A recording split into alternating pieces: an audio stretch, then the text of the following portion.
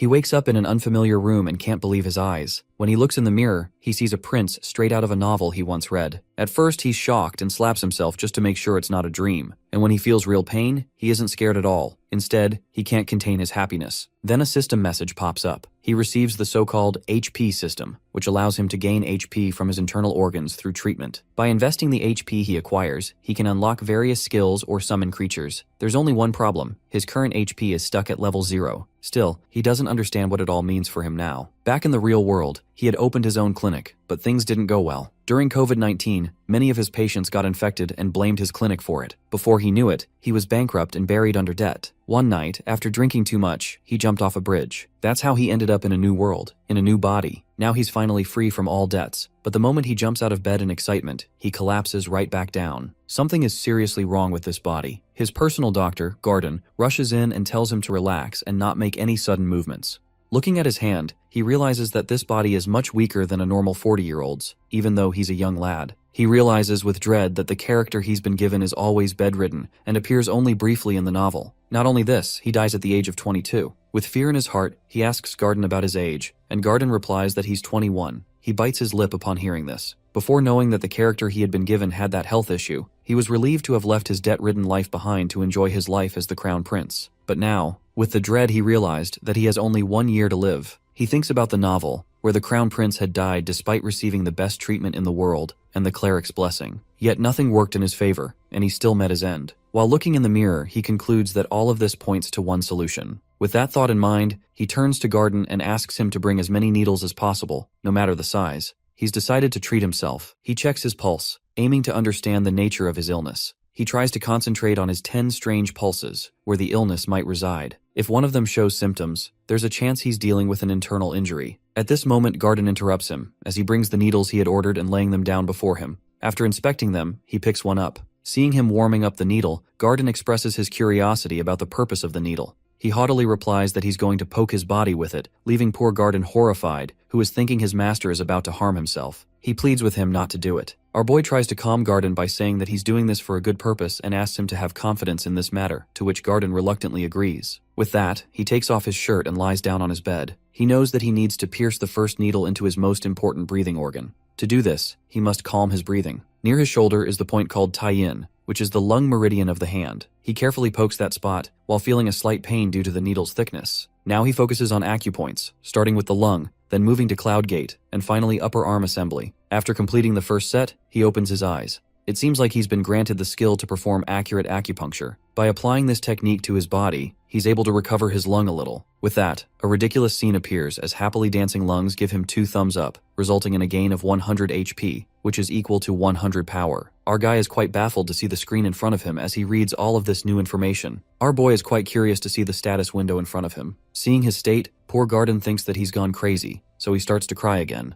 Our prince orders him not to overreact. Ignoring his emotional doctor, he decides to target another acupoint near the shoulder blade. This acupoint is called the Yunmen acupoint, which he performs perfectly, resulting in alleviated feelings in his chest. He then targets several acupoints in his arms, which hurt more than before, but he endures the pain. Seeing him like this, Garden starts to pray to God for the health of his body and mind. Meanwhile, our guy takes the next step and pokes at the Yunji acupoint as well. With this, he stimulates various acupressure points, and his lungs feel like they're being massaged in a massage chair. He is irritated by the ridiculous notions his screen is displaying, as he is wishing that it would give him some HP points instead. Next, he focuses on the cheesy acupoint, which is located on his palm. With that last nail in the coffin, he successfully performs the acupoint treatment for the left lung meridian. As a result, it gives him 100 HP, and both of the lungs give him 200 HP each. It means now he has 600 HP. With this increase in his HP, he is now able to activate his skill. His screen asks him whether he would like to shop for some skills. To read it, he remembers all of those fantasy novels in which a skill related to being a warrior or mage is given to the protagonist,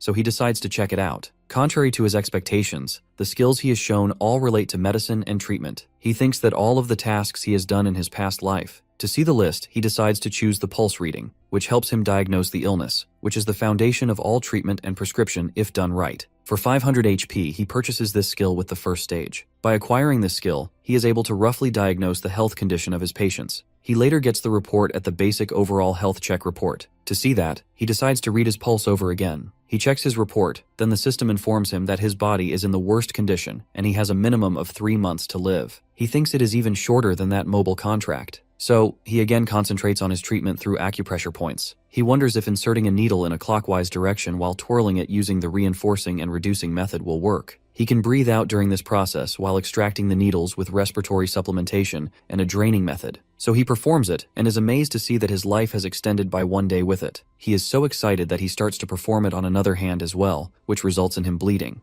Unlike last time, his system warns that he has overdone the acupuncture and recommends that he should do once in every 3 days. Now his organs are shown lying on the floor. He concludes that the patients need to be stable to endure the continuous acupuncture treatment, but his body is quite weak to tolerate such treatment. He then analyzes his situation and concludes that even though the acupuncture treatment is working, with his body's weakened state, he is only able to extend his life for 1 month and then die eventually. After contemplating for a while, he decides that he needs medicine to treat his body. For this purpose, he turns to Garden, who is a doctor in this world. He asks for a more potent ingredient, which makes Garden a little hesitant. He inquires whether they have wolfsbane root, but Garden explains that since they are in his palace, they need to acquire these items from the main palace. He says he will do it, but he wants to know what he plans to do with it. Our guy deadpans that he is going to eat it. Upon hearing this, the poor doctor begs him not to do it. He explains to the doctor that he is just doing it for his own treatment. However, Garden remains reluctant. To reassure him, our boy starts to explain the situation. He asks if Garden is already aware that wolfsbane root is a toxic substance, which Garden confirms as it is used in poison. He adds that he needs the daughter root of the wolfsbane, which is much smaller than normal. At that, Garden deadpans that it can cause his heart to stop. In response to this statement, our boy admits that it is true, but insists that he knows the method he is going to use to turn this tonic into medicine.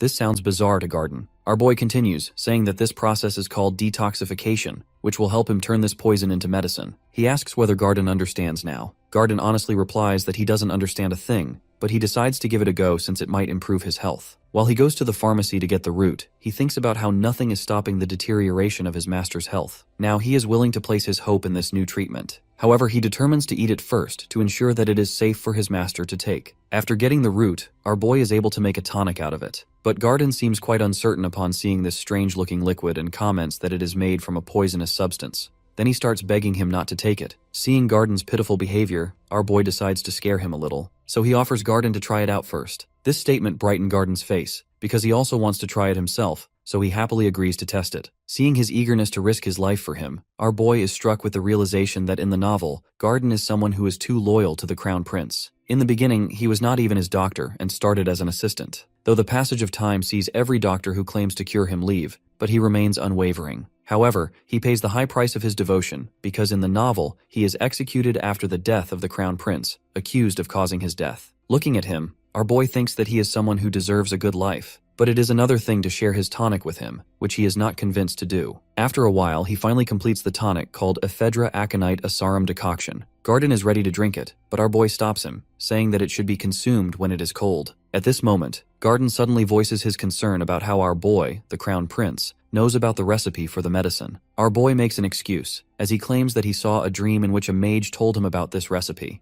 Despite saying that he believes in our prince, Garden's expression says otherwise. He looks at the time and hurriedly gulps down all of the medicine, leaving the poor doctor completely petrified. He looks at his doctor and with innocent eyes while claiming that he has eaten it all. Suddenly his heart begins beating fast and he realizes that something is about to happen. At that moment, his system informs him that the consumption of the perfectly brewed Ephedra Aconite Asarum decoction results in the reduction of soreness and coldness in his body, as well as a boost to his metabolism. Not only this, but he has also awakened the Azrahan core energy. This term catches his attention. The Azrahan core energy is a technique developed by the Grandmaster known as Javier Azrahan and his noble subordinate, Lloyd. This technique is a symbol of the imperial family, which is passed down only to the direct descendants of the imperial line. As he resides in the Crown Prince's body, he must have been taught this technique from an early age. Now, he has unlocked the first level of this technique, which allows his mana circle to circulate around his heart, helping him increase and absorb mana. Now his mana is at 120%, while he needs 1000 HP to reach the next level. Therefore, he feels the mana circle around his heart, as well as the mana circulating through his body with every breath. He is quite excited to experience this amazing feeling. Suddenly, he feels a sharp pain in his heart, and it feels like it is going to burst from his chest.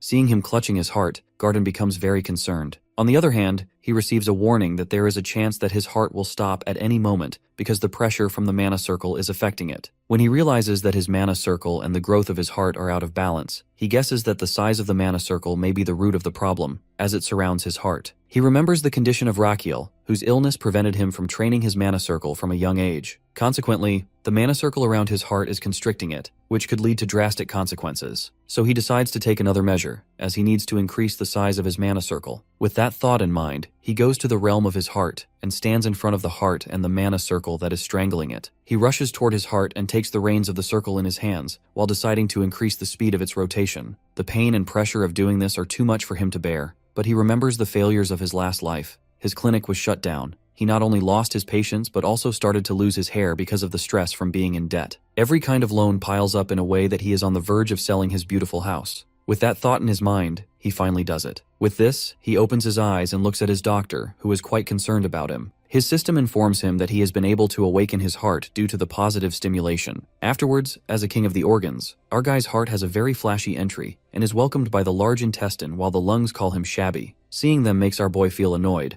but his irritation vanishes when his system informs him that he is the only person in history to obtain something called the mana circle slot. He doesn't understand the feature but guesses that it must be something like the empty slot in a game. Meanwhile, Garden is still concerned about him and asks about his well-being, as he looked like someone who was suffering from immense pain. He raises the question of whether it is a side effect of the medicine. Our boy makes an excuse that he just choked on phlegm, but Garden doesn't buy it. He insists that our boy was in great pain while complaining that he is the one who is supposed to drink it first. At that, our boy retorts that he will be given poison next time if Garden is that eager to have one. It prompts a protest from his doctor, who doesn't mean it that way. He nonchalantly orders him to clean up the mess on the floor if his doctor doesn't want it. But before going ahead, he turns to his doctor and thanks him, which leaves the doctor totally shocked. He thinks that our hero might go crazy from consuming that poison. Meanwhile, on his way, our guy is more than excited to have something as amazing as mana slots. These slots are basically a place where he can store any material mixed with mana up to 10 liters. He needs to consume that material in order to store it. After meditating, he contemplates experimenting with this technique, but doesn't understand what to store at first.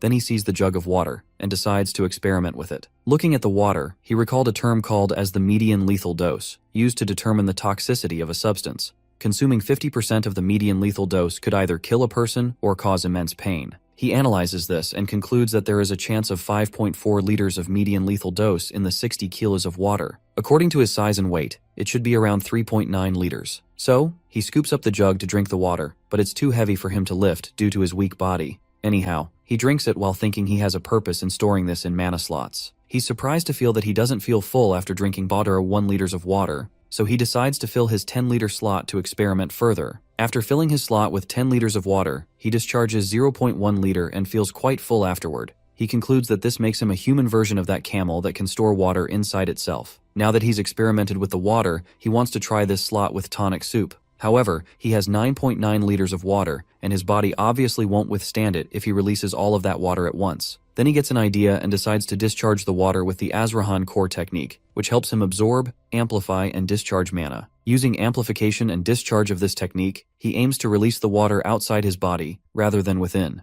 He concentrates solely on discharging the water from his body, and, much to his astonishment, it begins to work. The next step is to pour the water back into the jug, but when he tries, he can't hold the technique, and the jug breaks. As soon as the guards hear the sound of something breaking, they barge into his room. Meanwhile, he contemplates his experiment with the Azrahan core technique, as he has assumed it would release like tap water, but only for it to suddenly turn into a water cannon. Garden, along with the other guards, arrives and asks if there's been a terrorist attack. He nervously thinks up an excuse, then he claims that he smashed the jug in anger. It seems the Gussards buy his excuse, and one guard even asks if he's hurt. He nervously answers that he just has a scratch on his foot. The guard turns to Garden and requests him to escort him to room 2, and he agrees to do so after tending to his wound. While having a piggyback ride on Garden's back, he thinks that no matter how bad his excuse was, they still accepted it. He concludes it must be because he's the crown prince. Garden places him on the bed and excuses himself. He tells Garden to get some rest as well in return. When Garden is gone, he starts contemplating what happened when he was practicing the Azrahan technique. He was amplifying the mana and discharging it through his hand, but it resulted in an outburst like a water cannon.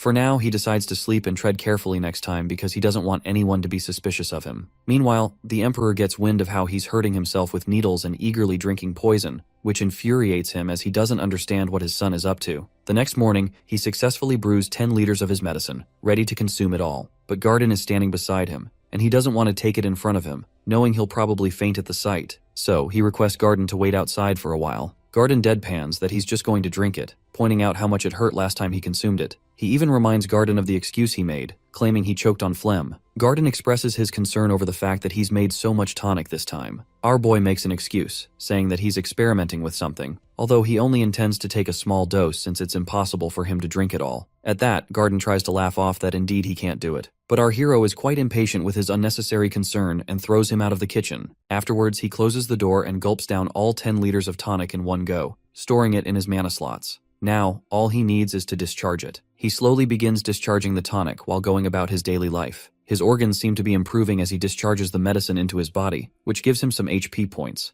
Now he has 500 HP. He is quite tense yet eager to increase his lifespan. For this purpose, he releases the medicine in himself quite frequently. Meanwhile, in the organ dimension, the heart asks to large intestine for menu for the day. He answers that they have ephedra aconite asarum. Not only this, they have the same menu for the whole day and even for the next day as well. At that, his system warns him that his organs are sick of having the ephedra aconite asarum again and again. He annoyingly replies that they'll have whatever he gives them. While having his meal, his system informs him that he has extended his lifespan by 50 days, so now he has 133 days left to live. He stands up in excitement, startling the maid. She begins apologizing furiously. He's confused, wondering why she's asking for forgiveness like that when she's only broken a cup. He gets his answer when she begs him not to whip her like last time. At this, he grows tense, as he realizes that this crown prince has been whipping the girl. He asks if he really did it, hoping she'll say no. She answers negatively, which brings him relief. But she adds that he didn't do it himself. He asks what she did to deserve such punishment. She replies that she dared to spill a drop of water on his sleeve. This makes him think that this crown prince must be a truly cruel person. He doesn't like the scenario as he sits down on his bed while he tells her to leave after cleaning everything which brightens her face. When she leaves, he turns to Garden and asks about his behavior toward him and the other servants, as he doesn't remember much about himself. Garden tries to sugarcoat things, but he warns him that if he does, he'll eat all of the poison right in front of him. At that, Garden tells him about his cruel and rude behavior toward the servants. He is quite frustrated after listening to all of this. He even understands why the guards had bought his ridiculous excuse about breaking that bottle. At that, one more question arises that why someone like Garden is so loyal to him. He asks Garden about it as he doesn't seem scared of him. At that, he softly answers that it's because he truly knows what kind of person he could be and trusts him in this regard. In a flashback, it's shown that when Raquiel was a child, he saw him protecting a small chick from the rain while he himself was drenched. Remembering this, he adds that he trusts Raquiel to return to his kinder self as his health improves. Thinking about Raquiel thanking him, Garden feels as though it's already happening. He offers Garden a pastry, which he accepts with some reluctance. In this moment, he vows to never let Garden be accused of his death. For this purpose, he will have to survive. Just then, someone rushes in and opens the door with a bang. Calling for him, this servant hurriedly tells him that the Emperor has summoned him. The scene shifts to the main royal palace, where Raquiel is shown approaching the court of his father. As soon as he greets his father, the Emperor immediately notices his awakened Asrahan technique. He also senses the nervousness of our guy. Meanwhile, our boy is quite tired from bowing before him and waits for him to get over it so he can stand up. The Emperor asks about his life in his side palace and whether it's up to his satisfaction, to which he answers affirmatively. Meanwhile, he is quite irritated at the fact that he has to stay bowed while talking to him. The Emperor then asks him what he heard about him as he is piercing himself with the needle and consuming poison at home. He tries to deny it. The Emperor starts to babble about how he is losing his dignity as a crown prince, and that if he thinks he can't bear the burden of being the successor, he can pass it to his second brother. Our guy, who doesn't expect this, politely refuses the proposal. The Emperor is quite angry at his refusal. However, our guy on the other hand, pauses for a moment, while realizing that the Emperor has every right to strip him of his status as the successor, yet he chooses not to do it. Now he understands that why the Emperor asks him instead, because he wants to show the world that his son has done this to acknowledge his younger brother. Therefore, he understands this devious political maneuver, but he doesn't plan to go down without a fight, no matter how weak he may be. The Emperor, on the other hand, is so furious that he stands from his throne and accuses him of bringing shame to their imperial family because he wants to keep the title of Crown Prince. Our guy scoffs at this because he doesn't care about the title.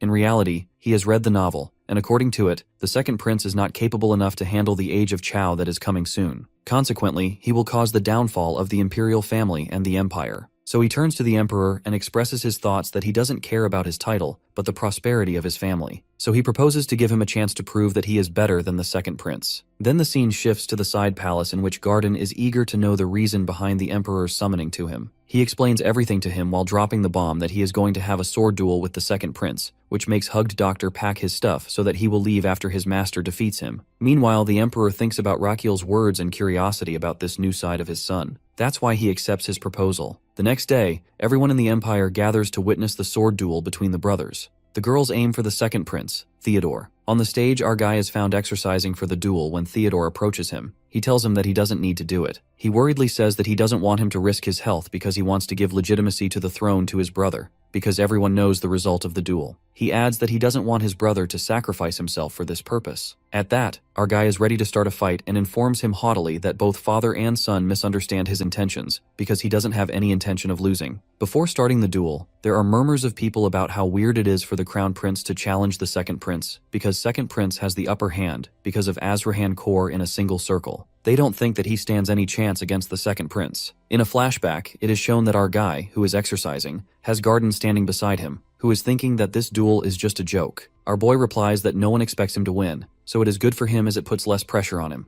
However, Garden says with uncertainty that he can win.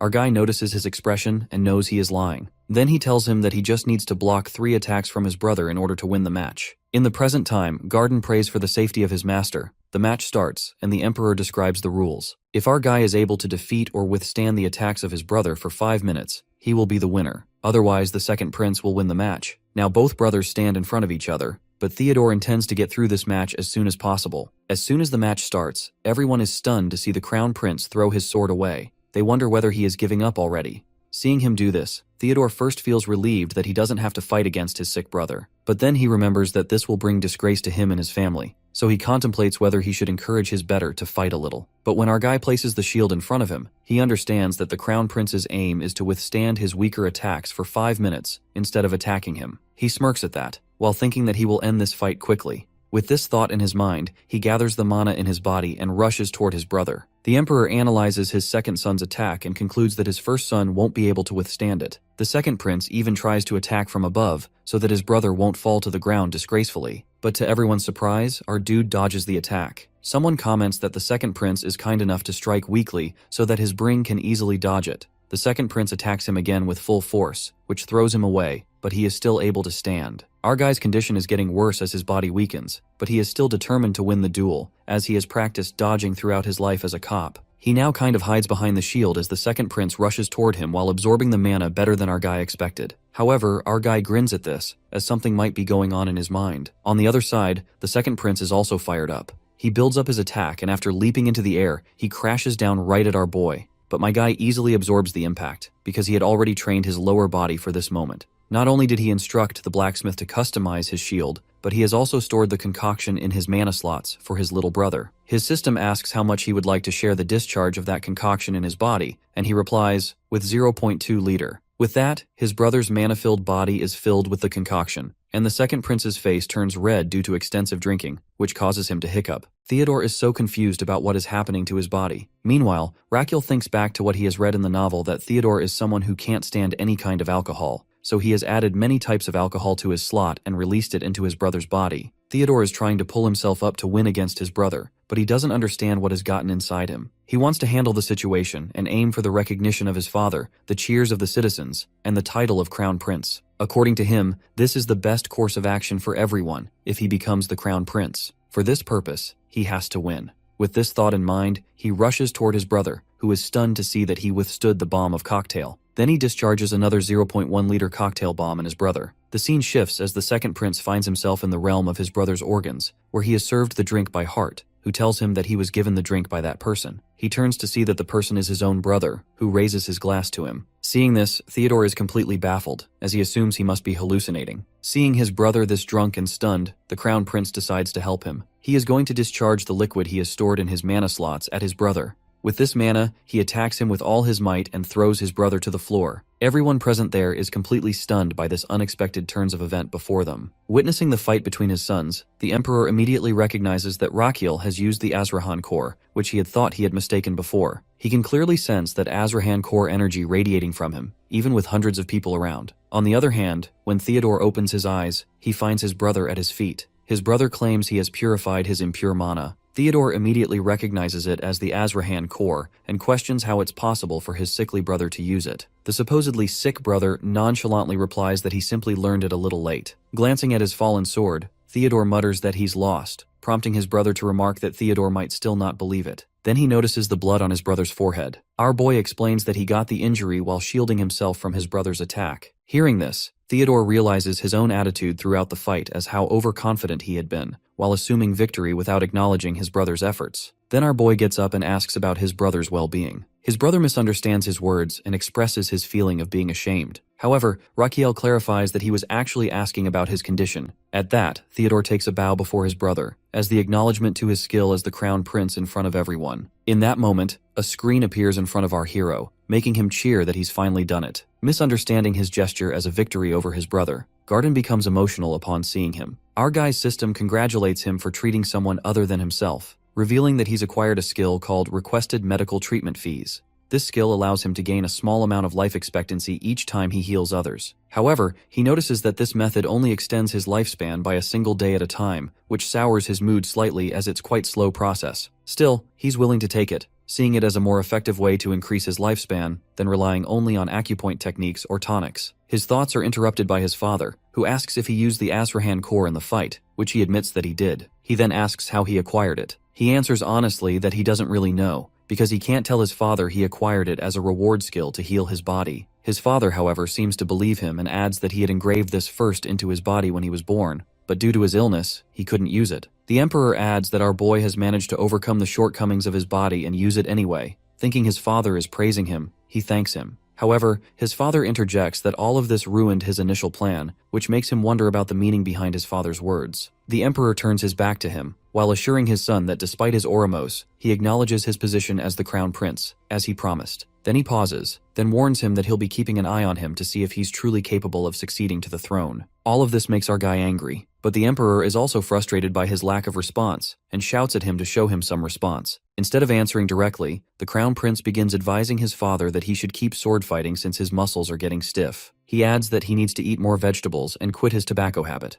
The Emperor demands to know who his son is to advise him like this, but our boy sincerely replies that he's only saying it out of concern for his father. A while later, the Emperor is seen riding in his carriage, while scoffing as he thinks about the change in his son's behavior. It seems that he's also worried about his son using Azrahan core technique recklessly, which could endanger his health. He reflects on the high expectations he's had for him, even he is sick, but now, after today's events, he finds himself holding on to a glimmer of hope for his son's future. Meanwhile, on his way back home, our dude is thinking about his own father from long ago, who died of a heart attack, since he skipped studying to play when he received a call about this bad news. He regrets it now, but it's far too late. Thinking about the Emperor, who could still have a chance, he decides to protect his father as well, while using his skill which will also help to extend his own life. At that moment, Garden appears again, his face emotional, while requesting his master to ask him why he's crying. Feeling awkward, he asks him anyway. Garden expresses about his pride in his master for winning the fight, no matter how tough it was. He brushes off Garden's concern, while adding that he'll now rest as he has many things to do tomorrow. To sense his confusion, he explains that he has to meet someone the next day. Later, Garden is seen with a guy at one of the top 10 restaurants in the capital, called Sorrentino. The guy asks if he knows about this restaurant. He replies that he's a regular customer there. It turns out that the guy is none other than our crown prince, who has disguised himself. When the waiter comes to take his order, he gives a strange request, like asking for grape wine without grapes, and saying he'd like eat until sunrise. It seems like this is some kind of code, because as soon as he gives the order, the waiter instructs him to follow him. Both of them get up from their seats while Garden looks bewildered by what's happening. Our boy tells Garden to follow the waiter, saying he'll understand soon enough. After a while, the waiter leads them to a staircase. Garden is still confused about how the crown prince knows about this place. He himself knows of it only because he's read about it in a novel. Garden asks why they're there. He ambiguously replies that he's there to collect some treatment fees, leaving Garden puzzled by his words. Changing the topic, he asks Garden if he knows someone named Damien, to which Garden responds negatively. Instead of explaining further to his loyal doctor, he opens the door at the end of the stairs. There they find a battle arena where two fighters are battling each other as the crowd cheers them on. Garden asks again about this place. He happily replies that it's a secret location. Then, looking around, he spots a tough-looking guy in the ring. Garden asks if this is the Damien person he mentioned before, to which he responds negatively. Just then, the door on the far side opens, revealing the true protagonist of the novel he's been reading in his world. This person is Damien Kyan. Everyone is cheering for Damien as soon as he enters the Colosseum. The host tells his tough-looking guy to leave the place, then introduces Damien, who is going to fight the main match of the night. He is just 17 years old when he joins the life of the underworld and defeats everyone over the next 3 months, which earns him the title of the Sword Genius. Then they let Damien's opponent enter the arena, which is a roaring troll rushing toward him. Our boy, who had been watching the spectacle, is also afraid to see a real troll there. Garden protests as well, because he assumes that they are planning to feed a human to the troll. Meanwhile, on the lower floor, the berserk troll is quite furious and tries to attack him, but Damien gracefully dodges its every attack. Damien, who is looking intently at the monster, unsheathes his sword, and with one swift motion, he slays it in two. The spectators watching the show are in awe of what he has done. Meanwhile, our hero thinks that this guy is more notorious than he expected.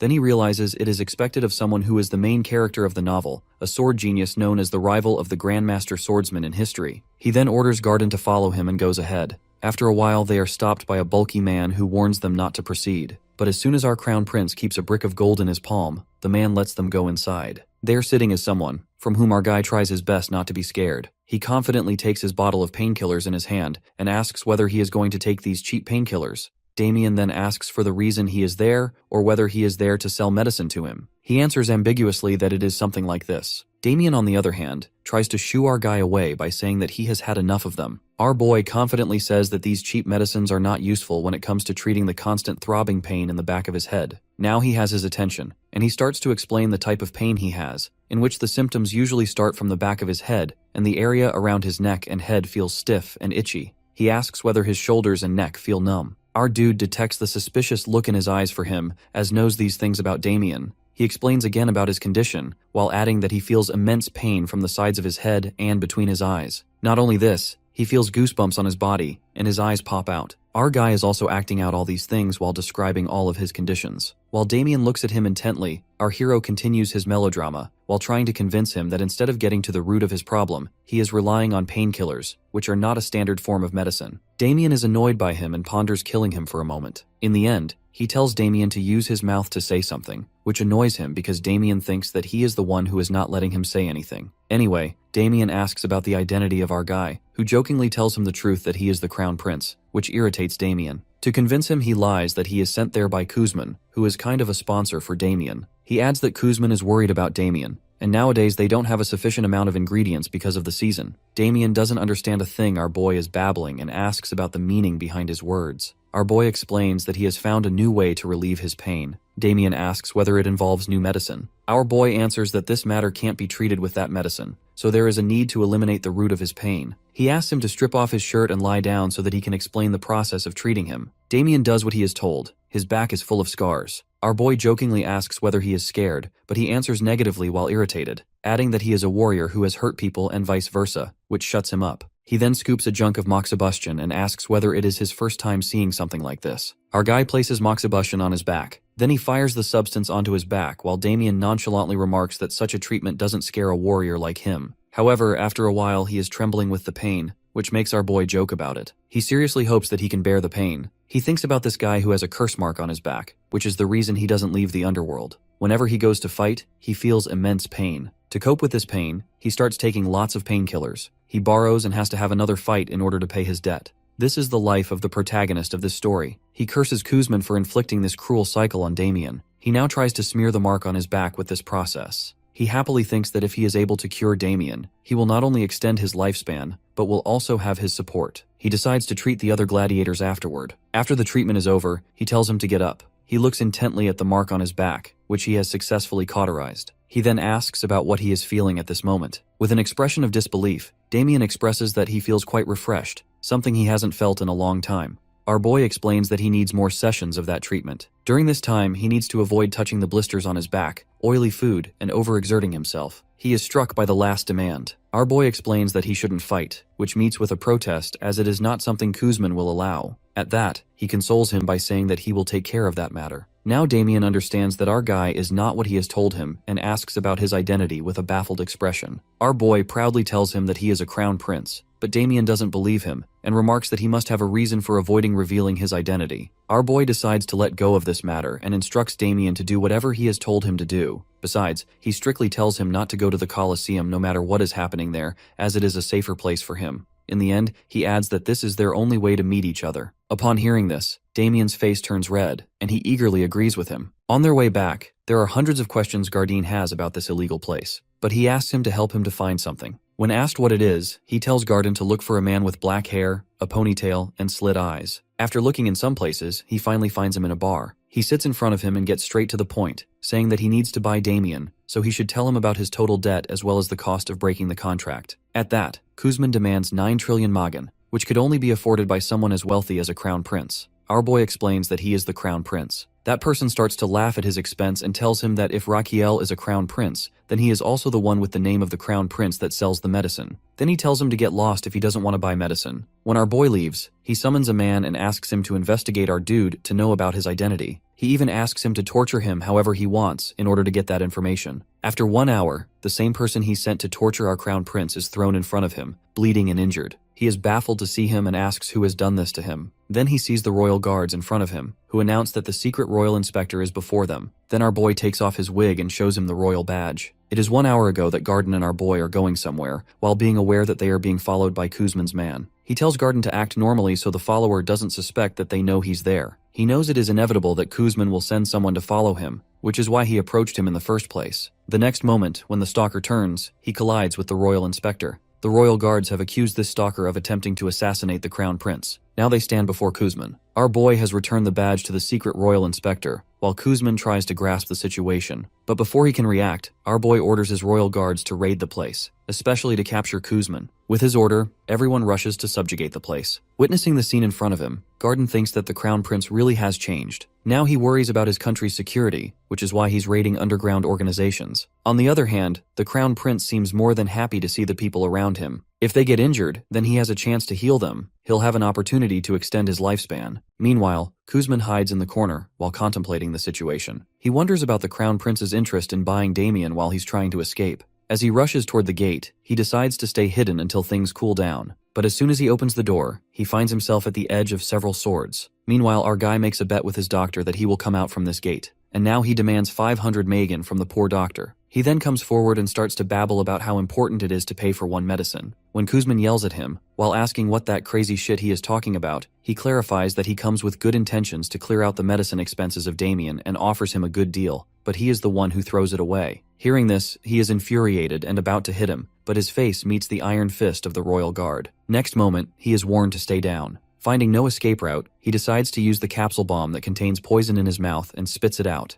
After 5 seconds when he has planned to spit the capsule. In this way, everyone in the vicinity will be paralyzed, while exposed to the capsule, and he will escape and kill the crown prince. He is content with his perfect plan. He is about to split the capsule while counting down from 5 to 1, but before he can spit it out, Raquiel shuts his mouth with his palm. Kuzman realizes that he knows his every move. At that moment, the time for the bomb to explode has reached, and it explodes in his mouth. The paralysis process begins, and he needs to take the antidote as soon as possible. With trembling hands, he tries to take it out from his pocket. But our hero, who reads the novel and knows everything about him, takes the antidote from his hand and asks whether he wants to know his source of knowledge. To the horror of this goon, our dude drinks the antidote in front of him while poking him, as he emphasizes that he isn't going to tell him about it. To taunt him more, he remarks about the antidote's bitter taste. While Kuzman is quite desperate to get the antidote, our boy carelessly throws it on his back. He implies that he is not going to give him the antidote when Raquiel was the one to poison him in the first place. He intends to do it in order to use his medical treatment skills to extend his lifespan,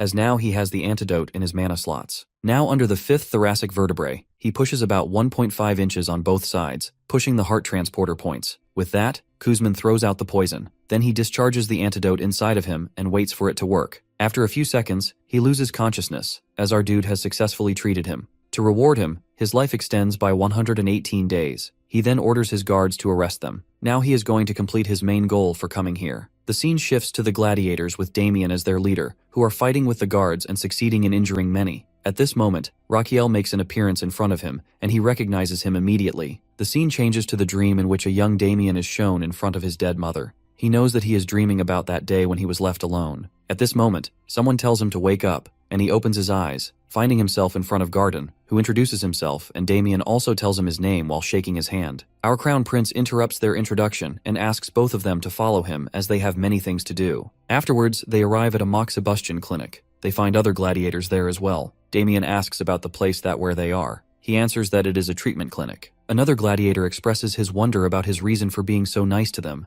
as he doesn't only shelter them in his palace while rescuing them from underworld, but is also going to treat them. He thinks, while looking at them, that his main reason for treating these gladiators is to free them from their curse marks. While doing this, he can extend his lifespan, as most of them are young people, which helps him boost his own lifespan. He starts by saying that he is not going to do it out of goodwill because everyone knows that he himself is quite a sick person. One of them chimes in that everyone in the kingdom knows this, and our guy promises in his mind that this person will get the most painful treatment. Anyway, he continues saying that since the doctor failed to find a cure for him, he is now doing it himself. Then he turns to Damien and asks whether he gets what he is trying to explain. Damien answers that they are there to be his test subjects, which he confirms. Everyone is quite worried to hear it, but our guy counters by asking Damien what he felt after the last treatment. Damien answers that he felt relief from nerve pain. Upon hearing this, everyone feels relieved if Damien is providing the testimony in Crown Prince's favor. Then he asks everyone if they feel uneasy about getting treatment. When no one answers, he instructs them all to strip off their shirts and lie down on the beds. After 6 days, every gladiator is shown in the worst condition. They are constantly throwing up and breaking out in cold sweats due to not taking painkillers. Our boy is quite nervous to see the results of his treatment. He turns to Damien and asks if he is feeling dizzy or throwing up.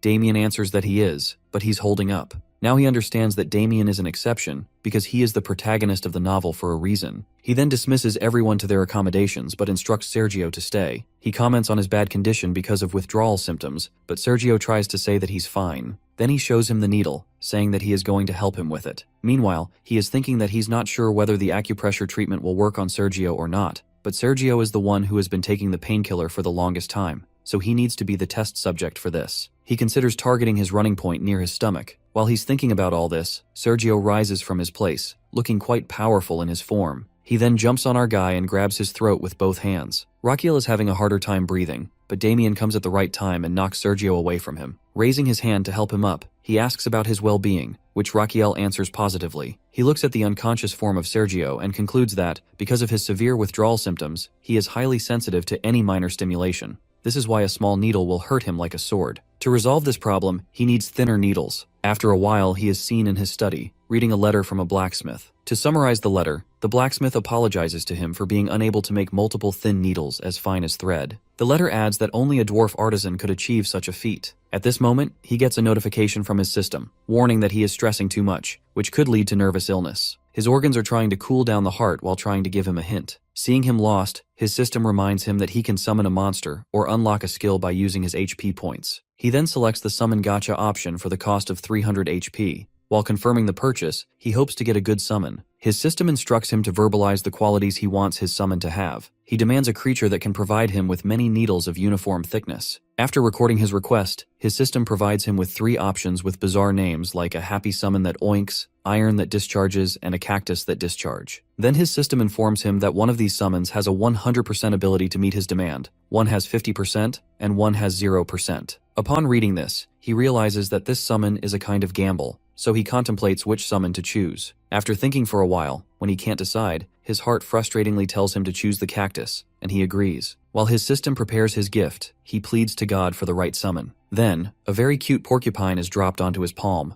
Now his system is informing him about the qualities of his new summon. He can alter its size by feeding it either red sunflower seeds, which will make it huge, or blue seeds, which will return it to its original tiny size. Its name is Goswem, and it has the skill of producing an infinite number of thorns and attacking its enemies with them. He politely asks his summon for 3 thorns, each of different colors, and it provides them to him. He checks the white and brown ones. The white one has a mild pain effect, so he decides to use it for the gladiators. However, he's a little cautious of the black one, as it has a higher pain level. He doesn't even test it and decides to try it on someone else later. Then he goes to his clinic, warming up the needle. Seeing him, Garden asks about his summon, and he introduces it to him. At that moment, he makes up a story and tells Garden to ask the remaining details from the summon itself, then leaves the place. Garden is quite baffled by this situation, as he recognizes this creature as a summon monster. According to legends, there was a legendary builder around 300 years ago who had summoned monsters as his aid. They are known as very rare and mysterious creatures, and Garden doesn't understand how his master got one. Now he realizes there is something about his master that he doesn't know. Inside the clinic, Sergio apologizes to our guy for the incident yesterday. He shakes off the apology, while telling him that he will now no longer feel the pain, as he has pierced many needles into his body. He is surprised to hear that, because Sergio doesn't seem to feel anything. He then shows him his arm, where he performed the acupressure treatment.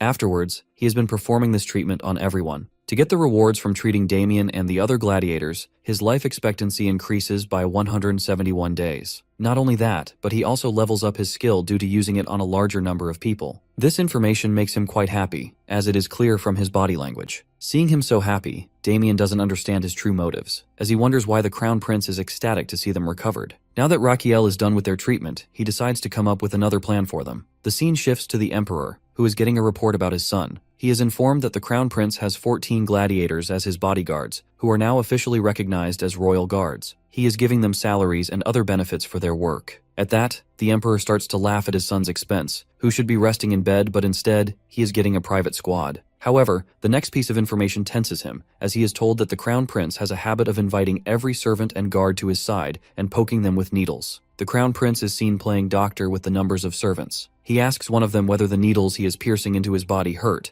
and he gets a negative answer, despite the guard's expressions saying otherwise. Then he announces for a next patient. A few days ago, Damien is seen in front of our Crown Prince, who asks about his feelings during the moxibustion treatment. Domain answers that it still hurts a little. At that, the Crown Prince gives him the good news that he no longer needs the treatment as he is fully cured, which leaves him confused. He then thanks the Crown Prince, but he meets with a protest from the Crown Prince. Raquiel asks him to hear him out first. The Crown Prince has a proposal for him, as he wants Damien's sword skills on his side, because he doesn't want his skills to go to waste. Then, he offers him a position as his bodyguard, with a smart salary and other benefits, instead of relying on emotional things like loyalty and friendship. He knows that Damien will advance in his sword skills and soon reach the Sword Master syndrome, where someone becomes extra sensitive and endures even more pain than he had experienced before with a curse seal. So, he wants Damien to stay close when that happens. So, he is offering him the job as an excuse to keep him by his side. He adds many other perks to the job contract, but when Damien doesn't respond, he offers a 4-day work week, which prompts a cheer from everyone behind Damien. Upon hearing his job perks, everyone offers to hire them as well, under the pretense that it is their way of repaying their debt by protecting him. He dryly comments that they want to do it because the salary and other benefits come with the job, and they sincerely agree that it is the case. He is glad at their honesty, as he thought that people who claim to be loyal often hold grudges. So, he ponders on this matter and decides to hire them, as the original royal guards were loyal to his father, so it will be better to have his own private squad. He then gives them the name of SRG, and they are quite happy about it. He turns from them and thinks with a sigh that his lifespan still doesn't last much longer, as he has only 18 days left, besides having a very weak body, which is unable to search for more patients. After a while, he is seen in his study room, where he tells Damien and Garden that he is going to set up a clinic in his palace. At that, Garden startles him by saying that his cause is noble, to start a clinic as he wants to help sick people. He totally agrees with him and tells him that he wants to treat the people living within the side palace because he doesn't think common citizens living outside the palace will feel comfortable visiting it. Garden also agrees with him. So, he explains that he needs this because in this way, the word of mouth will serve as advertising for his clinic, so people will come to his side palace's traditional medicine clinic to receive treatment. Now, in the present, he is frustrated to know that everyone is quite healthy, and after treating 500 people so far, he has only received a 2-day bonus life. With his frustration, he exclaims that he needs a very sick person. Suddenly, he stops as the idea hits him. He orders Garden to collect data about the families of the servants he has in his palace. He is sure there must be some sick person among their families. He is quite frustrated to see that they all seem healthy, as only 10 pages remain. He doesn't have much hope, but he still keeps checking. He is interrupted by Damien, who expresses his disappointment with the Crown Prince. He is baffled to listen to him. Damien asks further whether he sees patients as the tool. Damien adds that he understands that he needs the patients for research, but now it looks like he is searching for someone on their deathbed. At that, Garden tries to defend his master as he must have some plan. However, the Crown Prince corrects his doctor, stating that Damien is right about his assumption. Damien protests, saying that he was rude towards Garden, while Garden tries to defend Crown Prince by saying that Damien is rude to him. Seeing this, the Crown Prince kicks both of them out of his room and checks the remaining 10 pages. One page catches his attention. Someone has written in this questionnaire about an 8-year-old boy whose body starts to tremble and foam at the mouth once or twice a week. The doctor as well as the cleric checked him, but it was of no use. Upon reading it, he is quite happy to finally have found what he was looking for. The next day, he gets to meet the young boy, who is a little scared to see him. He approaches him closely and greets him by telling him to call him Raquiel. He understands that this is George's first time visiting the palace and meeting the crown prince, so he needs to make him comfortable. He then shows him a candy, which brightens the boy's face, but instead of getting it, his expression turns sour. The boy tells him that he can't touch the crown prince. When asked why, he answers that it's because he is cursed. He adds that this is the reason he is bullied by other children and called weird. Upon listening this, Raquiel tries to encourage the kid by saying that it isn't the case. The boy explains that when the kids were teasing him yesterday, he tried to defend himself but lost. Afterward, everything became dark, and he started to tremble, while feeling like someone threw him to the ground. When he woke up, he felt weak. At that, the crown prince suddenly hugs him, saying that he is brave for enduring all of this. With tears in his eyes, George supplies that he shouldn't touch him because of the evil spirit residing in him. In that moment, the crown prince begins to diagnose him. His system informs him that this person is completely healthy, besides some symptoms of seizures caused by irregular brainwaves. He diagnoses George with epilepsy, but the problem is that he doesn't know the cause behind the irregular brainwaves. He tells George that he is not strange. To sense his disbelief, Raquiel happily tells him that he is the crown prince, and he is always right. Now, he is struck with what to do next, as he doesn't know the cause of the irregular brainwaves, and he doesn't have any tools to detect it, like an MRI machine. Suddenly, George calls out to him, and he tenses to see that George is having a seizure. He immediately lays him down, despite the protests of Garden, who wants him to stay away from the boy. Damien also raises his sword. To see their reactions, he shouts at them, while telling them that George is just sick and needs care, as he is in pain right now. He orders them to get him a pillow. Afterwards, he lays George on the pillow, and everyone looks at him. Garden offers to wipe the foam from his mouth. He answers that he is not in his right mind, as George might swallow the hand towel. They can't do anything right now until the seizure is over. Suddenly, he notices mana coming from George. He understands that it's because of his Azrahan core technique, which is sensitive to mana. He then decides to use this technique to detect the cause of the epilepsy. He then searches for the cause inside the flow of mana. He checks the nerves but can't find anything, though he is getting tired. Afterward, he is standing in front of George's heart and rushes to it. Finally, he catches the source of the irregular brainwaves, which are happening in the vagus nerve. He then orders his subordinates to bring him a blanket to cover George up. He also instructs them not to wake him. In the process, he, who also overexerted himself during the diagnosis, and falls down. The people around him are worried to see his condition, but he feels relief in having found the cause of George's illness before losing conscious. After a few hours, he wakes up with a heavy head. He assumes that his Azrahan core was activated to its maximum when he was asleep. At this moment, he is startled by Damien's presence, who informs him that he has been sleeping for half a day. He asks about George and is told that George has woken up but is now feeling tired. While getting up from his bed, he thinks about how the diagnosis he performed was successful through his Azrahan core. Now he can start George's treatment by stimulating the vagus nerve. As he is putting on his coat, Damien asks with surprise where he is going in the middle of the night. He answers with a maniacal expression that he is going to be struck by lightning. After a while, he, along with Damien, is seen in front of the main palace. The guards are shocked to see him there. He asks the guards to escort them to Sir Xanatis's room. They head ahead to reach Sir Xanatis's room, who is the palace mage. He is astonished to see them there in the middle of the night and asks about their purpose to be there. The crown prince then playfully asks the mage to strike his back with lightning magic, which leaves the poor mage totally baffled. The mage remembers yesterday when he had visited the emperor, who was telling him how the crown prince has been acting differently and strangely in recent days. He says, while smiling, that he is worried about what his son might do next. Seeing his expression, the mage thinks with annoyance that the emperor has also become a fool when it comes to his son.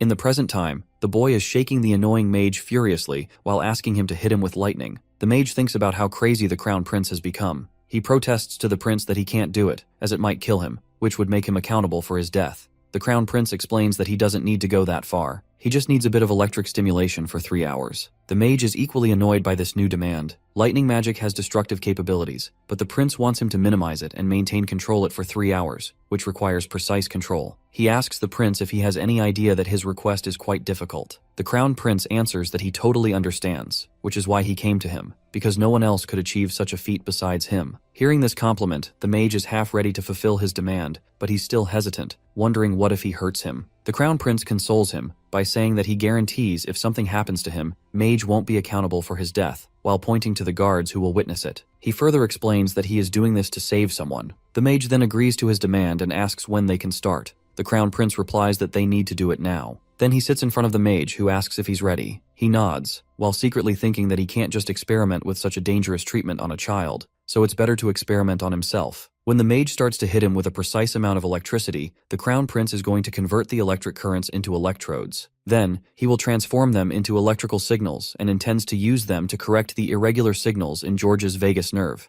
In the end, he will controls those signals. While analyzing his plan, he is in awe of Azrahan core technique, which makes it possible for him to be successful in one try. He asks the mage to stop, who teasingly tells him that he could do it all day. The next day, many people who are known as gossip mongers are seen in front of his room. One of them opens the door, and now everyone is standing in front of George and his doctor, the Crown Prince. Rakiel shows George a needle and honestly tells him that it's going to hurt a little, as it is a medical procedure. He then reassures him that it won't hurt much, since he already pierced one needle into his neck, and George didn't even realize it. He adds that what is coming, however, will definitely hurt. Then, the mage hits Rakiel with electric magic, and he gathers the electricity in his heart. Garden feels like he's about to faint from seeing his master's condition, but our dude's focus remains on the gossip mongers in the room, as he is hoping that they will spread the word about his method of treatment everywhere. After receiving the electric current, it's now time to transfer it into George. However, he tenses up when he detects that George's flow of mana is becoming erratic. With dread, he realizes that George is about to have a seizure, so he must correct his nerve before it happens. George asks how much longer he has to stay like this. He answers that he has only 3 minutes, or if things go south, just 1 minute. But overall, the procedure will take 30 minutes. For a moment, he thinks about pausing the treatment, but he decides against it for several reasons. Because the gossip mongers present there, who could fuel strange rumors, and the uncertainty of how much longer the mage will continue to help him. He finally resolves to proceed and turns to the mage, asking him to increase the power level of the magic 3 times. The mage warns him that it will hurt more, but he brushes off his concern. However, this time, he is struck by lightning, yet he focuses on his task at hand. He needs to absorb the mana in order to complete the procedure as quickly as possible. He searches for the carotid to place the electrode, while knowing that only 5 seconds remain before the seizure will start. Finally, when it seems like George is about to have a seizure, he instead turns normal and looks at the Crown Prince. Everyone, especially George's sister, is amazed to see that the seizure doesn't happen. Meanwhile, the Crown Prince is quietly tired from the constant electric stimulation. However, his system congratulates him for successfully performing the vagus nerve operation. He receives a 3-day life bonus as a reward. Not only that, his Azrahan core technique levels up by surpassing his body's limit, now reaching level 2 in a single circle, which also increases his mana circle. He further gets a notification that his lungs and large intestine have absorbed metal energy and gained immunity over wood magic. To use this wood energy, his new organ, the liver, awakens. At that moment, a very angry and arrogant liver enters the organ realm, making the large intestine happy that he's no longer a newbie. But instead of being happy, the liver delivers a slap to the large intestine and deadpans that he can't make him a newbie if he doesn't have a death wish. Next moment, he grants our boy 300 HP. Our boy's other organs also grants 500 HP after welcoming their new counterpart. Not only this, it seems like his organs are quite happy, as he has additionally received 300 HP because the organs are having a birthday party for the liver. He is quite pleased to get all of these achievements and extra HP in one day. He wonders if there's something more, but his system answers negatively. At this moment, George addresses him, while asking whether he's a weirdo. That little kid explains that normally when he feels strange, he will lose control, but it doesn't happen this time. At that, Rakiel explains that it won't happen from now on, as he will not suffer from any kind of fit. He even promises that claim over his Crown Prince title. Listening to all of this, George's sister standing in the crowd becomes quite emotional. George turns to her and hugs her lovingly. Rakiel tells everyone that it was a successful operation, which makes them emotional too. He hopes that these people will spread the news of George's treatment everywhere, so soon he will face a swarm of patients, which will result in bonus life. Suddenly, his vision blurs and he loses consciousness because of the stress his body has gone through. At night, he regains consciousness and sees Garden, Palace Mage, and Damien standing in front of him. He jokingly asks whether they don't have any work to do besides watching him sleep. Garden states with a sad expression that this is the case with him because Rakiel has been sleeping for 2 days, which leaves him baffled. The mage also interrupts, while accusing him of intending to execute him. He further asks, with a horrified expression, that how he's going to explain to the Emperor about the Crown Prince's condition, which happened because of the lightning magic he used on him. Our dude nervously apologizes to all of them. Then, he asks about George, and at that moment, George appears in his room. He explains that he nags Garden to allow him here. Then he gives him a handmade wooden locket. Seeing his effort, our guy feels a little ashamed because he didn't help George out of goodwill, but to extend his own life. He tries to say something, but George interrupts, claiming that he wants to help others just like Rakiel. This statement leaves him totally stunned. He then compliments his necklace and states that seeing George healthy is the greatest reward for him. Then he dismisses everyone, saying that he wants to rest a little more. So everyone leaves the room while George bids him goodbye. When everyone leaves, he looks at the necklace with annoyance, while wondering who would want to wear something so plain. However, as he sleeps, as if mocking his own statement, he finds himself wearing it. The scene shifts to the house of a commoner. A mother asks her son about his reason for being there as he should be at work. The boy enters, while greeting his parents, and tells them that he is on special leave from the Crown Prince.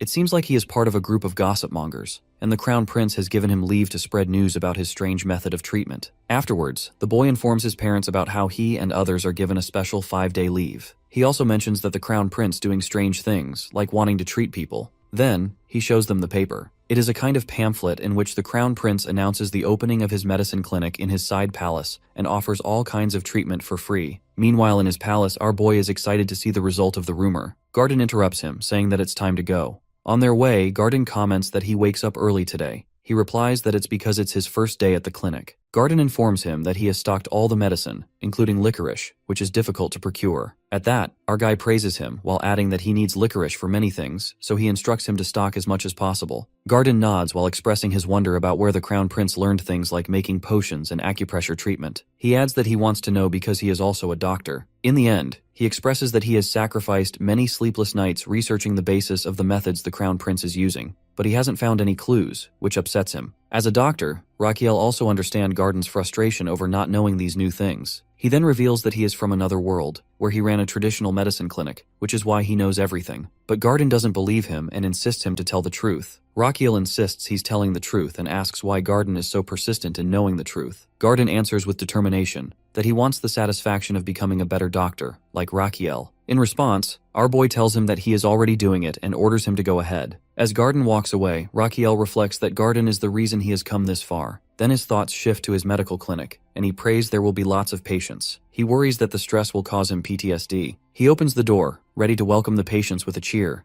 At first he pales seeing no patient in the hall, but then Garden points out for him to look below, and he is shocked to see tons of people standing outside, trying to make their way in. After a while, he's diagnosing a patient when his servant asks about his work. He instructs him to check on the other patients to see if they need help. Next, he turns to the maid, who isn't preparing the medicine correctly. He knows the nursing system is not up to par and that it will take time to settle down. After seeing several patients, he gains enough experience to level up his pulse reading skill. Now he can not only assess the overall health of a patient, but also detect symptoms related to the internal organs. In this way, his internal organs are going to help him detect any problems with the organs of the patient by consulting the patient's organs. The scene shifts to his organ realm, where everyone is ready to have a blind date with patient's organs. The heart claims that he is not interested in anyone younger or older than 4 years old. However, the liver points out that they are going to meet all the older people. Seeing them, everyone is disappointed by the idea of consulting. Despite their reservations, they give the results. They didn't find any abnormalities, aside from slight constipation,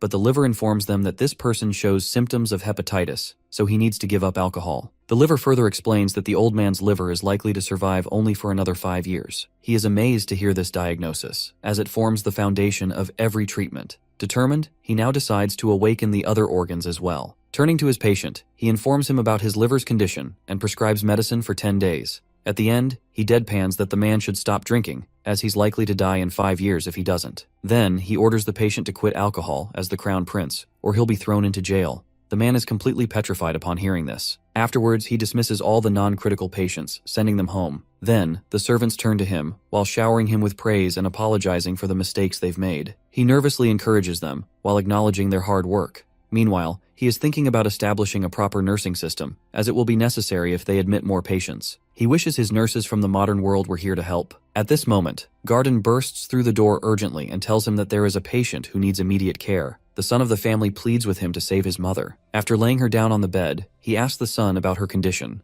The son replies that she's had a fever since the afternoon, and her condition has worsened since then. After checking her veins, he is horrified, as he realizes that she might be suffering from the illness that killed 40,000 soldiers of Napoleon's army. With dread, he recognizes her condition as epidemic typhus fever, which is an acute febrile illness caused by Rickettsia bacteria infection. He hesitates for a moment to accept it, but the liver informs him that it has indeed seen Rickettsia bacteria in her blood. He gulps upon hearing this and asks the patient's son about the last time she took a bath. The son replies that she took a bath yesterday. He then asks about her bedding condition. The son answers that she is a tidy and clean person. After finding no clues there, he asks whether she had been anywhere where she might have encountered lice or fleas. The son then answers that she had slept on a farmer couple's bed when her carriage broke down on her way back home 15 days ago. To analyze her situation, he concludes that she must have epidemic typhus fever. He then informs her son about her condition, while explaining that she is infected by lice. Seeing her age and temperature, he concludes that she might have pneumonia, or could suffer from central nervous system damage, or might develop necrotic body parts.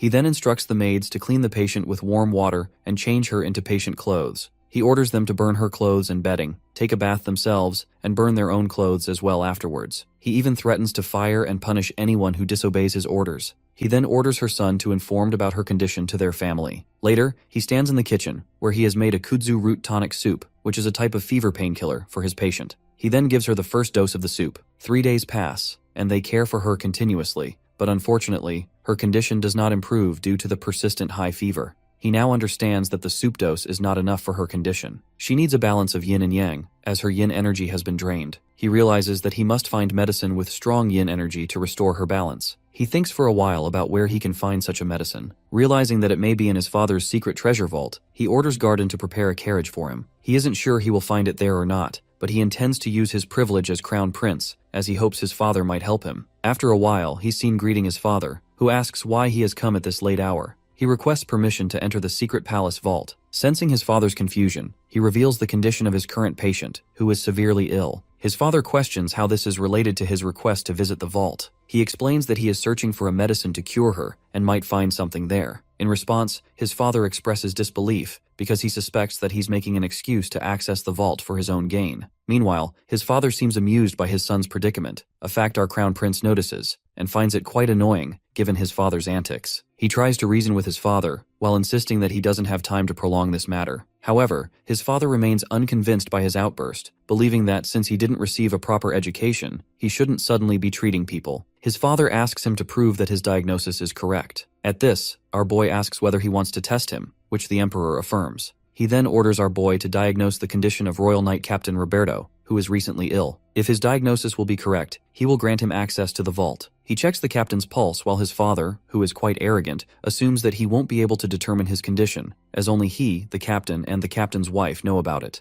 After a few seconds, our boy announces that the captain has partial baldness, which shocks both the captain and the emperor. The emperor points out the captain's full and shiny hair. This prompts our hero to remove the captain's wig in response. This leaves the captain in a state as if he is about to break down. Then our hero turns to Damien and orders him to proceed. On their way to the vault, Damien remarks on his harsh move to remove the captain's wig. He carelessly replies that he'll treat him next time. During their discussion, they finally reach the vault. The guards hand him the secret pass to enter the vault. He asks what happens to someone who doesn't have this. The guard explains that it activates the attack magic within the vault and will also track his time inside. If he exceeds the allowed time, he will be killed. Finally, he tells him he is allowed inside the vault only until daylight. Shocked to hear this, he realizes that they have only a few hours, so he rushes toward the vault, only to stop as the guard who informs him that he's headed toward the intermediate area. Annoyed that his plan didn't work at all, he remembers that his father has only granted him access to the basic area, where he can take only one item. Frustrated, he complains that his father tricked him, while not mentioning the level restrictions when he tested him. He is still annoyed with his tricky father and resolves to avoid taking his help in the future. Once inside the vault, they are surprised by its vast size. He sets an alarm for the entire night and turns to Damien for help.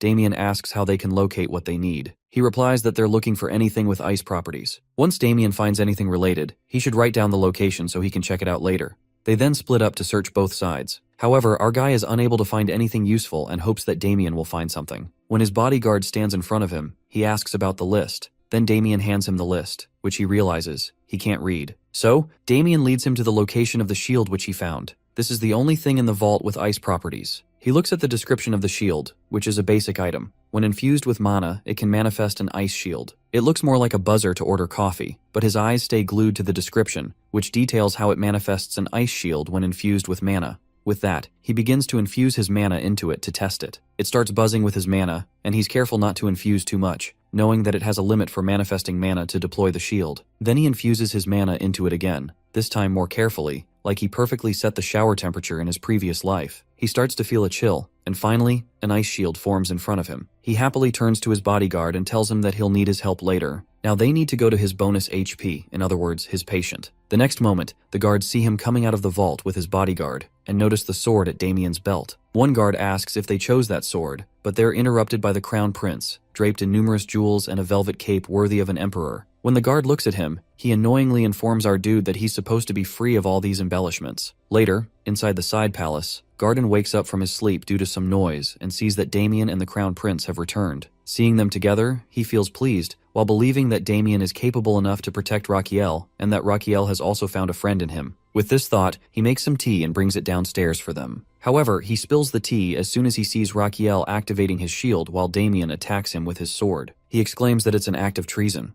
Let's go back a few minutes. When the Crown Prince told Damien he needed his help with something, Damien, who was truly impressed by the Crown Prince's passion to treat people, was ready to obey any of his orders. But as soon as the Crown Prince asked him to hit Raquiel with his sword until the ice shield breaks, his expression shifts to annoyance. It was the same argument Garden had seen from his room but didn't fully listen to. Damien protests, while asking if the Crown Prince really wants to label him a traitor. But the Crown Prince explains that he needs him to strike him with the sword so that the shield will break, and he can use the residue left from the strike in the medicine for his patient. At that, Damien suggests putting the shield on the ground so that he can strike it more easily. The Crown Prince explains that it's impossible because he needs to constantly infuse mana to maintain the shield. Damien then concludes that the Crown Prince needs him to break the shield without harming him. Being a smart person, Damien demands a bonus for each strike he lands, while explaining that what the Crown Prince is asking him to do will mark him as a traitor, and he can't do it without compensation. Raquiel snobbishly asks whether Damien wants payment for hitting him. Damien politely responds that he truly respects the Crown Prince for all he's doing for everyone, but this is a different matter, and he wants to be paid. Our dude really understands his demand, as he knows that Damien has faced many financial crises that led to his misery, so it's understandable for him to ask for something in return.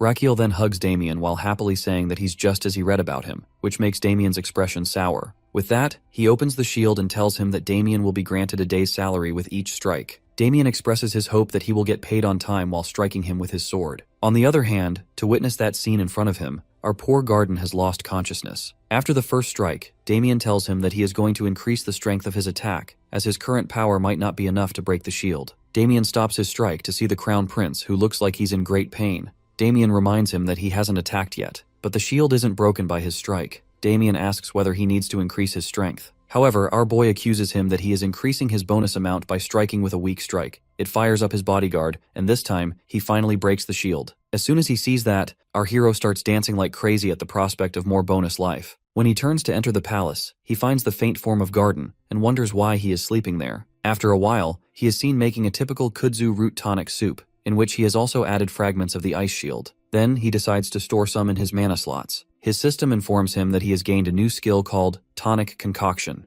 With this skill, not only will the tonic he makes be 10% more effective, but he can also analyze its effectiveness, toxicity, and other side effects. When he places the tonic, his system asks if he wants to utilize his skill to analyze it, which he agrees to do. The system then reads the description, while informing him that the tonic can restore water energy and reduce fever, with other cautionary instructions on its use. He is quite happy to read this, as it means he no longer needs to experiment the medicine on himself. Upon analyzing that it can recover water energy, he is sure it will aid in the recovery of Madame Dinrior. With this determination, he brings the soup to her room. He asks about her well-being from her son, who answers disappointedly that she hasn't recovered a bit. Seeing her energy further depleted, he hopes this soup will work. He coaxed her into taking the tonic, though she complained that it was a bit bitter. He explained that bitterness often comes with effective medicine. He then took care of her for the next 10 days.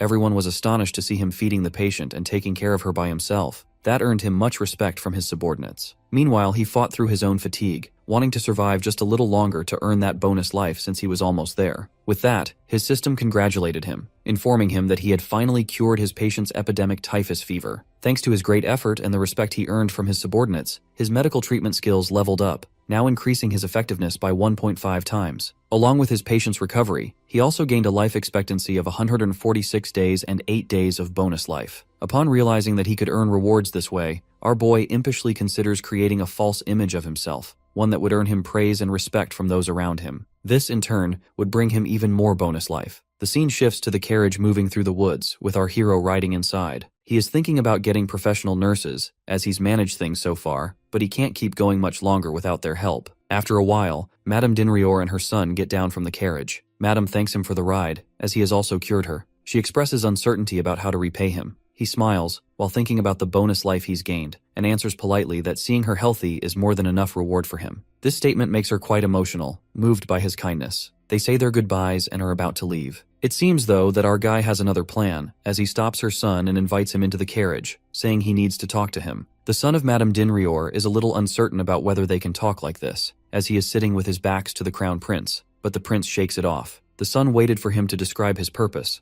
but Raquiel didn't say anything for a while. Suddenly, our dude starts to complain about how sore his body is and how much sleep he has sacrificed while taking care of his mother. Hearing all this, Denrier wants to compensate him for treating his mother. Our sly hero, however, tells him that he can't accept anything from a patient, as it would ruin his reputation. But the son insists, while saying that he truly wants to do something in return. Hearing this, our hero is more than happy to accept his help, as the son technically isn't his patient, so he can take help from him. He then asks him to assist with something, revealing that Denrier is an artist. A few days later, in Frontera Plaza, a landlord tells a boy that he should get employed by the crown prince, who is looking for staff. However, the boy isn't convinced at all and taunts the landlord, while pointing out that he's not late on rent despite his jobless status. The landlord quickly counters by saying that he's actually 2 months late for the rent. The boy rushes off to get money for the landlord upon hearing that. Meanwhile, a mysterious girl in a hood listens to the exchange, contemplating something. The scene shifts to the inside of an art gallery, where many people have gathered around one particular painting. Our boy, along with Denrier, is also there.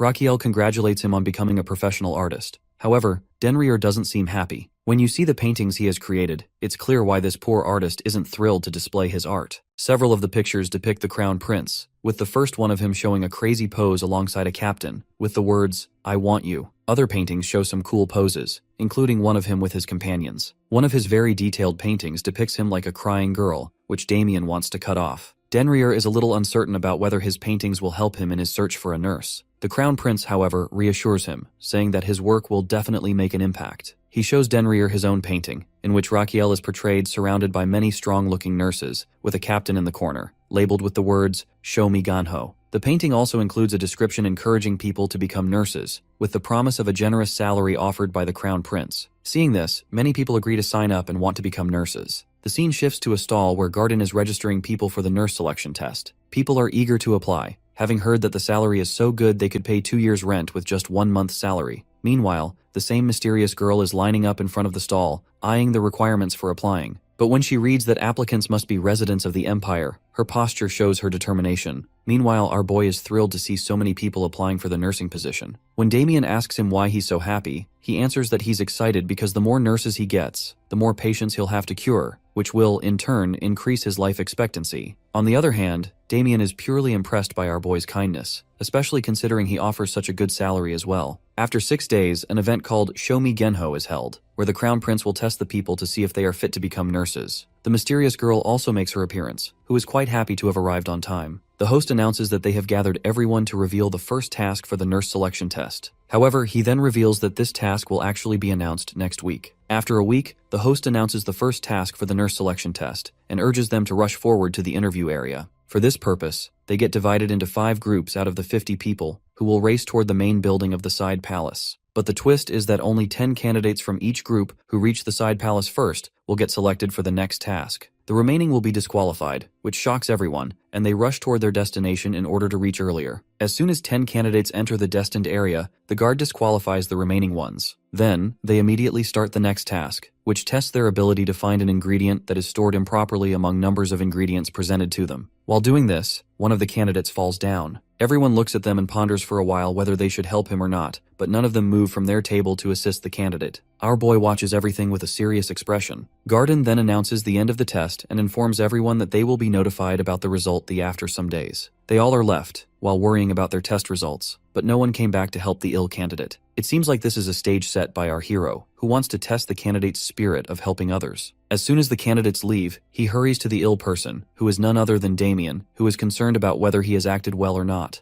Our boy informs him that he has overdone it and needs to perform more naturally. He says this while putting on a dramatic scene of falling ill in front of Damien. Then he asks about the candidate's progress, to which Damien replies that they have all failed. Our hero adds that character is more important for a nurse than skills, which can be learned later. Next, they move to the next group, who also fails. Not only that, but all of the groups fail, which leaves our boy flabbergasted, seeing that no one cares enough about their fallen candidate. So, he decides to take a walk to clear his head. Meanwhile, he's also thinking that there are no candidates left, and he urgently needs to find a nurse. When he reaches the gate, he finds his guard arguing with a girl, who is saying to the girl that she is not allowed to participate because she isn't human. The girl retorts while emphasizing that she is a human. Witnessing this scene before him frustrates him. Not only do they already lack enough candidates, but now the guard refuses to let her in. At this, Damien deadpans that the girl is a werewolf. He points out that she doesn't have a tail, but Damien responds that she might be hiding it under her loose clothes. Damien suspects Raquel might be uneasy about the idea of a werewolf as a nurse.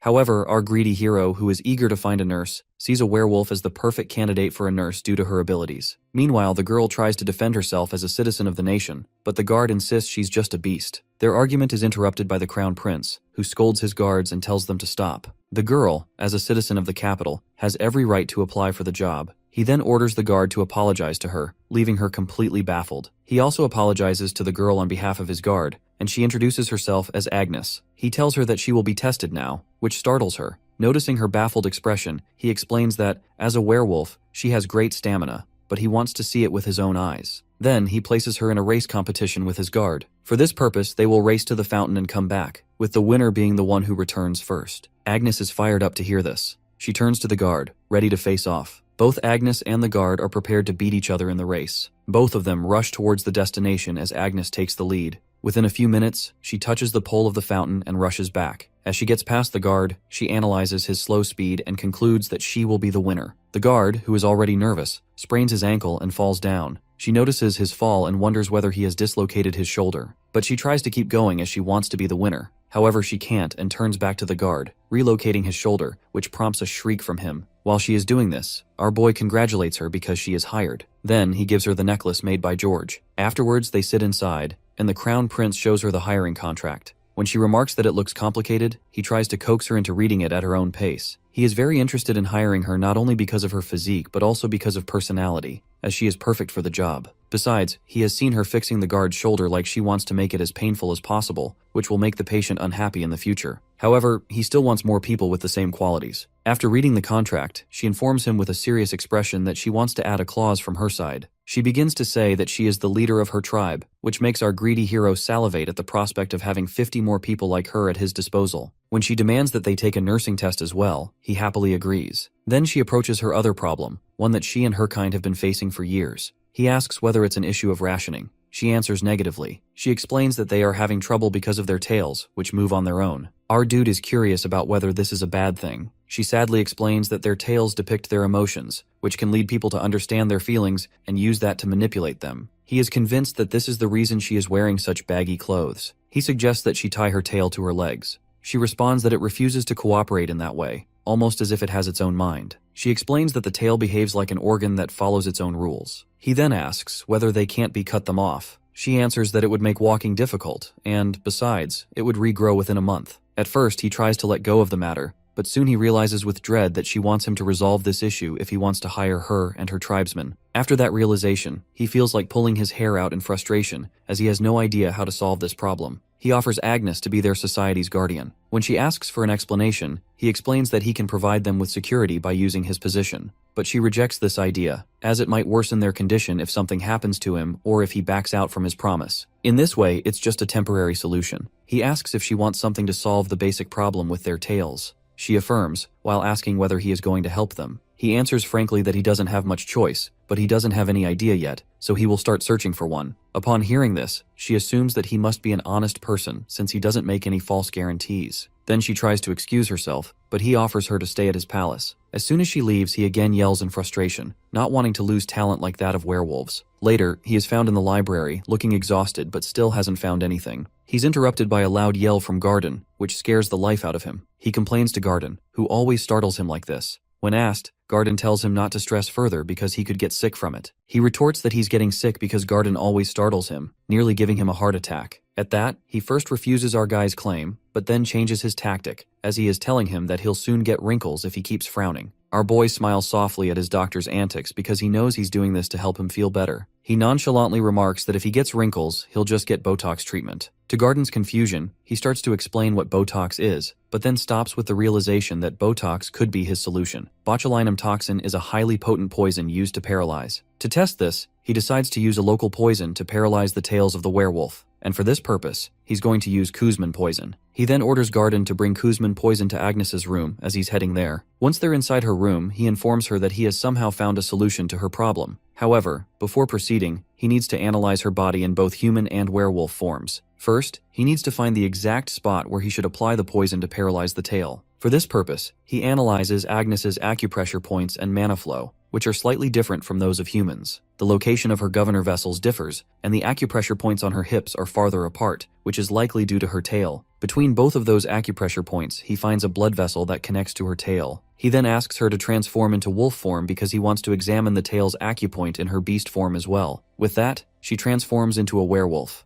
After looking at her, he remarks that she's not as big as his dog, Deng Chil, which irritates her. She doesn't respond, and he realizes it's because her mouth structure changes when she transforms, which makes speech impossible. Then they play a little, after he checks her up. After finishing her checkup, he's found in his study preparing for the second part of the procedure. He needs to know the ingredients in the poison to determine the exact amount he should use on Agni to paralyze her tail. He considers asking Kuzman for the ingredients but rejects the idea, knowing he can't trust him. Instead, he decides to store it in his mana slots. As soon as he opens his mouth to test it, his organs start screaming at him to stop. In their realm, they're worried about Rakiel, which seems intent on testing this poison on himself. His liver in particular is anxious, knowing he's risking his health with this dangerous experiment. His liver adds that he will be the one who has to detoxify the poison Rakiel plans to take. His liver shouts at him to test it on a summoned creature instead. In response, he exclaims that they're cruel to think he would test poison on such a cute little thing. His organs protest again, insisting that he can't use his body as a test subject. Then, his liver informs him that there are some summoned beings specialized in analyzing ingredients, including the poisons. Liver's statement makes him pause and consider the suggestion. The liver adds that he met this particular summoned creature once while waiting in the waiting room. This piques our boy's curiosity, who asks about this waiting room. The liver explains that it's a place where unawakened organs and unsummoned creatures rest in a dormant state. This piques his interest, but both his liver and his system inform him that access to this information is restricted, so he can't explore it further. He then tries to coax the liver into revealing the traits of that summoned creature, as he is hoping to get an advantage when it's time to summon his next creature. The liver nonchalantly refuses, and the other organs begin to laugh at his expense, which irritates him. Subsequently, he decides to show his organs who's boss by holding his breath. As soon as he does so, his lungs and heart start to panic from the lack of oxygen and are on the verge of losing consciousness. Seeing them like this, his liver finally tells him the trait of the summon he wants. After a while, he successfully summons a sunfish named Bobok. He watches Bebobok playing with Gosium, then lures Bebobok to taste the capsule containing the poison by telling him it has a great taste. This earns him the title of Heartless from his organs. He then focuses on his summon, who has eaten the poison. Bebobok has the ability of immortality, so even if it eats poison, it revives and writes down everything in a journal it has eaten. Therefore, Bebobok revives and writes down every trait of the venom on a card with teary eyes. By interpreting the traits and ingredients of the venom, our dude concludes that this kind of venom has the ability to weaken Botox because of its potential. Now he's ready to accurately prepare the venom which he needs to paralyze Agnes's tail. He calls for Garden, who appears in front of him out of nowhere.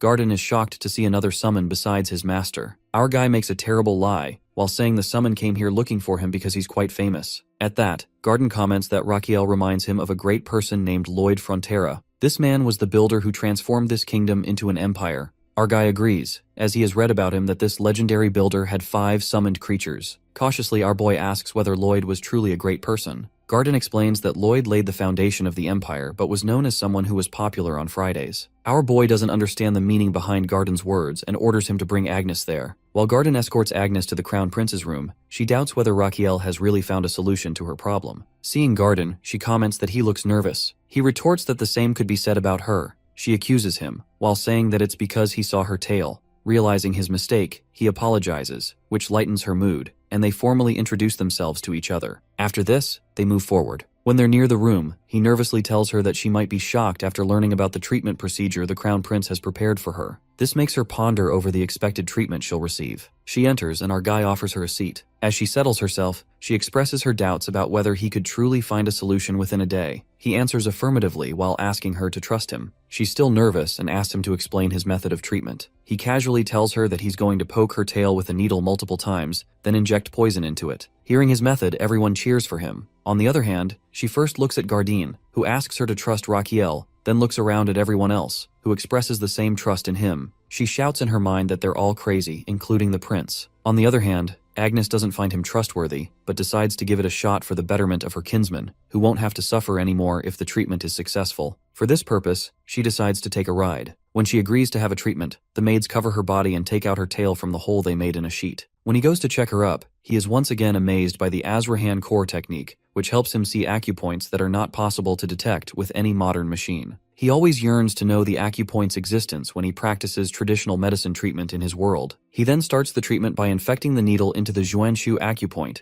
and pouring 0.011 ml of muscle-paralyzing poison from his slot. Next, he injects it into the Mingmen point. Finally, he injects the poison 2.4 center deep into the Yao Yangquan acupoint. Now, he has opened the path for mana to flow through the Zhuanshu point, where it will flow to both sides of the erector spine. But the problem isn't just paralyzing the tail, but maintaining this paralysis as well. Therefore, as expected, the tail recovers itself. So, our guy speeds up the process. At last, he pokes her Nadkong point, which quite irritates Agnes as she can't believe he's trying to mess with her head. At the same time, her tail gets limp in its place, but at the same moment, her pinky toe moves from its place. With that, he exclaims that he has completed the process, which is a success. Agnes gets up from her bed, with an uncertain expression on her face regarding the treatment. Our boy asks whether she feels something different with her tail. Her eyes widen as she sees her limp tail, which should be moving to show her unease. Rakiel explains that he has paralyzed the nerve of her tail and directed it to her pinky toe because now it will work as her tail. Then she starts to cry because of all the built-up emotions she and her kind have to carry because of their so-called tails. His eyes soften as he sees that,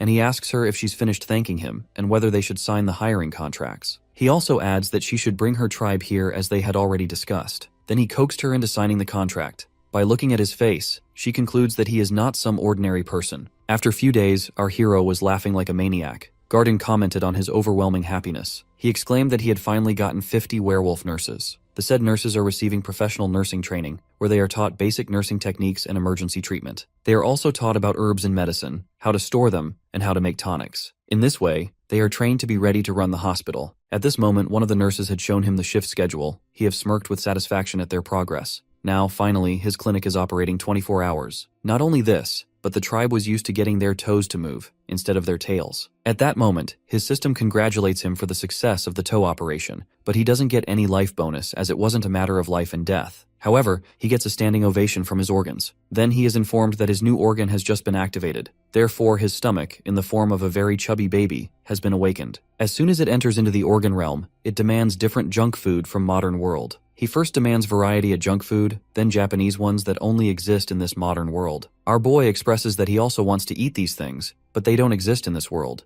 Then he tells his stomach to hold himself. At that point, his stomach compromises on a sweet. He eats the candy while thinking that his stomach has the taste of an elementary schooler. To have this, his stomach gives him 300 HP. Then his other organs, happy to find their youngest member, give him 700 HP, and now he has 1000 HP. He's happy to see his organs ready for the consultation, as now he can deal with the stomach problem as well. His system also informs him that his Azrahan technique has leveled up because of his precise control in treating werewolf tails. With that, his mana increases, and his mana circle expands, which gives him the feeling of a growing water balloon in his chest. Overall, he's content with the high amount of HP he has received today. Meanwhile, he's interrupted by a nurse who informs him about a patient with a fever and a strange smell. He proceeds to check on the patient, while feeling content that he has finally laid a solid foundation for his clinic. The scene shifts to Sir Pavard, who is the chief butler of the side palace. He's working on something when suddenly his expression turns horrified as he checks a record and wonders where he went wrong. He can't believe they've screwed up. After realizing it, he immediately rushes to the Crown Prince's office and shouts at him. Our prince immediately looks for his doctor, who's usually the one to startle him. But this time, it's the butler who apologizes for his rude visit. He whispers that they're out of budget to operate the side palace, which makes the prince scream, asking how that's possible since he is the crown prince. He's quite tense upon hearing this, as he can't operate the traditional clinic that extends his lifespan in this way. He asks about the reasons behind it. The butler informs him that it's because he cut a large chunk of the side palace budget last autumn. Upon hearing this, the prince curses Rakiel. After a while, the butler informs him about the reason behind his budget-cutting decision. The prince first thinks he won't live long. Secondly, he hadn't been using the budget, since he's hardly out of bed. The butler informs him that he should be happy, as his health is much better than last year. He comments dryly that he's not happy at all. He lies down on the floor, while thinking about how broke he is now and how life is all about money. Then, he thinks about Rakiel, who should be blamed for this fiasco. He decides to find a solution to the problem, as he can understand why Rakiel did it, but grumbling about it isn't going to get him anywhere. He then turns to his butler and asks whether they can request more money for operating budget. But the butler replies that it's not possible, which makes his expression grim. At this moment, he confesses that without operating the side palace traditional medicine clinic, he'll be dead. The butler asks how his death is related to the operation of the clinic. Instead of answering, he sighs and asks whether they really can't request more budget. The butler answers that it's against the law, as they can only make a request at the end of the year. However, the only person who's an exception to the law is his father. He enthusiastically decides to ask his father for help. However, he returns empty-handed, as his father isn't interested in helping him. He feels like history is repeating itself when he had to close his clinic because of a lack of money. But this time, he's determined not to be stopped by financial issues. He then asks for the assets of the side palace. The butler asks why he needs them. He exclaims that he's going to sell everything, including paintings, silver, and gold cutlery. The butler is quite sad to see these things, which he's cared for so long about to be sold. He once again asks the crown prince to reconsider his decision. But the ever-cruel prince answers negatively, which prompts a hateful remark from the butler. A few days later, he turns to his trusted men about the issue of a budget. They've sold the luxury items, but it's not a permanent solution to their problem. He adds that they've gained some temporary relief from the funds they got from selling luxury items, but if they don't do anything to extend their funds, they'll eventually be eaten up as well. The butler points out that there's nothing left to sell anymore. He deadpans that they're going to sell medicine from now on, which leaves both of his men speechless. Seeing their expressions, he exclaims that he's going to be a crown prince who sells medicine. Meanwhile, at Frontera Plaza, people are gossiping about the news regarding the side palace. They're all in awe to hear that the crown prince sold all of the luxury items just to keep the medicine clinic running. They're totally impressed by our hero and begin to worship him, as they've never seen anyone in history do such a thing for the sake of treating people. They start singing songs in his greatness. Meanwhile, at the side clinic, they're discussing the matter of earning money through selling medicine. Raquel thinks that it's a necessary measure for keep him alive. The butler points out that if the budget is the problem, then they should charge a small fee from the patients. But he rejects this thought, as not many people will come for treatment if that's the case. He needs as much life bonus as he can get. He then expresses that he's going to sell very expensive and effective medicine that people might buy just for display purposes. In other words, he's going to launch his own medicine brand. Any rich household will be proud to have his branded medicine. He exclaims at the end that he's going to sell super luxury medicine, which becomes the symbol of a person's luxury and high status in society. Listening to him, both of his subordinates are quite blank. The butler asks whether such medicine even exists at all. He explains that this is a medicine called the Golden Minotaur Calming Pill, made from the gallstone of a minotaur. Basically, Koreans are used to using calming pills to calm their nerves, and this pill is also used for curing brain illnesses, heart problems, and high blood pressure. On his way, he explains the details of this medicine to Damien, who has doubts about whether people are really going to purchase it. He replies that they're definitely going to buy it because he's going to present it as something rare. Like a limited edition, they'll buy it at all costs, as it's the psychology of people. He adds that he's not going to use bull, but the gallstone of the Minotaur, which will urge them to buy it. However, his confidence is shattered by Damien's words of disbelief, who doesn't think anyone will buy it. Damien again points out that if this medicine is so effective, why hasn't he heard of it? Raquel answers that it's because it comes from the fallen kingdom called Jasion. Damien dryly remarks that he hasn't heard of this kingdom either. Our prince chimes in that he heard about it in his dream, and all the medicine he's learning is from his dream. While looking at his back, Damien thinks that Garden is a naive person who's going to believe every bit of nonsense their crown prince throws at him. But in his case, he only cares about getting his salary on time. He then runs after him and asks whether he's going to treat people without a license, which makes the prince halt in his steps. Damien stresses that he needs to pass the doctor exam to get the license like Garden did. The prince turns to Damien and nervously chuckles, while admitting that he didn't know about it. Damien replies that they need to solve the funding problem first. For this purpose, they need a gallstone of a minotaur, but the prince interjects that they don't have any at the herbal store. It seems like people there aren't using the bull for making medicine. Damien asks about his solution to this problem. The prince exclaims that he's going to buy a live minotaur for this purpose. So he's going to Cremo to attend the monster auction at the auction house to get this minotaur. Damien can't believe he's planning to go there himself. The prince answers calmly that he has to, because he needs to check the quality of the minotaur as well as its gallstone by himself. Damien thinks, smiling to himself, that this man is crazy. At that moment, Agnes arrives with a carriage and gestures them to get in. Damien asks in disbelief if they're really going to depart now. The prince replies that time is more precious to him than gold. He then urges Damien to get in before Garden comes after them. Once the carriage is on its way, Garden comes running, while yelling them that how he could leave him like this. The prince yells back that he needs him to stay behind to take care of the clinic. While on their way, Damien comments on the comfort of the horse carriage. Our prince arrogantly replies that it's what one would expect from a crown prince's carriage. It's shown that they're actually lying down in coffin-like spaces, and Damien still insists that it feels strange. Their journey carries on for 8 days, and one evening, Agnes gets up from her spot on top of the carriage, her senses heightened. As soon as she smells the sea, she informs the prince that they've reached Cremo Port. Finally, they reach the Cremo Monster Auction House.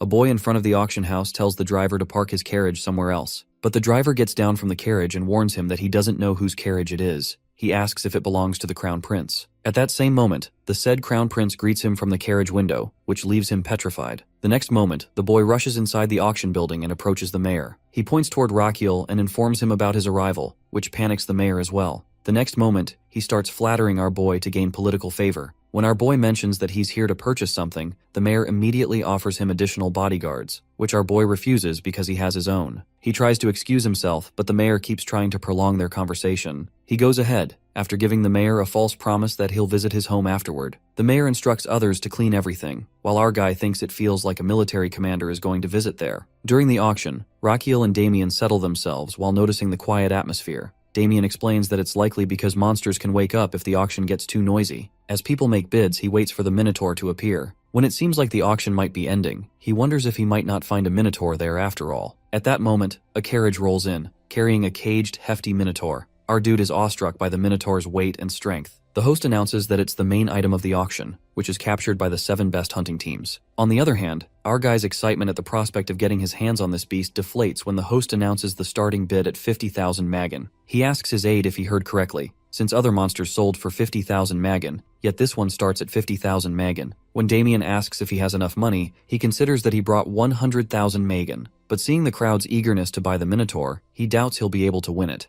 Besides, he thinks that it's way too expensive to buy a Minotaur at that price. After a moment's thought, he turns to Damien and whispers his plan in his ear. It's clear that Damien doesn't like the idea and double-checks if he really wants to go through with it. After a confirmation from him, Damien comments that the idea sounds like something a thug would suggest, but he just chuckles, while saying that it doesn't matter if he's compared to a thug as long as it will work. Then Damien leaves, and our guy watches the auction with anticipation as the bidding price climbs. He hopes Damien returns before the price gets too high. After a while, the mayor arrives and greets him, and our prince pretends to be surprised to see him. Seeing the prince's expression, the mayor catches on as he understands that the prince wants everyone's attention right now. Eager to gain the prince's favor, the mayor is more than willing to play along. The mayor then loudly addresses the crown prince, while offering him 100 bodyguards. As soon as he says this, everyone turns to see if it's really the crown prince. Our guy formally accepts the favor, while Damien stands there with a very annoyed expression, watching the drama unfold in front of him. Then, our guy dramatically remembers that he has to participate in the auction and places a bid of 60,000. Our prince's expression loudly declares that he's the crown prince, and no one is going to raise the price against him. Seeing this, the audience realizes that they have to give up on getting the Minotaur. Meanwhile, the host is also quite nervous, seeing that they may have to sell their best item for only 60,000 magan. Then there's a twist as one noble dares to raise the bid to 70,000 magan, which shocks everyone, including our dear crown prince. Someone then notices that this person is none other than Guinness, a favorite of the king of the southern country, Amboise. Meanwhile, Guinness thinks that since he's not even a citizen of this country, the prince can't do much to him. Everyone wants to cheer for him as their savior, while some whisper that they've heard the crown prince is famous for holding grudges for a very long time. On the other side, our guy is fuming with anger, now determined to have a proper clash with this person. Burning with desire to get his hands on the Minotaur, he raises his bid to 71,000.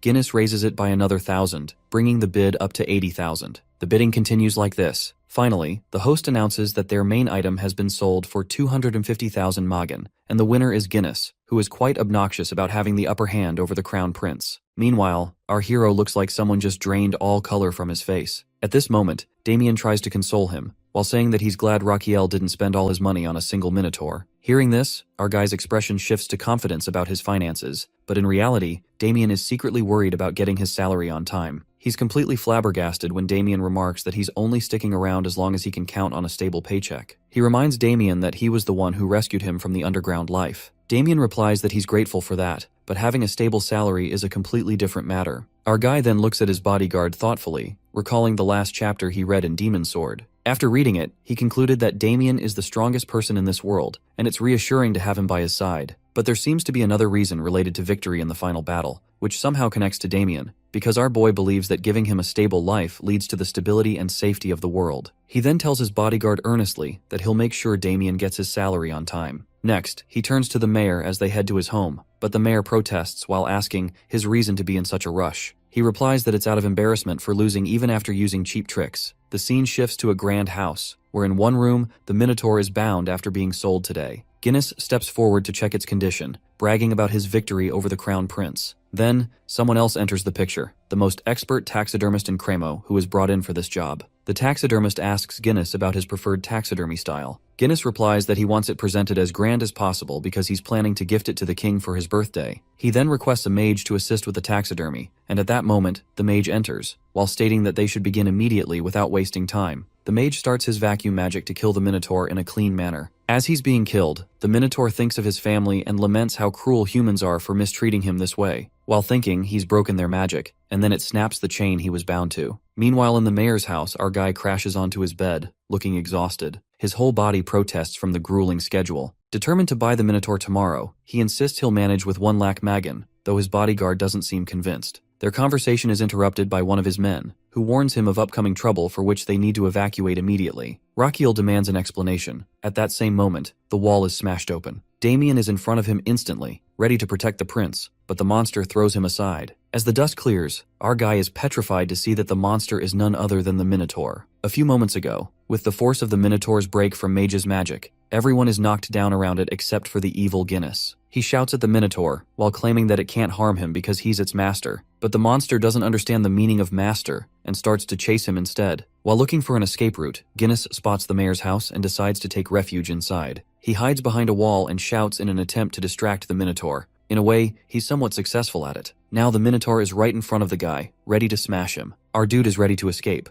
but suddenly he notices its eyes and stops for a moment. They seem like the eyes of a creature in pain, suffering greatly, much like one of his patient. The Minotaur then remembers that our boy is the same guy who bit on it, and in a fit of rage, it attacks him. However, its strike is intercepted by Damien's sword, who urges the prince to escape. Our boy exclaims that he's not going to die after having it so difficult to survive this long. Damien tries to deal with the Minotaur, but he's not successful in stopping or defeating it. During the battle, he pushes Rakiel back, who slams into a wall. At the same time, Damien meets up with him, and he states that they're trapped here, prompting a sarcastic remark from our boy, who dryly comments that he can see that as well. Next moment, Damien stands with a serious expression and asks for an extra bonus if they manage to get out of there alive. Our boy shouts at him, asking why he's asking for this now, and what if he doesn't provide it. Damien responds that he'll escape alone if necessary. He then tells the prince that he's going to fight the Minotaur, which will give him an opening to escape. Rakiel hesitates, as the path to escape is blocked. Damien nonchalantly suggests that he should just jump from there, but that's not an option for our boy. Damien adds that it's better to jump from there than to be crushed alive. He then explains that if he's injured, the guards will rescue him and take him to safety. With that, Damien attacks the Minotaur, and they engage in battle. The prince tries to escape through the opening Damien created, his face twisted with anxiety. But in his misery, he doesn't notice that, instead of climbing a wall, he's scaling the Minotaur itself. He stops when he receives a warning from his system. His system gives him a full scan of the monster. His system and heart both inform him that the results show the monster's heart is in very bad condition. It has stable angina pectoris, which means the monster is suffering from chest pain, and its heart is about to clog up. Clinging to the monster, he realizes he's not in good condition to treat it, and he's in danger himself. He can't jump, or his body will be crushed in the process. Meanwhile, the Minotaur has a plan to crush the prince with its other hand, like squashing a mosquito, but it's distracted by Damien's attack, which misses its eye. Damien tells the prince to hang on, while promising that he'll rescue him in a moment. Our crying boy pleads for him to do it quickly. Damien rushes toward the monster, looking for an opening to attack its shoulder or sides. He strikes the monster and tries to rescue the prince, but the prince is thrown from the balcony, which makes him believe he's about to die. However, our crown guy is rescued by Agnes, who catches him in midair. As soon as she lands on the ground, other guards come to escort him to a safe place. Meanwhile, Damien and the Minotaur are locked in combat. The monster focuses all its attention on Damien, who is determined to defeat it in order to claim a high reward. Damien plans to stab the Minotaur on its fist and then its arms as soon as it's about to punch him. He tries to cut into its fist and attack it as much as he can, but the Minotaur proves tougher than that. During their clash of sword and fist, something distracts Damien, and in the next moment, he's attacked by the Minotaur and thrown aside. He is pushed into the wall, and the Minotaur steps toward him. Damien tries to get up, but his leg is pinned under the rubble. At the same time, he's saved by Goswim's powerful body slam. He doesn't fully understand what's happening until he sees Goswim fighting the monster. Meanwhile, our guy thinks that he's not going to lose Damien, especially after all the trouble he went through to get him. That's why he fed Goswim red sunflower seeds to make him bigger, so he could fight the Minotaur. He shouts at his bodyguard to get up, as they're about to be surrounded, prompting a remark from him that he's going to get a lot of money. But unfortunately, Damien can't move his leg. On the other side, the Minotaur throws Goswim into the air toward Damien.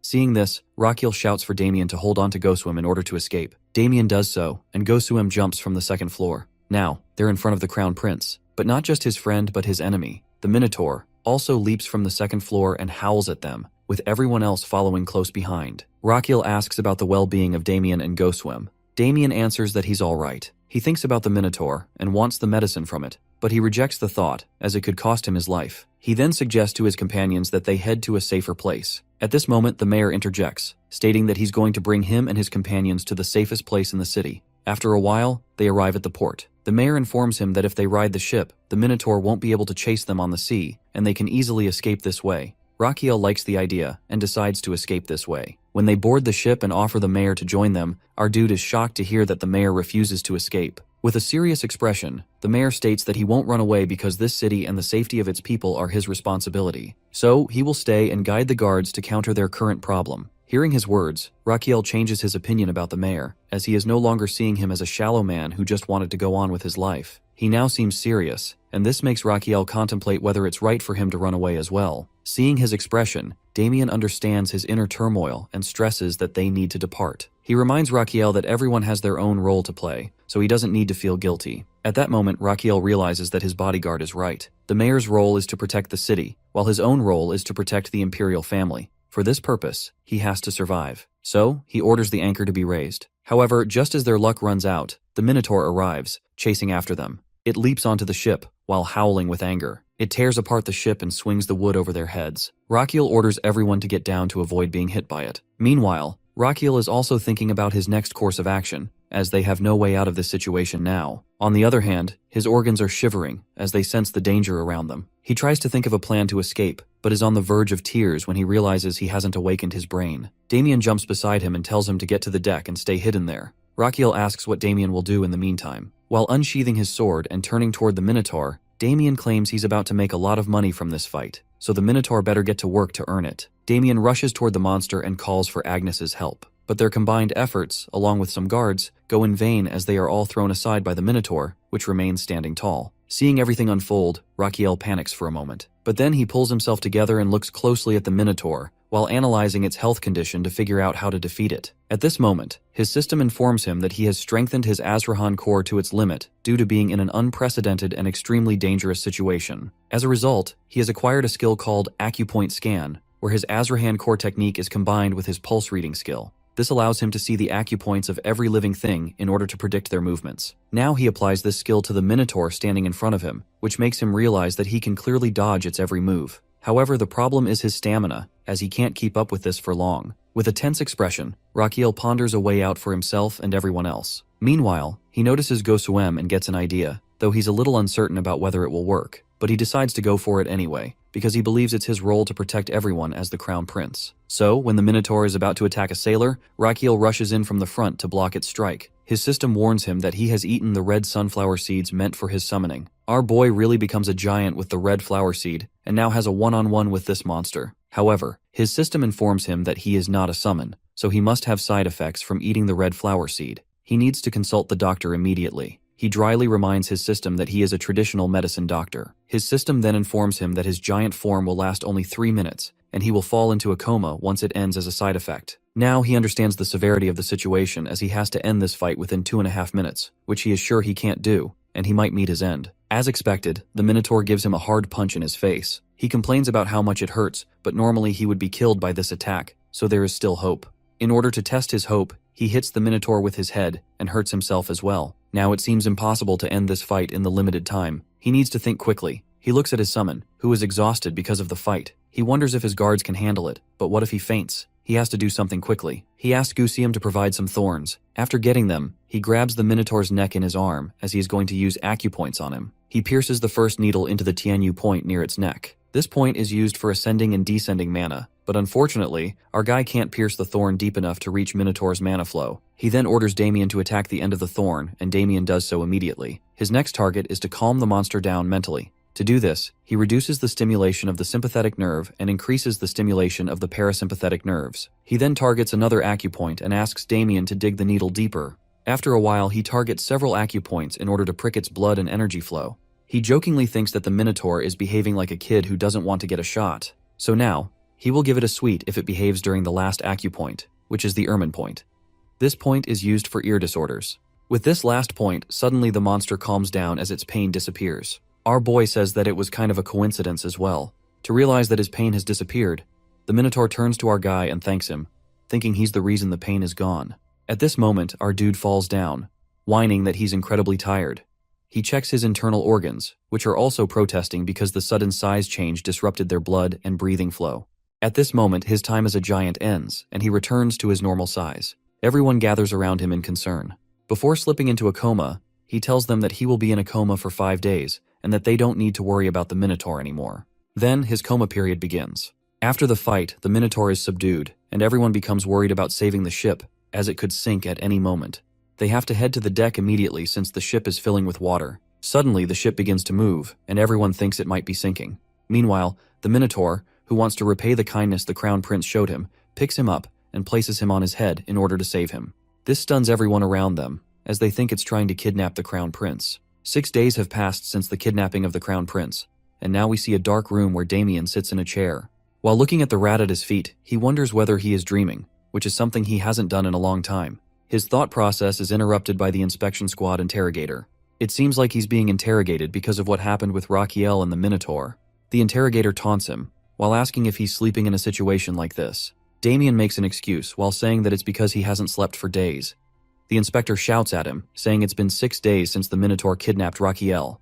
The next day, the news reached the Emperor, and it took him 2 days to reach this city.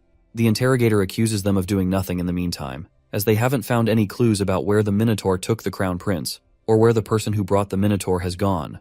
He then changes his statement, in which he accuses them of doing it intentionally because they wanted to harm the prince. At that, Damien taunts him, inquiring whether he thinks every person who accompanied the Crown Prince is a conspirator, working with the Minotaur to kidnap him. He is furious to know that this interrogator is going to conclude such a ridiculous notion. However, the interrogator seems more interested in wrapping up the case neatly and tells Damien that this ridiculous conclusion could be the answer to the question of who is responsible for the kidnapping of the Crown Prince. So, he plans to blame everyone, including the mayor and the people who accompanied the prince, as being responsible for the kidnapping, which would conveniently close the case. Damien grits his teeth, while thinking that this inspector just wants to close the case without any complications, which is why he's accusing them of being involved. The interrogator slyly tries to coax him into confessing, as he offers mercy in the form of a swift death.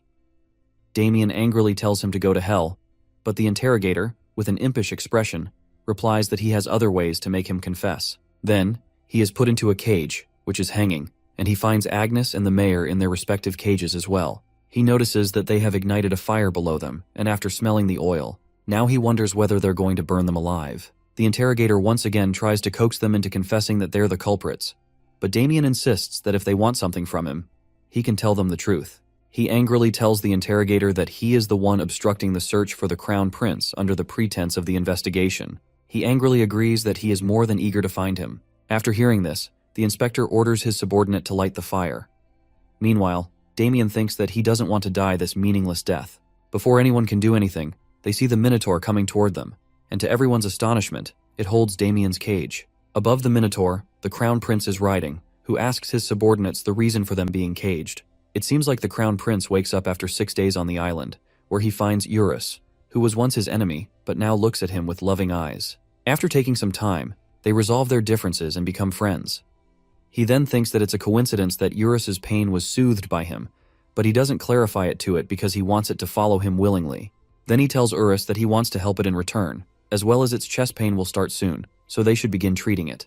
He starts his acupoint scan and concludes that his angina isn't very advanced yet, so it can be treated later. Then he turns his scan to the gallbladder. He asks Eurus whether he feels full after his meal, to which he gets a positive answer. He adds that it's because he's filled his gallbladder with lots of stuff, so it needs to be emptied. Then he explains the process, but Eurus doesn't understand a word and looks at him blankly. Finally, the Crown Prince decides to use simpler language and asks Eurus to press the spot he points to with his finger.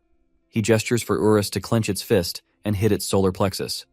Eurus seems hesitant, but the prince urges it to do so. It does, and by observing its condition, the prince concludes that something must be stuck inside.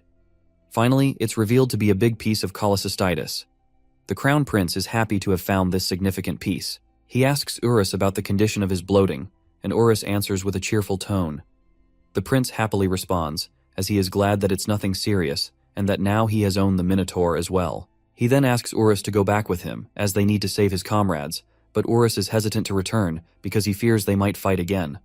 The Crown Prince consoles him, while assuring him that no one will harm him. On their way back, he spots the flag of the inspection squad, which answers directly to the Emperor, and concludes that their choice to return earlier was the right one. Back in the present, Raquiel is shouting at the squad to tell him who is in charge of the inspection. The devil of an interrogator casually answers that he's in charge, which irritates the prince. Not only this interrogator has the guts to accuse the crown prince of not being one, just because he brought a minotaur into the city. Everyone looks at him with bewildered expressions, while wondering what he's doing. Raquiel retorts that this implies he's dealing with a doppelganger who's pretending to be the crown prince. The interrogator responds that it might be the case, as there could be forces wanting to harm the imperial family, especially with the crown prince missing. Now the real crown prince needs to verify his identity. This infuriates Raquiel to his core. He says that if they want to verify his identity, they should also verify the true faces of his people. To demonstrate his point, he starts with Damien, who had thrown himself between the crown prince and the minotaur to buy him time. His fight with the minotaur showed his loyalty and devotion. Meanwhile, Urus had broken his cage, allowing Damien to emerge from it. Then he turns to Agnes, who quickly catches him before he falls from the second floor. If she hadn't been there, he might be a dead person. Next moment, she is freed from the cage as well. As she steps in front of him, he says that she shows great courage and sacrifice. Then he turns to Sergio, who is his knight captain, and the first one rushing to get him to safety. He then looks at the other guards and describes their sacrifices and the effort they showed during the fight. Listening to this, the royal guards discuss that he might be the real crown prince, but are confused about how he managed to survive. On the other hand, dread is clearly visible on the face of the interrogator because he was sure the crown prince isn't coming. That's why he blames everyone in his party in order to close the case. This is how he's always done things. Because when an important person dies, someone must be blamed for it. At this, he bows before the prince and starts begging for forgiveness, while realizing that he's dared to question his identity verification. However, the crown prince remains unfazed by his drama and turns to the mayor, who chose to stay with his city to protect them rather than run away. He then approaches the cage and states that the mayor is the best example of how nobility should fulfill their duties. He then turns to the interrogator again and angrily exclaims that meanwhile, the head of the investigation squad is questioning his identity. He warns him dangerously that it is his people, who have stayed by his side regardless of the circumstances, who have made him the crown prince. He stops him from making any excuses, already knowing what they will be. He reflects on the situation in Korea, where a similar incident had occurred. In the end, he concludes that the interrogator will be held responsible for the farce of the investigation he conducted. The next day, everyone gathers on the shore, gossiping about the latest news. Their hot topics include the investigator who's been accused of hindering the search for the crown prince. He is likely going to be either hanged or sentenced to life in prison. They also discuss the crown prince's skill to tame the fierce minotaur, who has become obedient to him. A young boy claims that he saw the crown prince grow as big as the minotaur and fight with it. Not only that, he also adds that the prince poked thorns into the minotaur's body. This story, however, isn't believed by anyone. Then the discussion shifts to another rumor about the crown prince as people in the capital are gossiping about him becoming the next ruler. Meanwhile, Damien is watching all of this from his window. He turns to his master and asks how he could possibly tame a minotaur. Raquiel explains that he never actually tamed it, while explaining that it was all a misunderstanding on the minotaur's part. Seeing Damien's confusion, Raquiel further clarifies that when he grew and poked the minotaur with the thorns, its pain lessened, leading it to believe that Raquiel must be its savior. For a while, they discuss how this misunderstanding works in Damien's favor, as he can now earn some handsome rewards, which a prospect he's not ashamed to entertain. Yet, Damien feels a little embarrassed about not truly defeating the minotaur, so he resolves to train harder. Damien then informs him that he wants more money because he has also completed the task he was given by the crown prince. He supplies that he's quite glad to hear that he's collected all kinds of medicinal ingredients. Damien explains that it's because Cremo is a larger port and a commercial city. Then he drops a bomb on our prince, revealing that his father returned to the capital as soon as he heard that his son was safely back. The prince doesn't like his father's heartlessness over this, but he remembers his father's words and concludes that he can't do much about it. So he ignores this thought as he focuses on his task at hand and asks Damien to bring all of that medicine here as he is about to start. Upon receiving the supplies, he exclaims that he's going to prepare the golden minotaur pills in the mayor's kitchen. After a while, he's in the kitchen humming and cutting ingredients to prepare the medicine, which annoys Damien. Finally, he has made the golden minotaur pills and decides to experiment it on himself. As soon as he eats one, his system informs him about the pill's effects, while revealing that his internal organs have become more energized. However, his stomach doesn't appreciate the taste. In return, though, he gains 500 more HP from his organs. Not only that, his tonic concoction analysis skill activates because he made the pill himself. After reviewing the long list of benefits from the pill, he feels quite happy to see that it not only treats cardiac disease, but also provides natural sleep without any side effects. Reading this, he feels ecstatic about the results. The next day he goes to Eurus and asks how it's feeling. Then, he gives it the pills to help soothe its chest pain. Without hesitation, Urus eats them all. It feels extremely energized from the pills, and their effectiveness increases by 10% after he uses them to heal the Minotaur, who is his patient now. Not only that, he gains a life bonus of 7 days and an additional 600 HP from his organs. Later, he is lying on the Minotaur leisurely, planning to counting on his Minotaur from now on. The next day, a large crowd gathers in Cremo City Plaza for the award distribution ceremony honoring those who helped him that night. That morning, Rakiel makes a grand entrance, riding in on Urus. Seeing him, the crowd confirms that he's likely to become their next king. Unbeknownst to their discussion, Rakiel begins the ceremony, while recalling that the last time he received this much attention was during his fight with his brother, so he doesn't want him to feel afraid.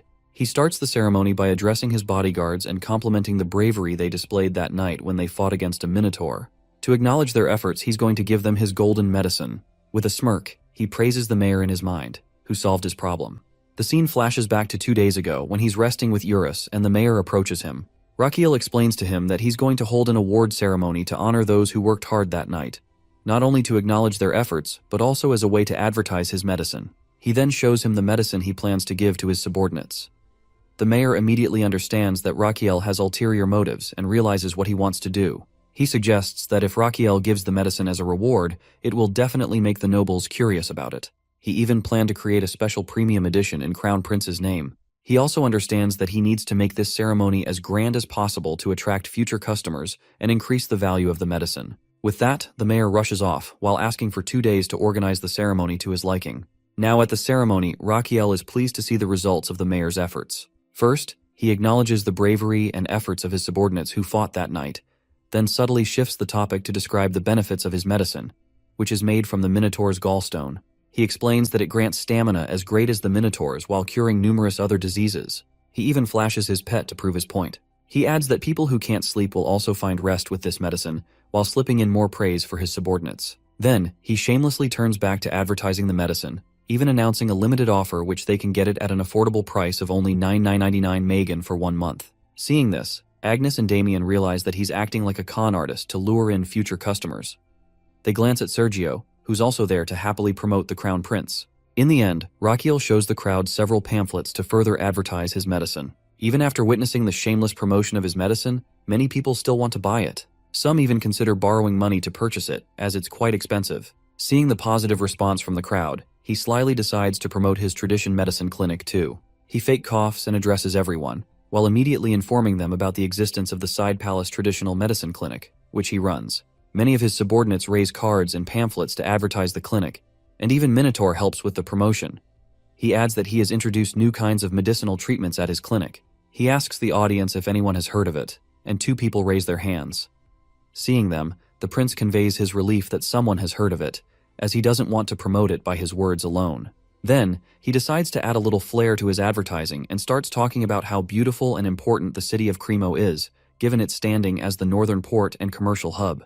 He emphasizes that it's essential for the city's people to be healthy to help the city prosper. His speech stirs everyone, making them emotional with his display of concern. He then dramatically offers them to visit his clinic, even for minor health issues, and promises to personally examine them. However, he understands that they're still hesitant, so he decides to push them further. He announces a free treatment coupon for the first 100 people who come, which prompts a protest from Agnes, as the clinic was free from the start. Seeing people racing toward him, he feels giddy at the sight of his bonus life in the form of potential patients. Soon, he's busy consulting on the health conditions of the people, while handing out coupons and offering advice. Not only that, he even covers their travel expenses and accommodation. After distributing all 100 coupons, his face brightens with pride at the success of his advertising. Seeing his happy expression, Agnes is on the verge of tears, noticing that he's even covering travel expenses for his patients.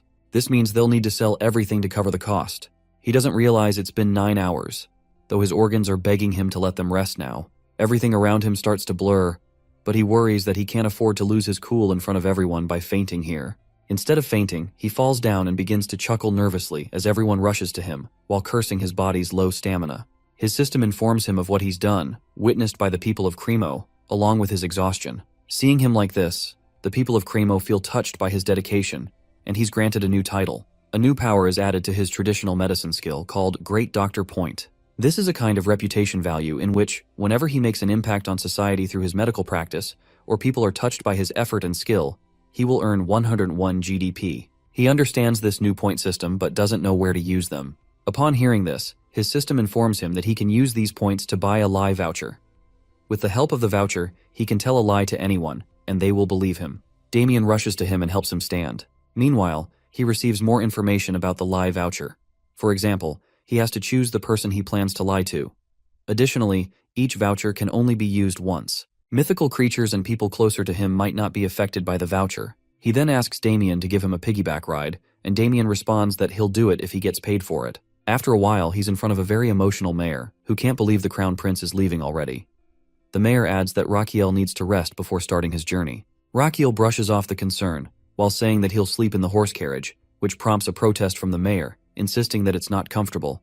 He concludes the conversation by praising and thanking the mayor for everything he's done for him. Then, he heads to his carriage, tossing an offer to the mayor to visit his clinic with Captain Roberto. The mayor doesn't understand, but Rakiel is referring to the fact that both he and Captain Roberto suffer from partial baldness, which he can treat. As soon as Rakiel enters the capital and his hometown, everyone is startled to see a minotaur accompanying him. A knight rushes toward his carriage, and as soon as he spots the minotaur beside the prince, he's a little startled at first, but he quickly shakes his head and moves forward. He wakes the crown prince and hands him an envelope sent by the emperor, after greeting him in a very formal manner.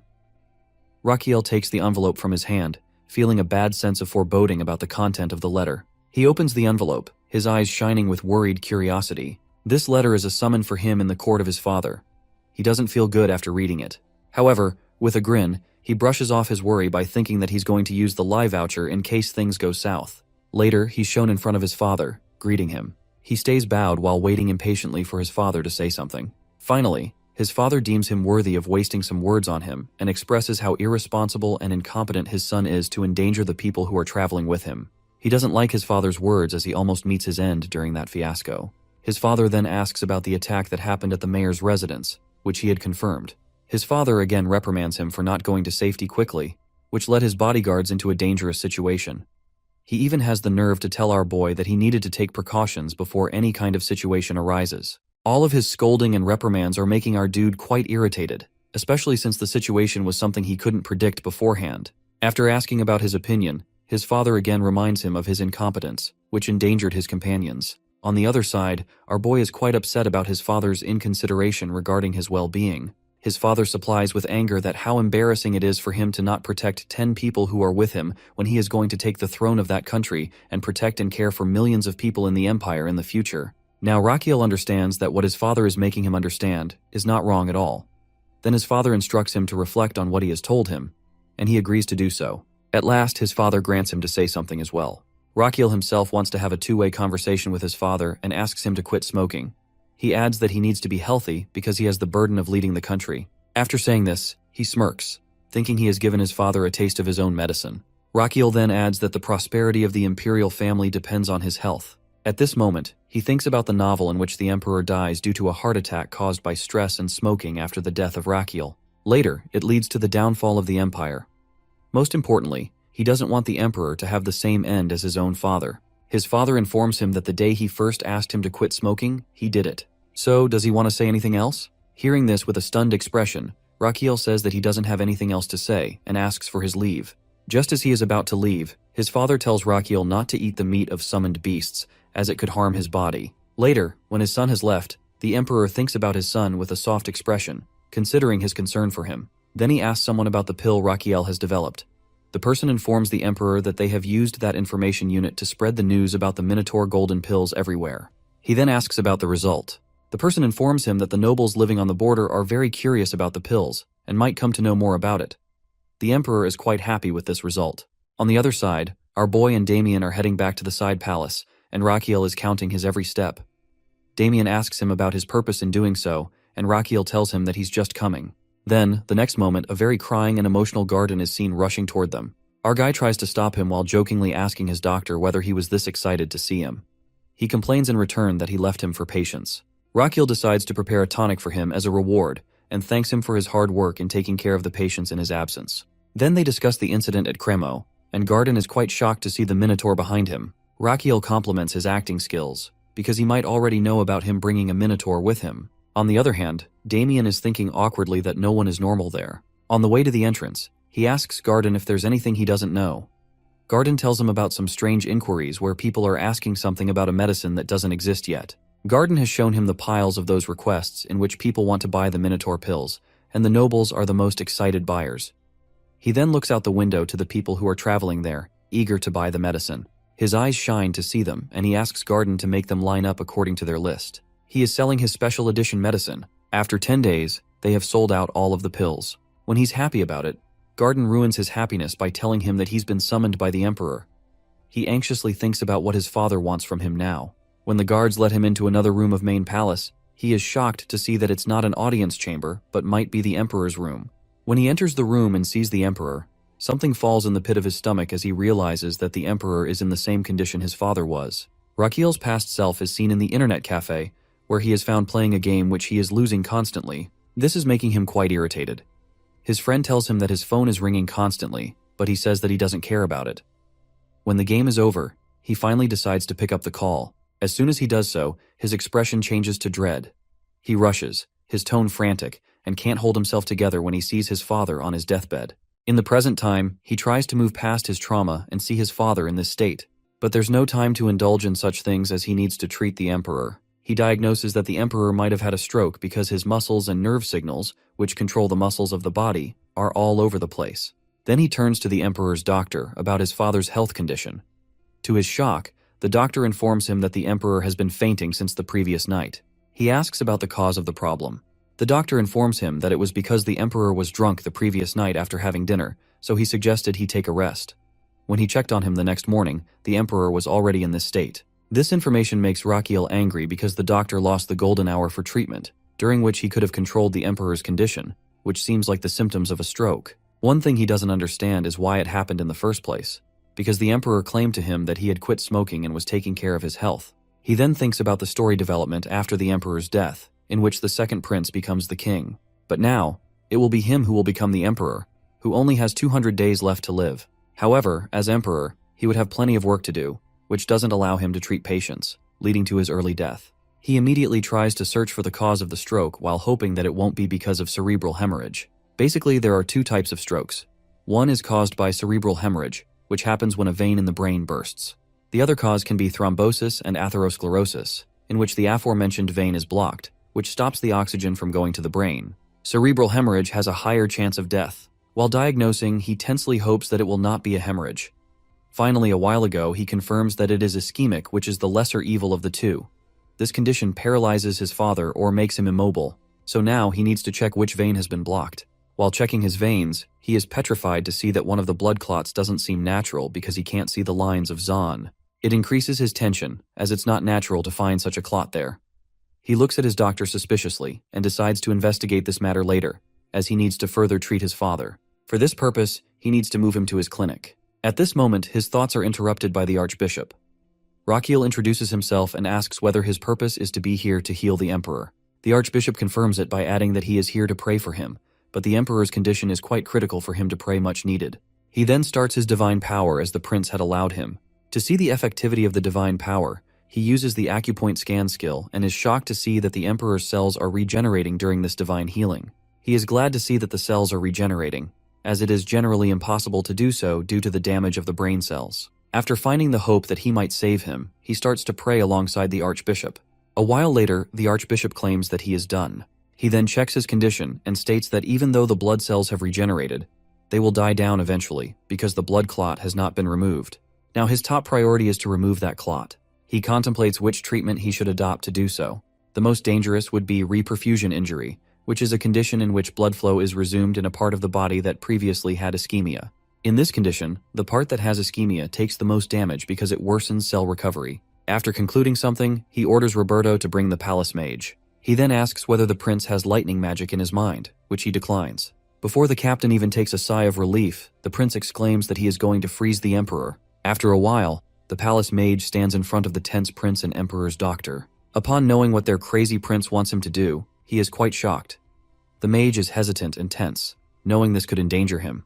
But Rakiel seriously tells him that it's the same as what happened with George, so he needs to do it in order to save the emperor.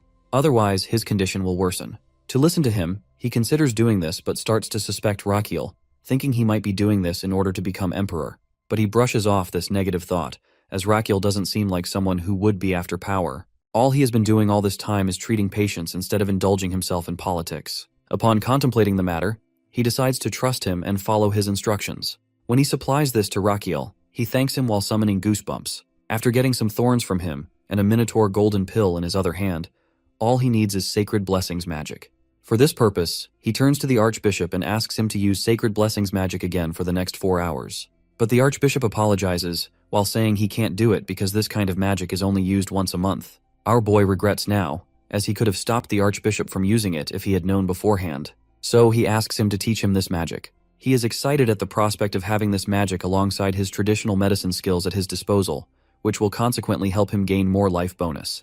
On the other side, the Archbishop is quite excited to know that Rachiel wants to be a believer. He further explains that Rachiel needs to have faith and a sincere heart in order to acquire Sacred Blessings magic. After babbling about what Rachiel has to do, the Archbishop concludes that he needs to have faith for 30 years in order to learn the Sacred Blessings magic. Upon hearing this, Rachiel gives up the idea of learning this magic. Then he turns to his father in order to start the treatment. He makes his father sit down and starts his treatment because he needs to prevent the damage from reperfusion injury. So, he will start to decrease his metabolic rate as much as he can.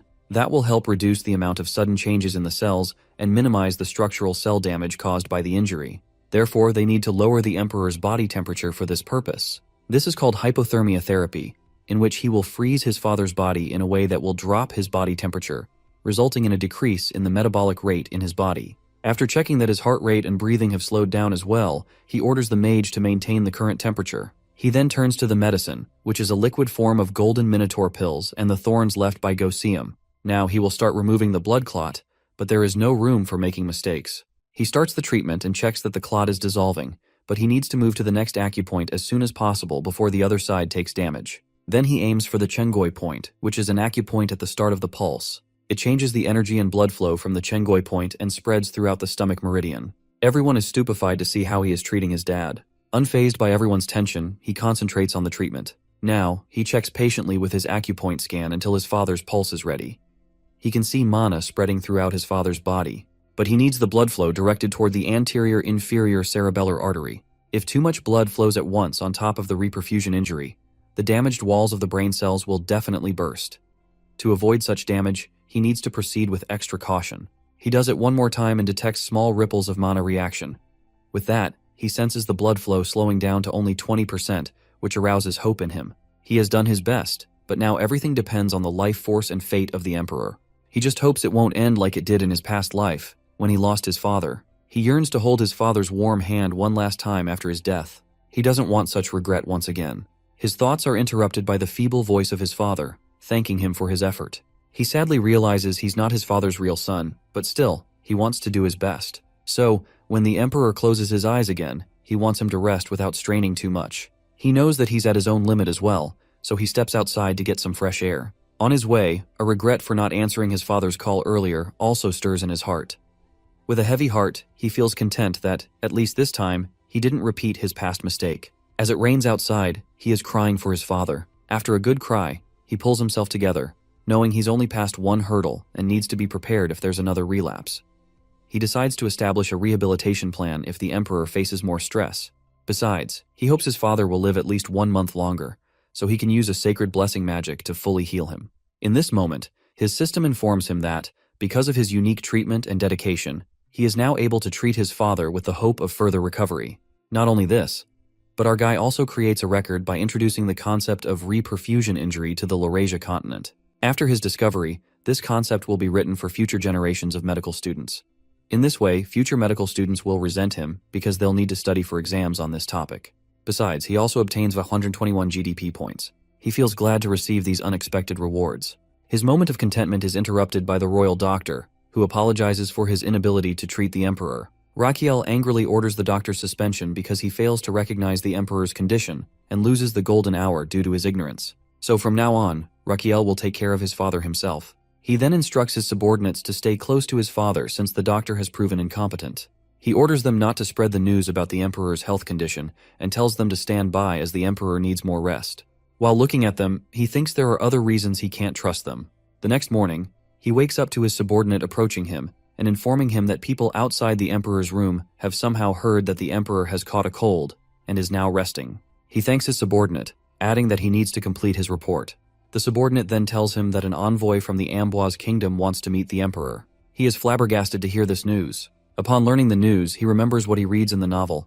It is Amboise kingdom that leads to his imperial family's downfall. This kingdom, established for 150 years, grows stronger day by day and starts a great war in which his family will be caught up in the coming years. He doesn't understand the purpose of Amboise's envoy being there. His subordinate tells him that it is the emperor who sends a summons to see that envoy 5 days ago. Hearing this, he concludes it must be because of Guinness. After expressing his suspicions to his subordinate, he has confirmed that it is indeed the case, as the emperor wants this Guinness person to hold responsibility for what happens in Cremo.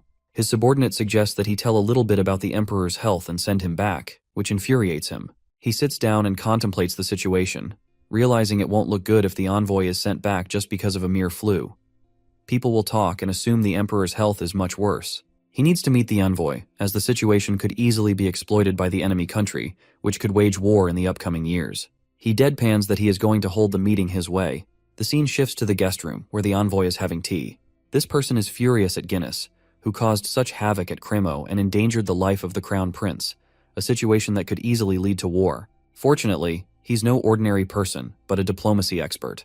Skilled in negotiation, he's confident that he can handle any fault thrown his way.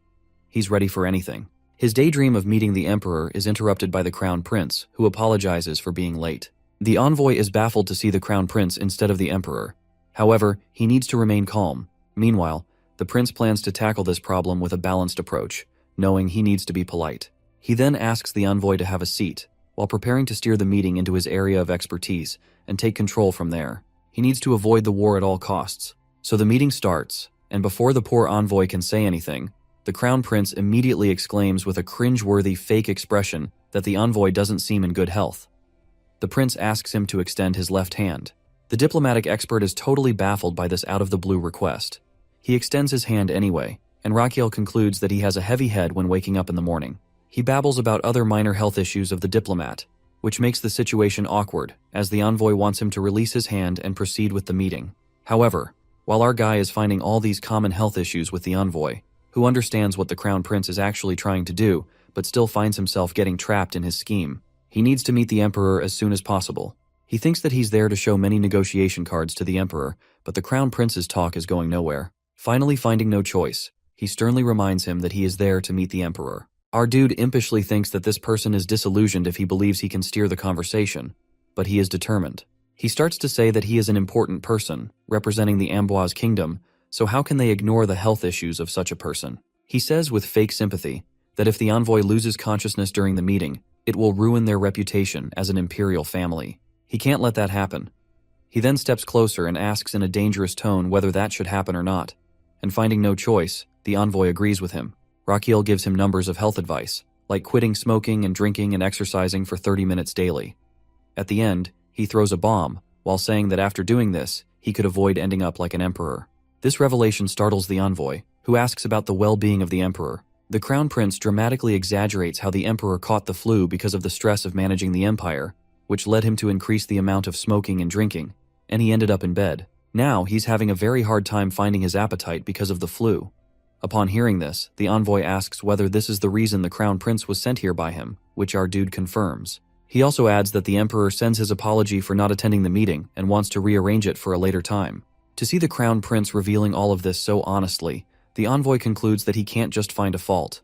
Besides, it was the crown prince himself who comes to apologize, who is very transparent with the situation. He understands the gravity of the situation, while knowing that he can't just lose higher hands if he doesn't accept the justification of the crown prince. While having a dilemma, he looks at the crown prince and concludes that he's not an ordinary person. In this moment, the crown prince whispers something in his ear and then shows him something, which prompts a remark from the envoy about his consideration. At the end, it seems like the crown prince has just said something to the envoy, which becomes the last nail in the coffin. The envoy is quite happy to have a letter to pass to his king and leaves the palace. Damien, who witnesses the situation, asks about his method of convincing the envoy. The crown prince casually replies that the envoy has seen his sincerity of heart, though his loyal bodyguard doesn't buy the excuse, knowing him too well. The Crown Prince then turns to Damien with an extra sweet and happy expression, and informs him that he's going to appoint him a super-secret operation. He tells him that he is going to admit the very important person in the traditional medicine clinic today. Damien is confused about which kind of patient can make him behave like this. He responds that it is the Emperor, so he instructs him to go back to the side palace for this purpose. Damien asks whether he needs to ready his personal squad for emergency duty, which is met with an affirmative answer. Before moving ahead, he apologizes for interrupting Damien's training because of this new mission. But Damien shakes off his apology as his main priority is to protect the imperial family. Rakiel knows that after that fiasco at Cremo, Damien realized his weakness in the art of combat and has been training vigorously since then. He knows the time will come soon when he will be the strongest person in this world, but not yet. His thought is interrupted by Damien, who informs him that he is going to the side palace for the preparations. He nods and turns to the opposite side of him. While on his way, Damien contemplates his training, while knowing he is still not strong enough. His thoughts take a new path as he wonders what he will do once he surpasses his limits. On the other side, Rakiel prepares his father to be admitted to his clinic. He thinks that he can't let his father stay in a palace where he has doubts, as almost everyone seems to be scheming against the Emperor. Besides, he needs to stay by his side to cure him until the Archbishop is ready to perform the blessing magic. So, he has to move him because, if he stays there, people will suspect that the Emperor might be seriously ill. While moving forward, he is evilly happy to begin preparations to receive another VIP patient in his clinic, knowing that the effects of his letter might show themselves soon. Meanwhile, in the Amboise kingdom, when someone informs the king about the arrival of Benjamin, he gets quite furious that he arrives that early, as it's not an easy feat to deal with the Emperor. After greeting the king, Benjamin explains the situation in the Magentano, as he couldn't meet with the Emperor, but with the Crown Prince. The scene flashes to the meeting of Benjamin with our guy, who tells him that the king should just be aware of the situation at Cremo. The envoy confirms that. So, the Crown Prince throws a bomb as he wants Princess Adeline to stay in their county for 6 months. This request totally infuriates the envoy, who assumes that our boy wants the princess to be held hostage in their country. He knows they aren't going to do his bidding, as they are a completely independent country rather than an empire's vassal state. Our boy grins, pleased to see his plan unfolding, as he has consumed a lie voucher. Now, he's lying about being interested in making a peaceful relationship with the Amboise kingdom. His system informs him that Benjamin will buy this lie, and now, Benjamin believes the Crown Prince might be taking a liking to their princess. He first dreads the thought of the princess living beside him for 6 months and falling in love with him as well. Then, he stops to contemplate the benefits of this situation, as it could lead to a powerful alliance through marriage. His greed accelerates to the extent that he wants to carve his name into history as someone who builds the foundation of a great empire, which will come as the result of the marriage between the Princess of Amboise and the Crown Prince of Magentano. He even daydreams of becoming the greatest diplomat in history. His daydream is broken by the angry voice of the King of Amboise, who shouts at him, while asking how he dares to suggest something so infuriating, treating their country as one of their vassal states by agreeing to give the princess as their hostage. He even asks his envoy how he could stand silently after listening to their absurd request. But Benjamin, on the other hand, who totally believes in the lies of our hero, explains that it's a good suggestion for both countries to have a peaceful relationship with each other. However, the king shouts at him to stop his babbling, as negotiations with Magentano are thrown in the bin after his meeting with the Crown Prince. Benjamin then asks him to read the letter from the Crown Prince before concluding anything. Now the king doesn't understand how, on Earth, his diplomat, who always remains neutral, is siding with Rakiel. As soon as he reads the letter, which might be enchanted by the lie voucher, he also agrees to send his daughter to Rakiel. He believes in the grand ambitions of our dude and summons his daughter there. Everyone is quite curious and nervous to see him suddenly acting like this. The king sits down on his throne while thinking about Rakiel, who is famous for being sick. But when he looks at the letter, he is quite pleased to see that Rakiel wants the hand of his daughter. Obviously, it's a lie fabricated with the lie voucher. As soon as Adeline hears she has to stay at the Magentano Empire, she finds this request totally unjust. She protests, asking how he can agree to such a request. The king starts to say that she assumes he made this decision in haste without giving it much thought, which is why she doesn't want to accept his decision. Seeing the letter in her father's hand, she understands that the letter must contain some kind of blackmail against him, as they might have found his weakness. Or it might be a threat. She really wants to know the content of that letter. The king again tries to console his daughter, saying that he is doing this for the good of their future, and one day she will be grateful for his decision. But the princess is not convinced. However, the king doesn't hear any of her protests and asks her to move to Magentano from this moment for the next 6 months. The guards try to pull her toward the gate, but they can't because she is the smiling angel of Amboise. She earned this title not because of her kind and warm personality, but because of her great fighting skills. She starts to fight off the guards with a smiling face, which is a habit of hers. That is why she is called the smiling angel of her country. She crushes the guards into the wall and turns to her father, who is quite fearful of her now, along with his guards. But when she turns to her father, she finds herself trapped in a magical circle. The mages bind her with magical chains and cage her inside the carriage. This carriage is called the Dawn Horse Carriage, which will deliver the carriage to the destination by dawn. Yes, the princess's carriage is delivered at dawn, but after 10 days, her subordinate suggests she walk with her head held high as the Princess of Amboise, and she agrees with him, as she is not going to show any weakness. She looks ahead at our guy with an annoying expression, as she remembers seeing him as quite a sickly person. But he seems different now. Raquiel tries to welcome her warmly, but she introduces herself coldly without shaking his hand. He is disappointed to see this, as it always happens with him in Korea as well when women have no interest in him on blind dates. He shakes off that thought, as he has an important matter for now. He leads her to the dining table, where they settle down for breakfast. He tells her that he is going to show her the side palace where she is going to stay for the next 6 months. While thinking, he plans to use Adeline to prevent the war from happening. He recalls what he read in the novel about the war, where Adeline was a healthy and strong princess who was wise enough to lead her country peacefully. But no one knew how she died early, and someone from the distant relatives of the king took the throne. This person was greedy for more power and waged war with Magentano, which resulted in disaster. He needs to keep her alive and help her ascend the throne in order to prevent this war from happening at its root. As far as he had read the novel, she might have had the disease of biliary atresia because of her gallstones. He remembers that the author of the novel also had the same disease. Now he has a plan to treat her through medicine and surgery. He then apologizes to the princess for her as she has started eating, acknowledging that it must be difficult for her to digest the food after a long journey. So he presents her with the special tonic by Garden. However, she misunderstands the medicine as poison and is infuriated by this gesture. Afterwards, she bangs her fist on the table furiously and shouts, asking how dare they try to mock her like this. As a result of her banging on the table, it cracks all around the places. She further adds that it's not enough for him to bring her here against her will, as he starts to mock her as well. Raquiel supplies that he doesn't understand. She explains that, for her, coming here is a huge decision for both her and the kingdom, which shocks him. At the end, she exclaims that she will just stay there for 6 months as per his order, but she won't do any more of his bidding. He tries to make peace by saying that she misunderstands something, but she interjects that it's not the case. He pauses and challenges her, saying that she's afraid, which leaves her petrified. With an irritated expression, she tries to say something, but he cuts her off by saying that he hasn't done anything wrong besides offering her a meal and medicine for her fatigue. Then he doesn't understand her reason to be afraid to leave the table. She's getting angrier, but he continues, saying that if she's afraid of him poisoning her, he asks Garden to bring the tonic to him as well. While gulping down the tonic in one go, he dares her to think that he, as the prince of the empire, is fool enough to poison her during an official meeting. Then he starts his melodrama by saying that he understands she has been scared. He's playing a trick on her. Knowing that she despises people who are scared and hates being called one, she takes the bait and sits down in the chair while ordering Garden to bring the medicine. But she has a condition, as she will consume his medicine only once. He comments that first, she should have the medicine before making any decision. She looks at the tonic and thinks that, however she sees it, she only sees poison when looking at it. But she gathers courage and gulps the tonic in one go. It tastes awful. Then Raquiel offers her the candy, as is the tradition to have this after consuming the bitter medicine. He adds that it has a plum flavor. The princess salivates at the sight of the candy, but her pride stops her from taking it. She finally takes it, and the guy offers her the grape-flavored one as well. She feels like this sweet tastes like heaven, but she gathers her pride, stands up from her place, and adds that she's done with the medicine and dessert and would like to leave. He questions if she's going already.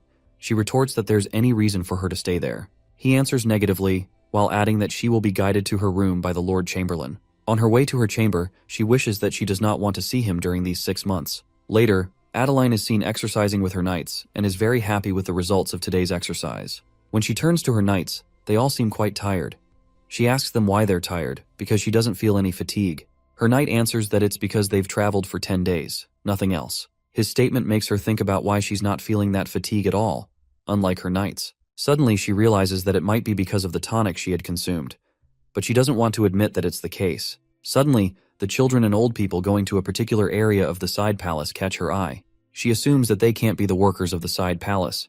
They look sick and are heading towards the direction of the crown prince. Curiosity gets the better of her, and she follows these patients to see what's the matter. Then she spots the crown prince, who is prescribing to the patient about his illness and telling them to avoid oily food and alcohol. He is giving the patients further instructions and heading in the same direction she is in, She immediately hides herself and sighs in relief as she is saved. But at this moment, Raquel comes out of nowhere and asks her what her purpose is to be here. She doesn't understand what to say. He adds that this is the consultation room, and she needs to fill out the papers to be here. Then he seriously asks her whether she is lined up in the queue properly, but she doesn't understand anything which he is saying. He then seriously reveals that this is the place where they tend to their patients without any bias. So, she needs to follow protocols to get here, just like anyone else. Then he seriously orders her to start by filling out the consultation paper and wait in line. After 2 hours, she is in front of him, gathering as much indifference as she can while showing him the consultation paper. Our guy knows that she will do it. Meanwhile, she expresses that she is not some biased person who would abuse her authority. He expresses his delight that she is there, as he himself wanted her to be examined. She is confused to hear his statement. Then he finally turns to her and deadpans whether she has never been curious about the real reason he brought her here. This statement makes her think about his original reason for bringing her here, because she initially thought it was to humiliate her because of what happened in Cremo. On the other hand, he is quite smug to see that contemplative expression on her face, before he wants her to realize her symptoms by herself. In his imagination, he sees Garden telling Damien that he had a crazy overmoney kind of illness, which he had declined because he didn't find himself ill.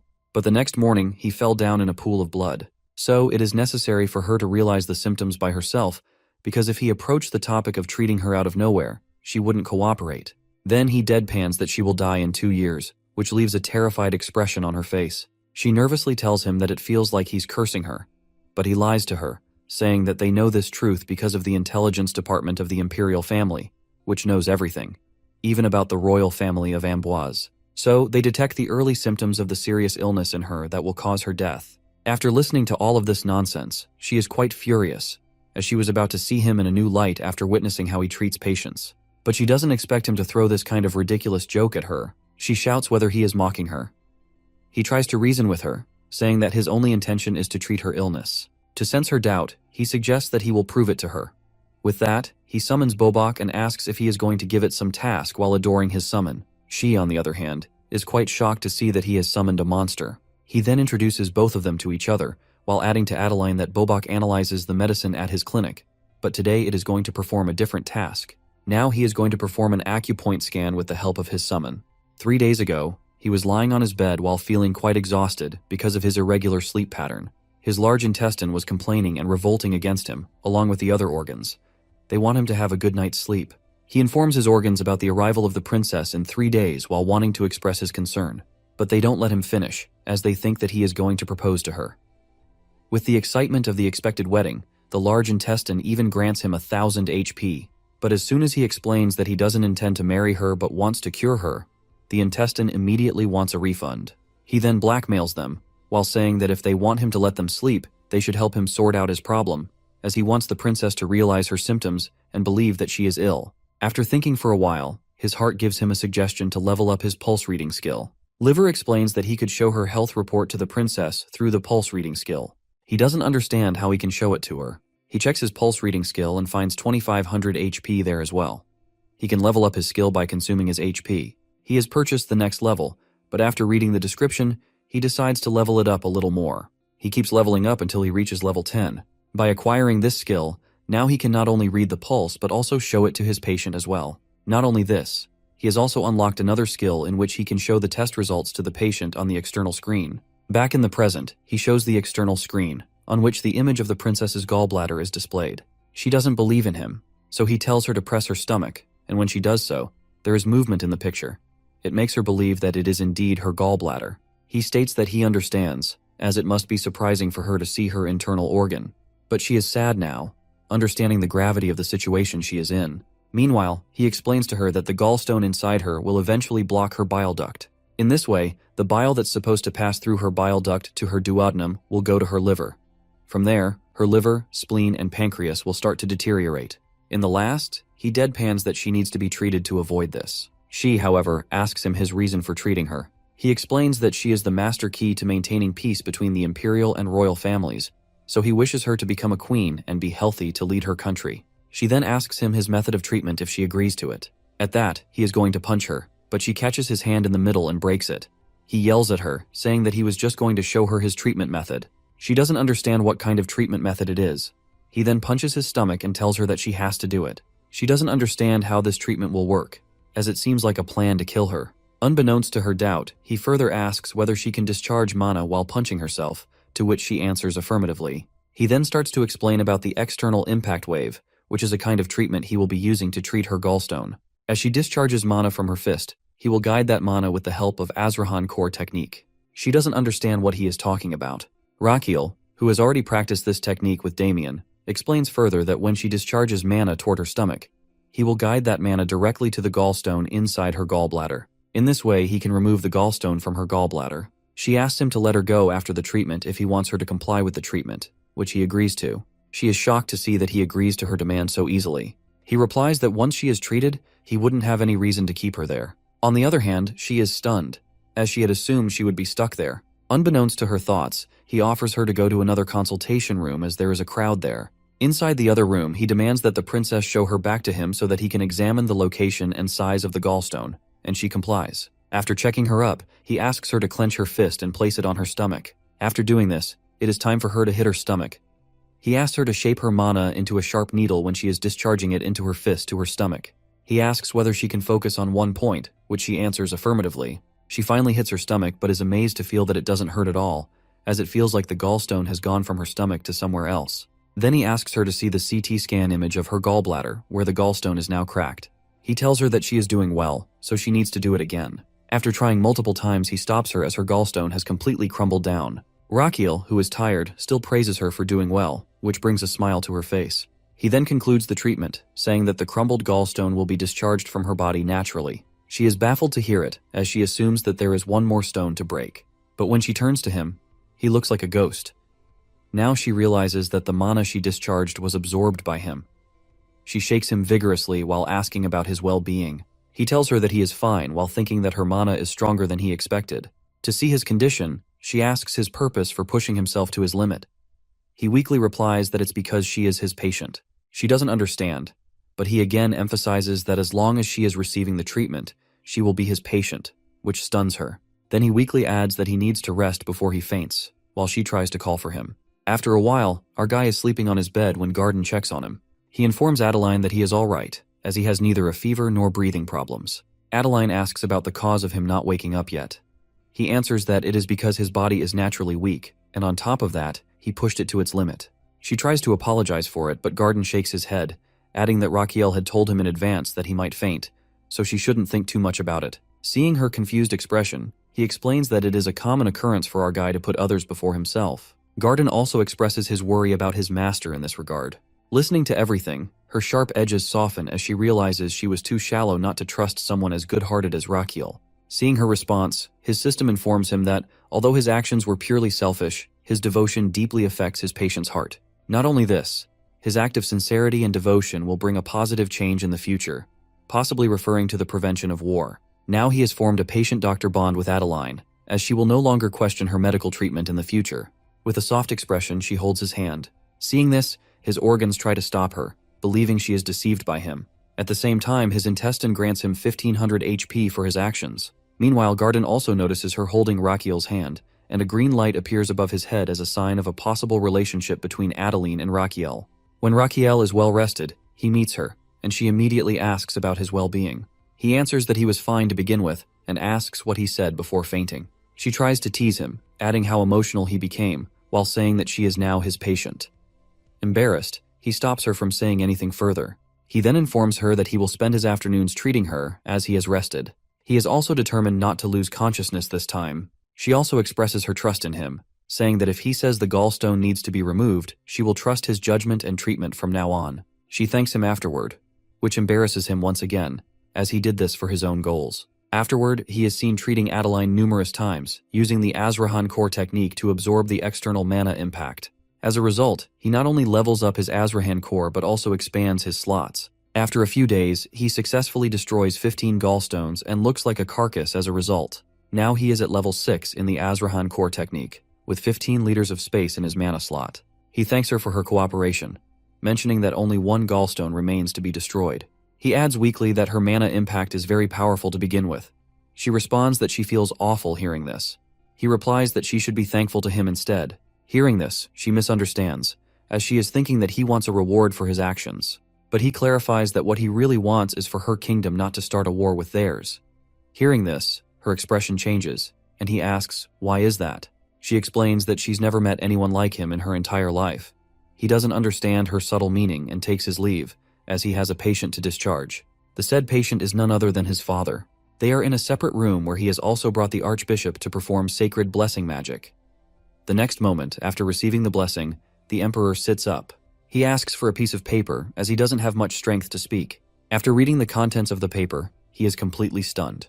The emperor asks which date he chose to go with the princess, while mentioning that he heard about him visiting her while he was lying in bed. On the other side, the prince doesn't understand a thing his father is implying. His father reveals that he is talking about the princess of Amboise. He starts to say that he doesn't know what he told the envoy of Amboise to convince him to send their princess here, but it is irresponsible on his part to proceed with the matter of marriage without any consultation when he is going to be emperor one day. Now our dude thinks about everything as how everyone in the palace looks at them and realizes that everyone assumes that there must be something going on between them. He contemplates this for a moment and concludes that bringing up the matter of a non-existent war would be an absurd idea. So he exclaims that the emperor is right about his mischief, as he has taken advantage of his condition by bringing the princess here, only for him to be rejected by her in the end. The emperor is furious to hear that he was rejected after going to such lengths, and he dramatically tells the archbishop to heal him again. On the other hand, our guy is trying to slip away before his father's lecture gets underway. Before he can get away, his father catches him and gives him a long lecture about his responsibilities as crown prince. Meanwhile, the emperor's subordinates notice that his right nostril is twitching slightly, meaning the scolding is just a pretense, which means that he is, in fact, proud of his son. Our boy just wants this drama to end since he isn't even the emperor's son to deserve such warm treatment. To wrap it up, he tells his father that he understands everything and now needs to take his leave, as his patient is waiting for him. The emperor allows him to go.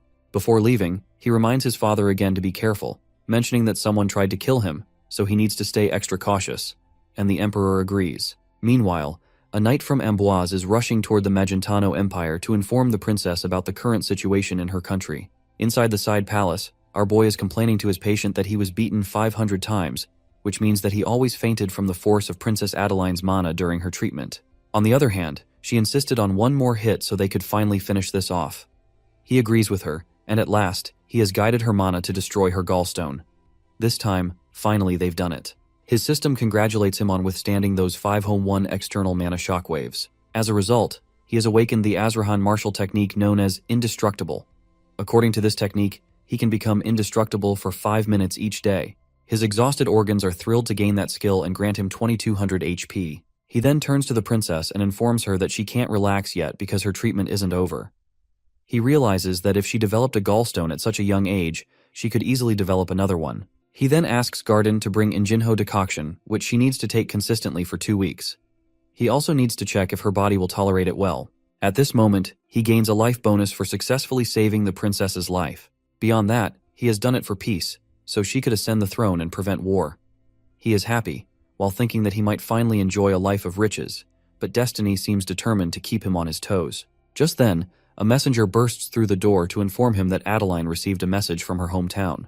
To their horror, he informs them that Jabillion, a cadet royal from the kingdom's western region, has declared rebellion against the country. That man believes the current royal family is weak, given they surrendered to the crown prince's absurd demand to send the princess there. Our boy is quite depressed to hear that this has happened despite all his efforts to prevent it. Meanwhile, the princess asks about the current situation.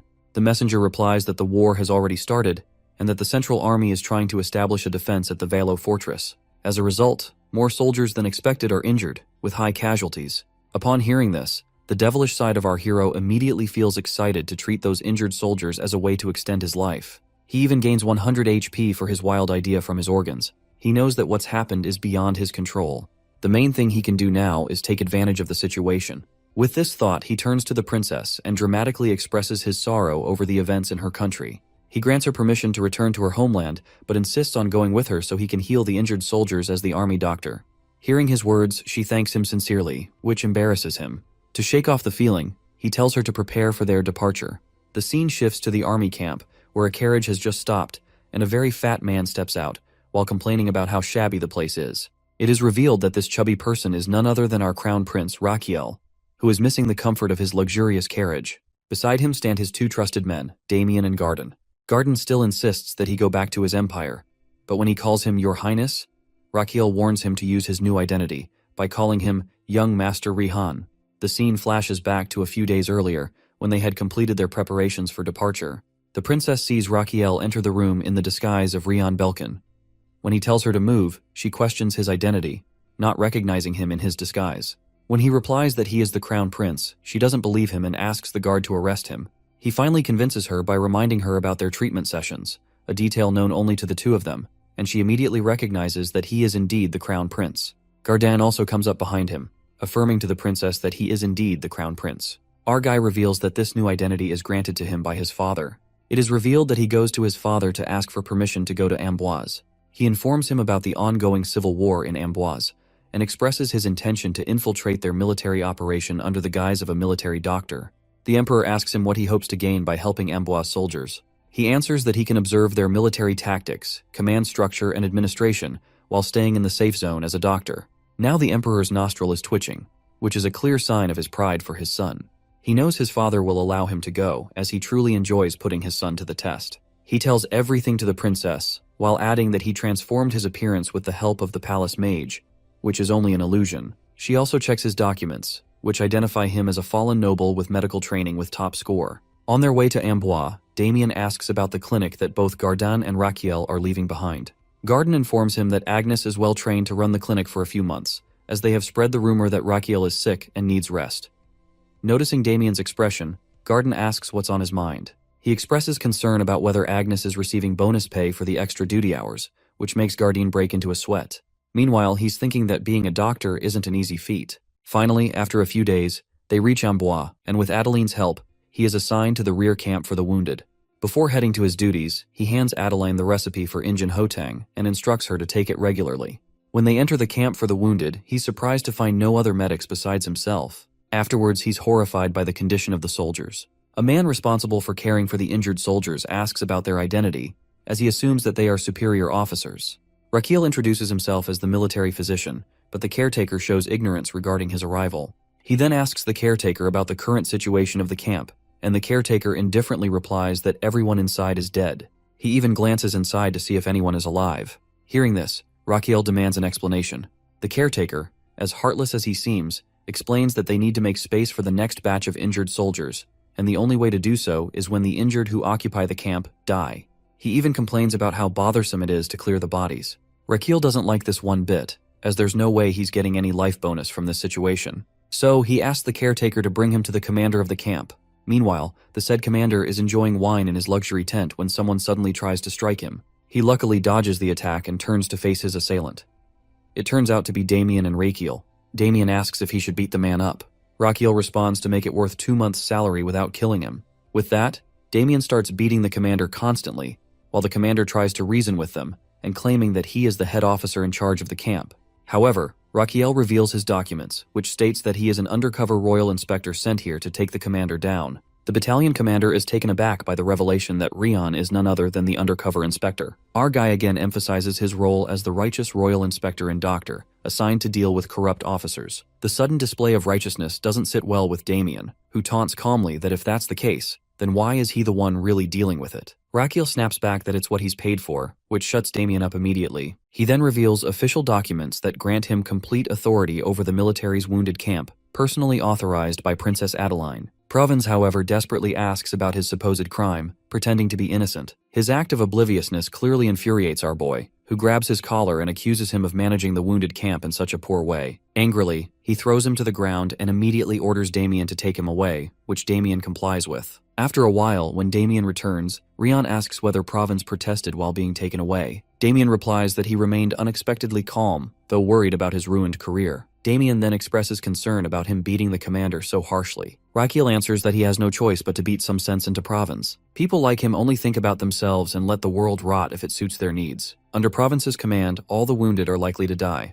At last, he darkly adds how Provence turned the wounded camp into a morgue. Hearing this, Damien stares at him in silence, which makes Raquiel question his actions. With a soft expression, he brushes off the question and instead asks about their next course of action. Rakiel orders him go ahead as they are going to meet Garden for this purpose. After a while, the three of them are in a camp. Rakiel is quite worried about the current situation, as this world is still in the 17th or 18th century, where no sufficient medical care exists for the wounded compared to his previous world. He can't just leave things as they are. Turning to his right-hand man, he orders him to first categorize the wounded according to the priority of their treatment. He also needs to replace the old camp supplies with high-quality ones and keep an eye on hygiene and logistics, which his man immediately agrees to. Just then, they are interrupted by a man who rushes in with an injured soldier. Rakiel immediately moves to the patient's side and observes his condition. He finds 2 arrows lodged in his forearm and 1 in his torso. The soldier's condition is quite bad, not because the wounds are fatal, but because treatment was delayed. He wasn't given proper care immediately, and the moldy bandages he has worn for 2 days worsened the infection. Though his wounds are not deadly, poor treatment has pushed him to a condition where saving him is nearly impossible. He then turns to Garden for advice. The doctor advises immediate surgery. Rakiel now realizes that bringing this doctor along was the right decision, since Rakiel himself lacks surgical experience. He hopes to overcome this flaw and expand his medical knowledge with Garden's help. He recommends that Garden perform the surgery right away. The doctor is ready with his tools, but when he takes out a blade from his bag, Rakiel can't believe his eyes. Garden explains that it's a scalpel used during amputations to cut through skin and muscle, which immediately panics our guy. Unbothered by Rakiel's reaction, Garden even shows him a bone saw,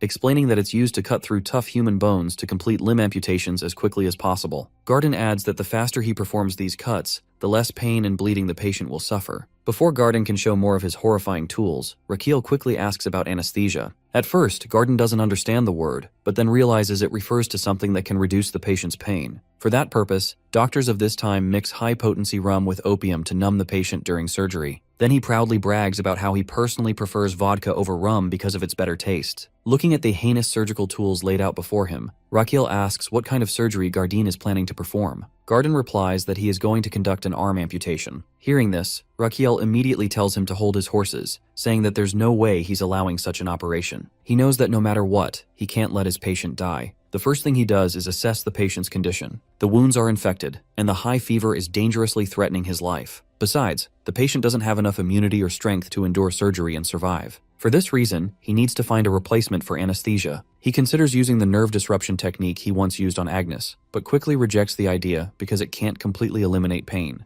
Then he thinks about Kuzman's poison, but it's far too risky to apply. Frustrated, he grits his teeth. At that moment, his internal organs jump in to help him. They taunt him to either let the patient endure the pain or find a way to reduce it during surgery. The stomach then suggests he awaken a new skill using all the HP he has earned so far. His internal organs even donate 100 HP to cheer him up, bringing his total to 4,900. Left with no choice, our guy knows this isn't the time to hoard HP, as this dire situation calls for a new skill. He begins checking the available skills. After browsing through several options, he spots a strange one called My Hands Are Healing Hands. When he opens the description, he discovers that this skill allows him to assist in alleviating the patient's pain. He realizes that he's found the perfect skill, almost like cheating for himself, which makes the others around him think he's gone mad under pressure. Still, he chooses the skill, which will let him reduce the patient's pain with the effect of anesthesia whenever he softly strokes the patient's body. The effect will grow stronger as the skill levels up in the future. He can't believe that all he needs to do is stroke the body to anesthetize the patient. He turns to his right-hand man and reveals that he's found a solution for anesthesia and they must prepare for surgery. Garden happily complies. Then he faces the patient and asks his name. The man answers that he's Private Dioff. Rakiel assures him they are going to treat him. Dioff fears they'll cut off his arm, but Rakiel repeats that this isn't the case. Dioff insists he's a positive man and would be okay if they cut his arm, but Rakiel stresses they aren't going to do that. Still, Dioff keeps babbling about losing an arm or a leg. Having had enough, Rakiel warns him to shut up, or he will definitely cut him down. He tells Garden to get ready for surgery, because he's going to use the anesthesia. Then, awkwardly coughing, Rakiel starts singing, My Hands Are Healing Hands, which leaves the people around him visibly traumatized. He chants, and the skill begins to process, but because of his insincerity, it fails to activate. His eyes narrow in anger at the freaking system. He grits his teeth, determined to sing it right this time. With that, he starts his singing once again, and finally, the skill activates. The patient's pain begins to subside. Even the patient is in awe that he no longer feels pain in his side. Rakiel continues singing, and the patient tells him that although it aches a little, it doesn't hurt the way it did before. Hearing this, Rakiel grows more enthusiastic and keeps singing. Now it's time to check whether the anesthesia is working. To test it, he pinches the patient's injured area, and when the patient doesn't react, it means the pain has successfully subsided. He gives Garden the green signal that it's time to start the surgery. Their first step is to clean the wounds and re-stitch the poorly closed injury on the patient's side, which Garden immediately does. After a while, they successfully treat the wounds on the patient's torso and remove the arrows. Now it's time to treat his arm, so Raquiel begins chanting again to anesthetize it. The patient looks worried, fearing his arm will be cut off. Raquiel understands that his skill alone can't relieve the anxiety of someone going through surgery, as it can only numb the pain. He keeps chanting while ordering his subordinate to start treating the wound,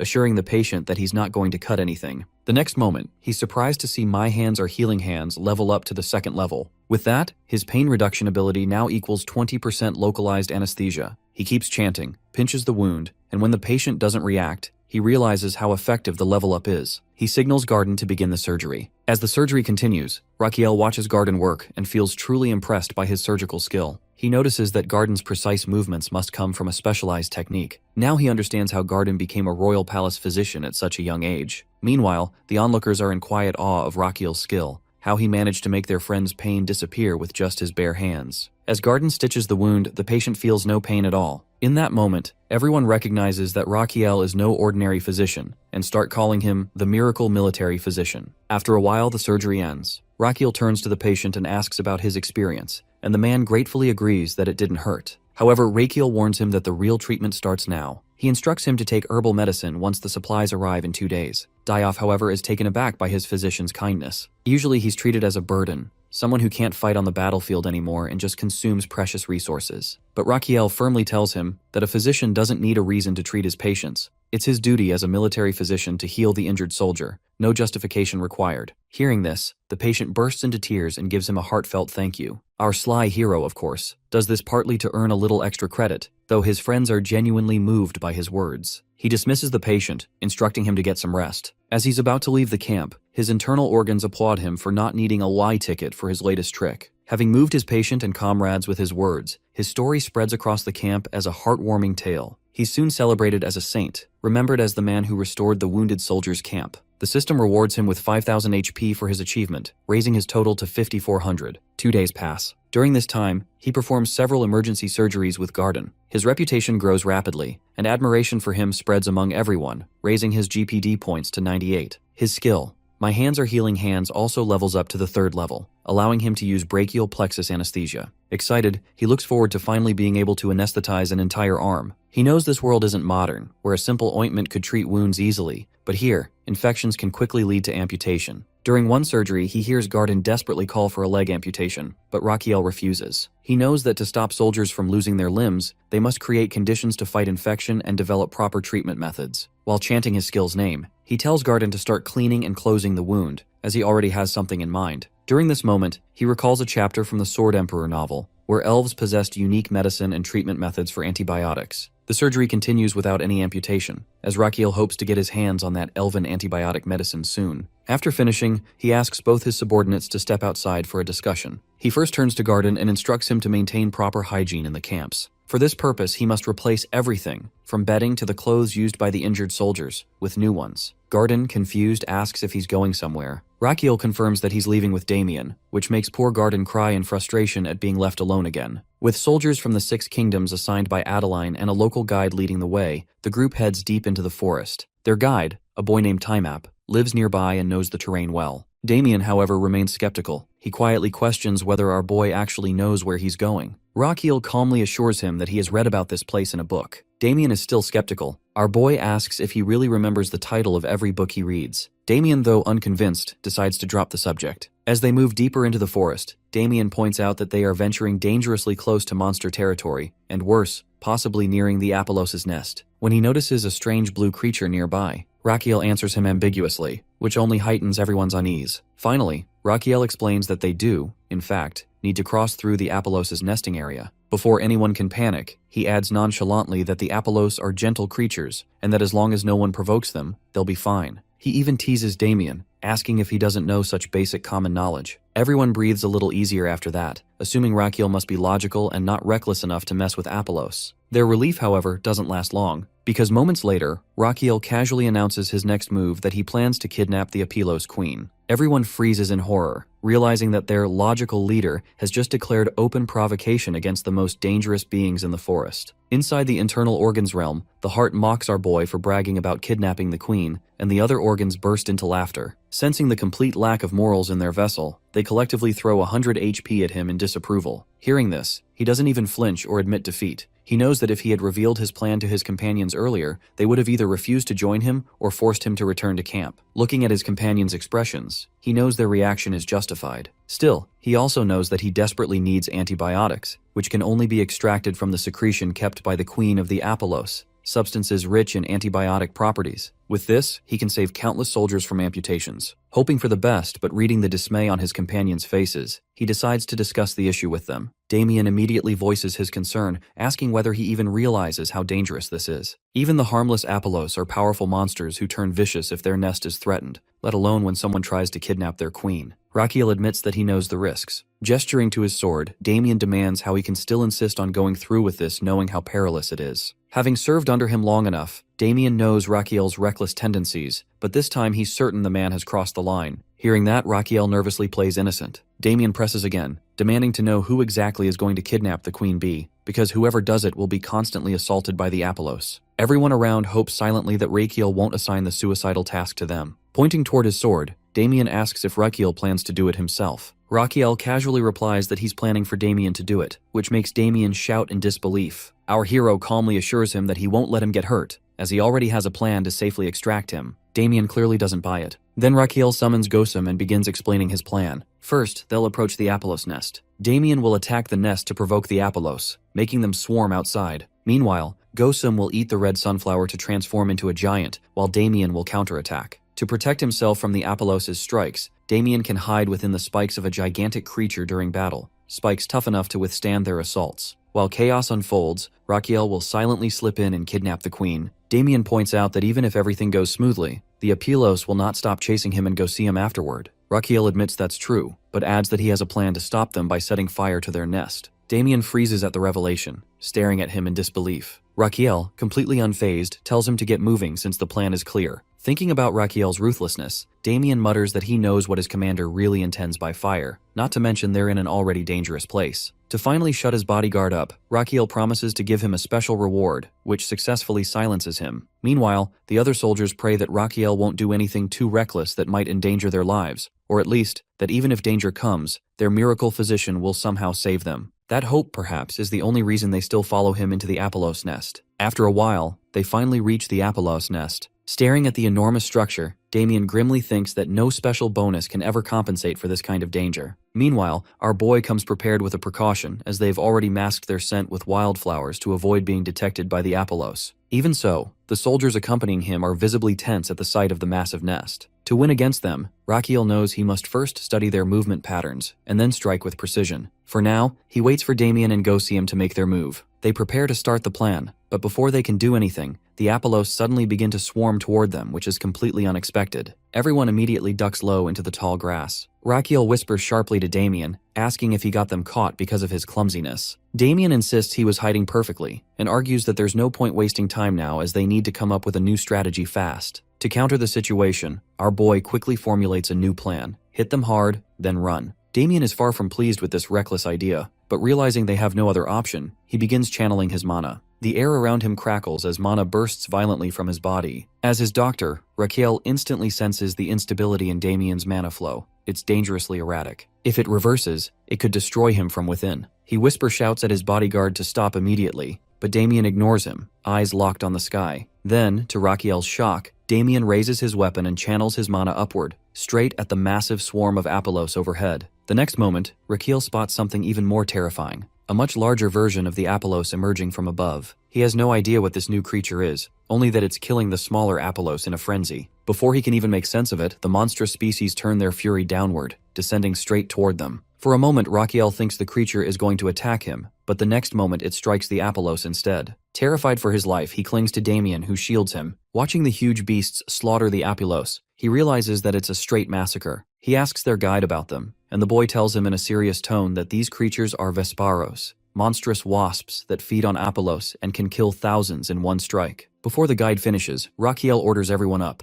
They've been spotted. For a heartbeat, the men are too stunned to move. Then panic seizes them as the giant insects lock onto their position and they all start to run for their lives. While running, Rakiel desperately asks Damien if they have any chance to escape. Damien, furious, snaps that Rakiel is the reason they're in this mess. He reminds him they need the queen larva to save the patients and insists this isn't for Rakiel's benefit, words Rakiel smooths over with his silver tongue. Damien, assessing the surroundings, draws his sword. Spotting a large rock, Rakiel orders everyone to hide behind it. Once sheltered, their guide explains what he hinted at earlier. Vesparos have a habit of cleaning up after a hunt. They gather all the corpses in one place and then slaughter every Apollos they find. After that, they search the entire area and kill anything left, meaning the Vesparos now have them in their sights. Rakiel understands at once that they must leave the place as fast as possible. But he also fears for the queen larva. If the massacre continues, the nest may be gone. Going back to retrieve it is out of the question. Holding their breath as the creatures close in, Rakiel watches one of them slice at the rock and falls. Damien throws him away to save him while the men fight the monsters. Clinging to life, Rakiel is furious at Damien's rough handling and vows to dock his pay. Then he notices T-Map moving even faster than him. The guide explains that living in the forest made him fleet-footed. Rakiel looks back, where soldiers and Damien are still battling. Rakiel guesses the Vesparos found them because of the wildflower scent masking their bodies. His tactic against the Apollos has backfired. T-Map asks what they should do next. Rakiel analyzes the situation. Fighting them outright is impossible. Even with Damien and the soldiers, they might kill 10 at most. He thinks a moment, then brightens with an idea. He asks T-Map for his backpack and pulls out the bottle of liquor he brought to use as disinfectant. From his knowledge, bees hate alcohol, but wasps are drawn to it. Rakiel hurls the bottle toward a distant tree. It shatters, and to everyone's surprise, the Vesparos suddenly stop. One by one, they gather around the spilled liquor, attracted by the scent. The soldiers urge him to run. The Vesparos are distracted for now and dangerous. But Rakiel points out the truth. Even if they run, they will die once the wasps finish their feast and resume hunting. The group argues about hiding. Rakiel reasons there's no safe place until the effect wears off. Then he lays out his plan. He orders T-Map to prepare torches. They will start a fire. T-Map hesitates because of the nearby elves, but Rakiel snaps that there's no time to worry about that. Damien, grudgingly trusting his leader, hopes Rakiel actually has a workable plan. After a short while, with the torches readied, Rakiel gives the order to throw them. Everything around them catches fire, and the Vesparos burn in the blaze. Rakiel orders everyone to run to save themselves from the spreading flames. While running, he worries about his respiratory system because of the thick smoke, sweat pouring down his face. Then he trips and falls. The soldier rushes to him immediately. His condition becomes so dire that his internal organs donate 500 HP to encourage him. Even so, he struggles to breathe. Damien warns him that if he faints now, he'll die. Without hesitation, Damien ties Rakiel onto his back and carries him through the forest. The soldiers glance at each other, wondering if it's really acceptable to carry the crown prince like that. On the way, Rakiel mutters that they'll be safe once they're outside the forest, but the next moment, the Queen Vesparos appears to attack them. Rakiel turns to call for Damien, but freezes when he sees the petrified expression on his bodyguard's face. Since the day he met Damien, he has never seen him this intimidated. Panic sparks in Rakiel's mind because if Damien, the strongest among them, looks this scared, they're doomed. Thinking fast, Rakiel decides to calm him down. To control the situation, he plans to stimulate Damien's acupuncture points and release the tension by analyzing the flow of his QE and blood. He activates his meridian scanning skill to check Damien's QE and blood flow, but unexpectedly, the skill locks onto the Queen Vesparos instead. For a moment, he doesn't understand what just happened. Then it clicks. The skill worked on the Queen because she's in his line of sight. Realizing that even monsters must have meridians since they're living beings, he grins. He can now see the energy flow within the Queen's body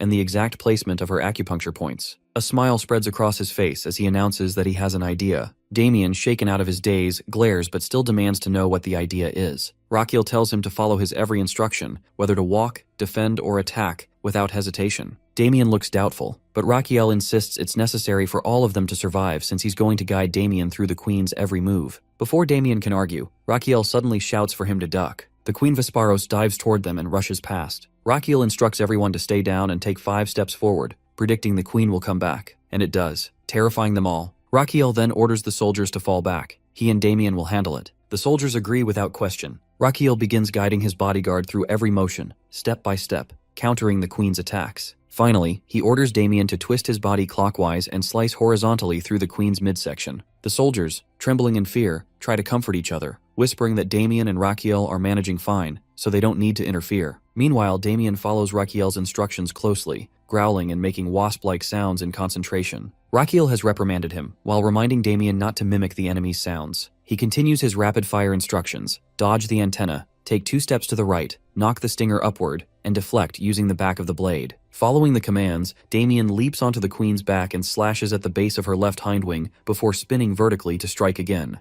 Rachiel warns him about an incoming attack from the right wing. Damien dodges, arcs through the air, and lands neatly on a nearby tree, just as Rachiel instructs. Damien points out that even though he can see the enemy's movements, they can't win like this. Rachiel, however, is confident that their next attack will work. He asks Damien to get ready on the count of 3. On 3, Damien jumps and swings with the tree branch. Rachiel informs him that he needs to hold it for 3 seconds. Then Rachiel jumps toward the queen and attacks its vital point. A large explosion follows, making Damien wonder if they've finally taken it down. But Rachiel tells him to hold his horses because they still need to dodge and strike again after finding another opening. Damien wonders if he misheard, but Rachiel instructs him to stay still and wait. The queen is coming toward them, and they hold their breath in anticipation. Damien asks how much longer they need to wait, but Rachiel tells him to wait a little more. The next moment, Rachiel predicts that the queen is going to attack with its twin blades and instructs Damien to lift his match left under the compound eye, half a handspan. Damien attacks exactly as his master instructs him, and in the next moment, the monstrous queen collapses. Much to Damien's astonishment, they finally win. Now our boy is assessing the corpse of the Vesparos queen with great excitement, realizing that they've targeted all of its acupoints along with the Du Meridian and Ren Meridian points to bring it down. Damien asks how they managed to do it, and Rachiel reveals that it's because they always attacked its weak points. Damien, confused, asks how he could know them in advance. Rachiel answers that he can actually see them, so they simply struck where it hurt most. Then, with his usual audacity, he even taunts his bodyguard to work on his skills as a swordsman if he can't even see a target's weak points. After a while, all of them are shocked to see other Vesparos gathering around the queen's body. They freeze in terror for a moment, but the next second, the insects start feeding on their own queen while burning to death in the fire. Then, as if nature itself pities them, rain begins to pour, brightening their faces with relief. Looking around, Rachiel thinks bitterly how useless their effort was because they still can't retrieve the Apollos queen larva. Their initial plan was to obtain the queen's larva to produce antibiotics, but they've already wasted too much time. Deciding not to waste another second, he orders Damien to check the nest while he tends to the injured soldiers. As they proceed, Damien examines the corpses of the Apollos and advises Rachiel to head back since there's nothing left to find. But Rachiel, ever determined, insists on searching for anything of value,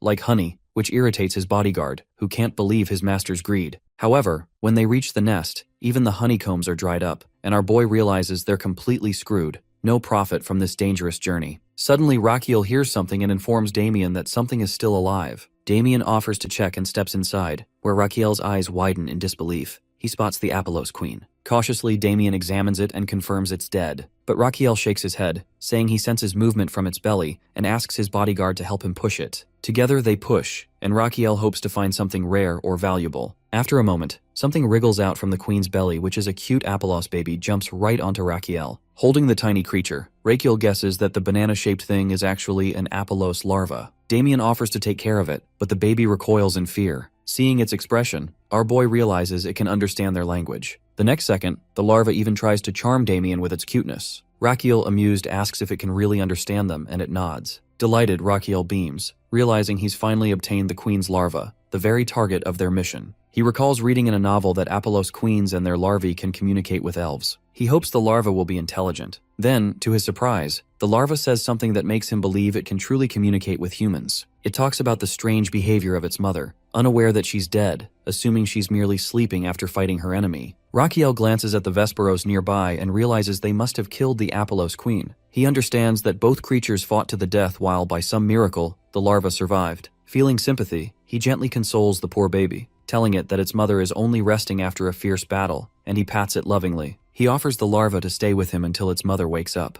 Though he doesn't want to lie, he knows the entire Apollos colony has been wiped out and he can't leave the baby alone here, where it would certainly die. He decides to leave the area and makes an excuse to the larva, saying they're only stepping away to let its mother rest peacefully. Feeling this warm, soft creature in his arms, even his internal organs seem to relax. With a small smile, he names it Cuckoo. His act of saving the larva deeply moves everyone around him, even earning him 500 HP. He tells Cuckoo its new name and manages to convince the little thing to work with him before they start playing together. With that, he declares they're heading back, prompting cheers from the rest of the group. Meanwhile, far away, a blonde elf inspects the forest's ashes, infuriated by what she sees. She can't believe anyone of the new generation could commit such a reckless act. Seething with anger, she vows to find the human responsible for this destruction and teach them a lesson they won't forget. After a while, the cart pulled by the giant Gusum arrives, carrying the corpse of the Vesperos queen. As soon as Garden spots Rakiel and the others, he rushes toward them, prompting a dry comment from our boy about how consistent he always is. Rakiel immediately asks about the wounded and whether anything happened in his absence. Garden assures him that everything is going smoothly, that the injured are resting well, but his eyes soon land on little Cuckoo.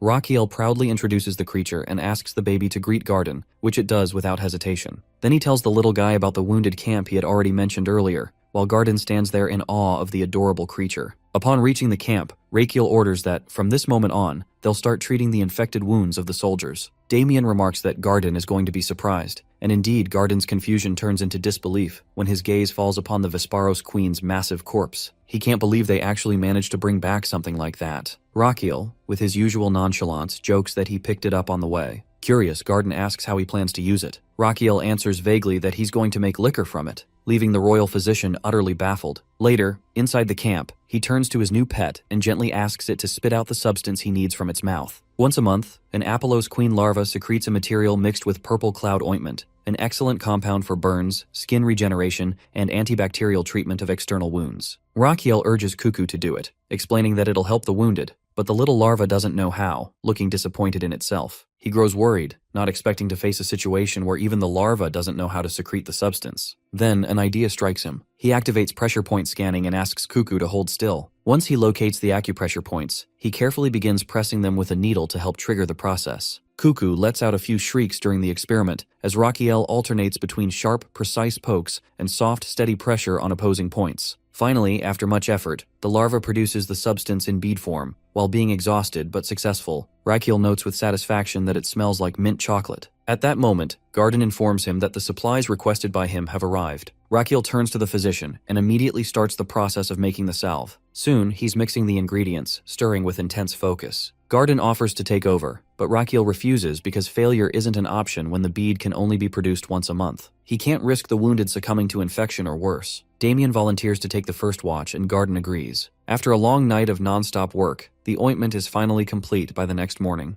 Turning to his little pet, Rakiel announces the name of the new creation with dramatic flair, Radikasol. Damien, of course, visibly dislikes the name, but Rakiel ignores him. Just then, his system notifies him that he has become the first person in the entire continent of Laurasia to create an antibiotic ointment, which is a milestone that will mark the dawn of antibiotic therapy in history. His name, it declares, will forever be carved into the annals of medical advancement. Even though his internal organs feel drained to the core, they still grant him 800 HP in recognition of his achievement. Moments later, he faints from exhaustion. When he finally recovers, Rakiel immediately goes into the camp to test his new ointment on the injured soldiers. To everyone's astonishment, their pain vanishes almost instantly, and their wounds begin to heal rapidly. Our boy, of course, looks absolutely smug about his success as everyone cheers for him, while he, delighted with his extra years of life. 2 days later, at the Valois fortress, an officer reports the current state of the battlefield. He explains that aside from a few minor skirmishes in the outer sectors, there have been no major conflicts. The reason, he adds, is that the main opposing forces have gathered nearby, clearly targeting Valois fortress as their next objective. Hearing this, the Emperor concludes that the rebel army will soon confront them directly, which is an assessment confirmed by his subordinate. However, his expression darkens with fury as he brings up Havillon, whose repeated defiance continues to test his patience. Despite favoring the man and keeping him close against the advice of his counselor, Chavillon still dares to rebel against him. Suppressing his irritation, the Emperor demands to know if there's any other report. The officer confirms and mentions a remarkable development, news from one of the injured soldiers' camps. He reports that, over the past 2 months, the survival rate of the wounded there has surpassed 70%, shocking the Emperor into silence. The officer continues,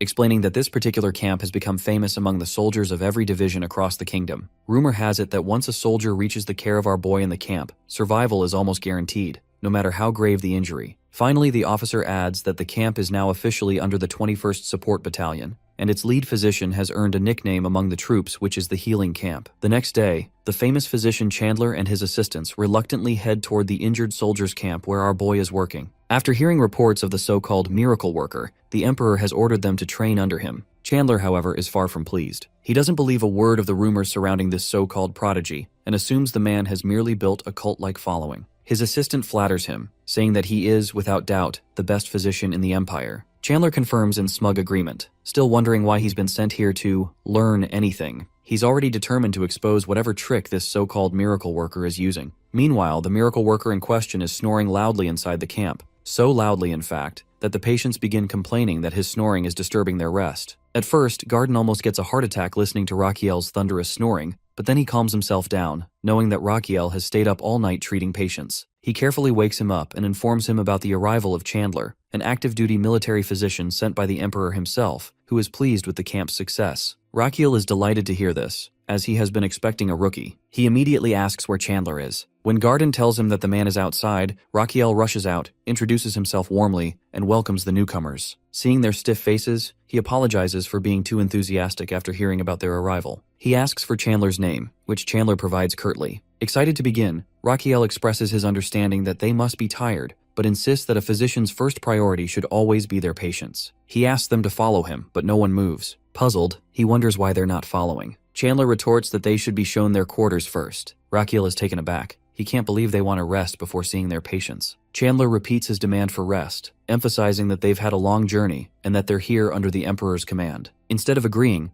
Raquiel seriously asks Chandler's name again. When Chandler repeats it, Raquiel addresses him directly and asks whether it's inconsiderate to request that he tend to the injured instead of resting. Chandler immediately agrees that it is. Then, in a calm but sharp tone, Raquiel asks whether a physician should really choose rest over treating patients who are waiting for him. In response, Chandler has the audacity to ask whether there are any noble patients in the camp. Raquiel is stunned. Chandler then insists that, as a military physician, one must categorize patients according to their social status. Nobles first, commoners second, because prioritizing nobles earns greater rewards. Hearing this, Raquiel finally loses his temper and punches the arrogant man square in the face. His assistants stand frozen, shocked that someone would dare strike a military physician. Raquiel briefly reflects that back in Korea, violence was never his way, but after hearing this kind of nonsense, he realizes that someone like Chandler needs exactly that. One of Chandler's companions protests that hitting someone without warning is unacceptable and demands an apology, threatening to report him. Garden and others peek outside, tense, as Raquiel turns to the man and asks on what grounds he would report him. The assistant replies that Raquiel has used violence. Raquiel's expression hardens. He states firmly that this is the result of Chandler's insubordination, because they were sent here by the Emperor to train under him, yet they're flaunting nonsense instead of following his orders as their commanding officer. That shuts the man up immediately. Later, the same assistant sits beside the knocked-out Chandler, who finally wakes up. At first, Chandler doesn't understand what happened, but his companion fills him in as they move him into a tent. Learning the full story, Chandler seethes with fury, furious that Raquiel dared to disregard him, and even more so that he's been demoted to second place because of Raquiel's presence. His companion informs him about his discovery regarding Rion, which he investigates while Chandler is resting. He tells Chandler that Rion is able to save patients without the need for amputation. Chandler is taken aback to hear about this achievement,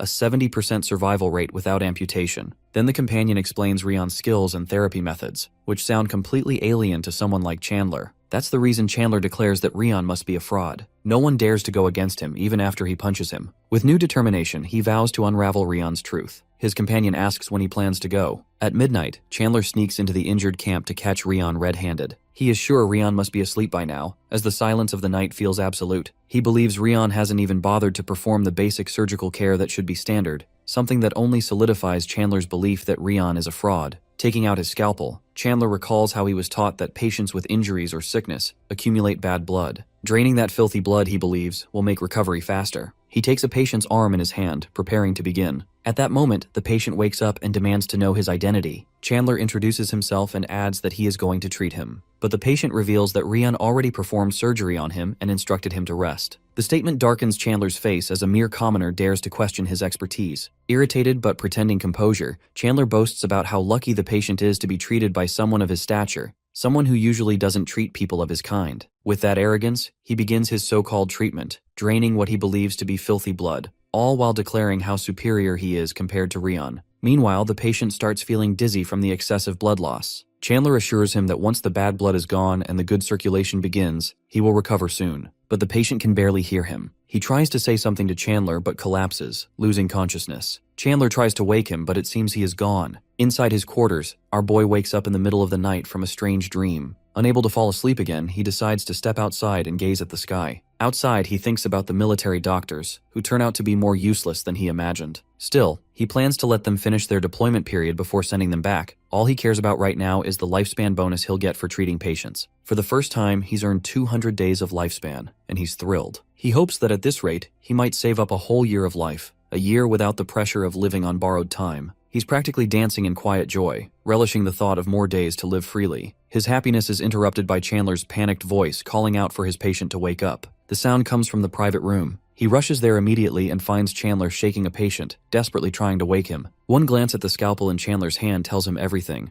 Chandler has been performing bloodletting therapy. The moment he realizes what's happened, rage flashes across his face. He storms in, cursing under his breath, and demands to know what Chandler is doing. The two argue. Chandler insists he's treating the patient, while our boy dismisses the barbaric method entirely. Their shouting draws a crowd. People from the camp gather to watch. Chandler's companion has the audacity to ask Rian what he did to Chandler, but Rian ignores him and immediately checks on his patient, Ranz, asking how he feels. Ranz can barely say his name. Rakiel quickly analyzes the situation and realizes the patient's vein is severely damaged. Now he must stop the bleeding at once. He snatches a cloth and starts bandaging Ranz's arm, fuming at the thought that such a disgusting treatment was performed here. Then Chandler accuses him of interrupting his perfect treatment. Dramatically, he declares that Rian rejects proper medical methods and resorts to violence to suppress a rival. Enraged, Rian shouts at him to shut up that he was not treating him, but killing him. He turns to the onlookers, demanding if any of them think the patient looks like he's recovering. The soldier is clearly on the verge of death from massive blood loss. Silence falls. No one can answer. Rakiel continues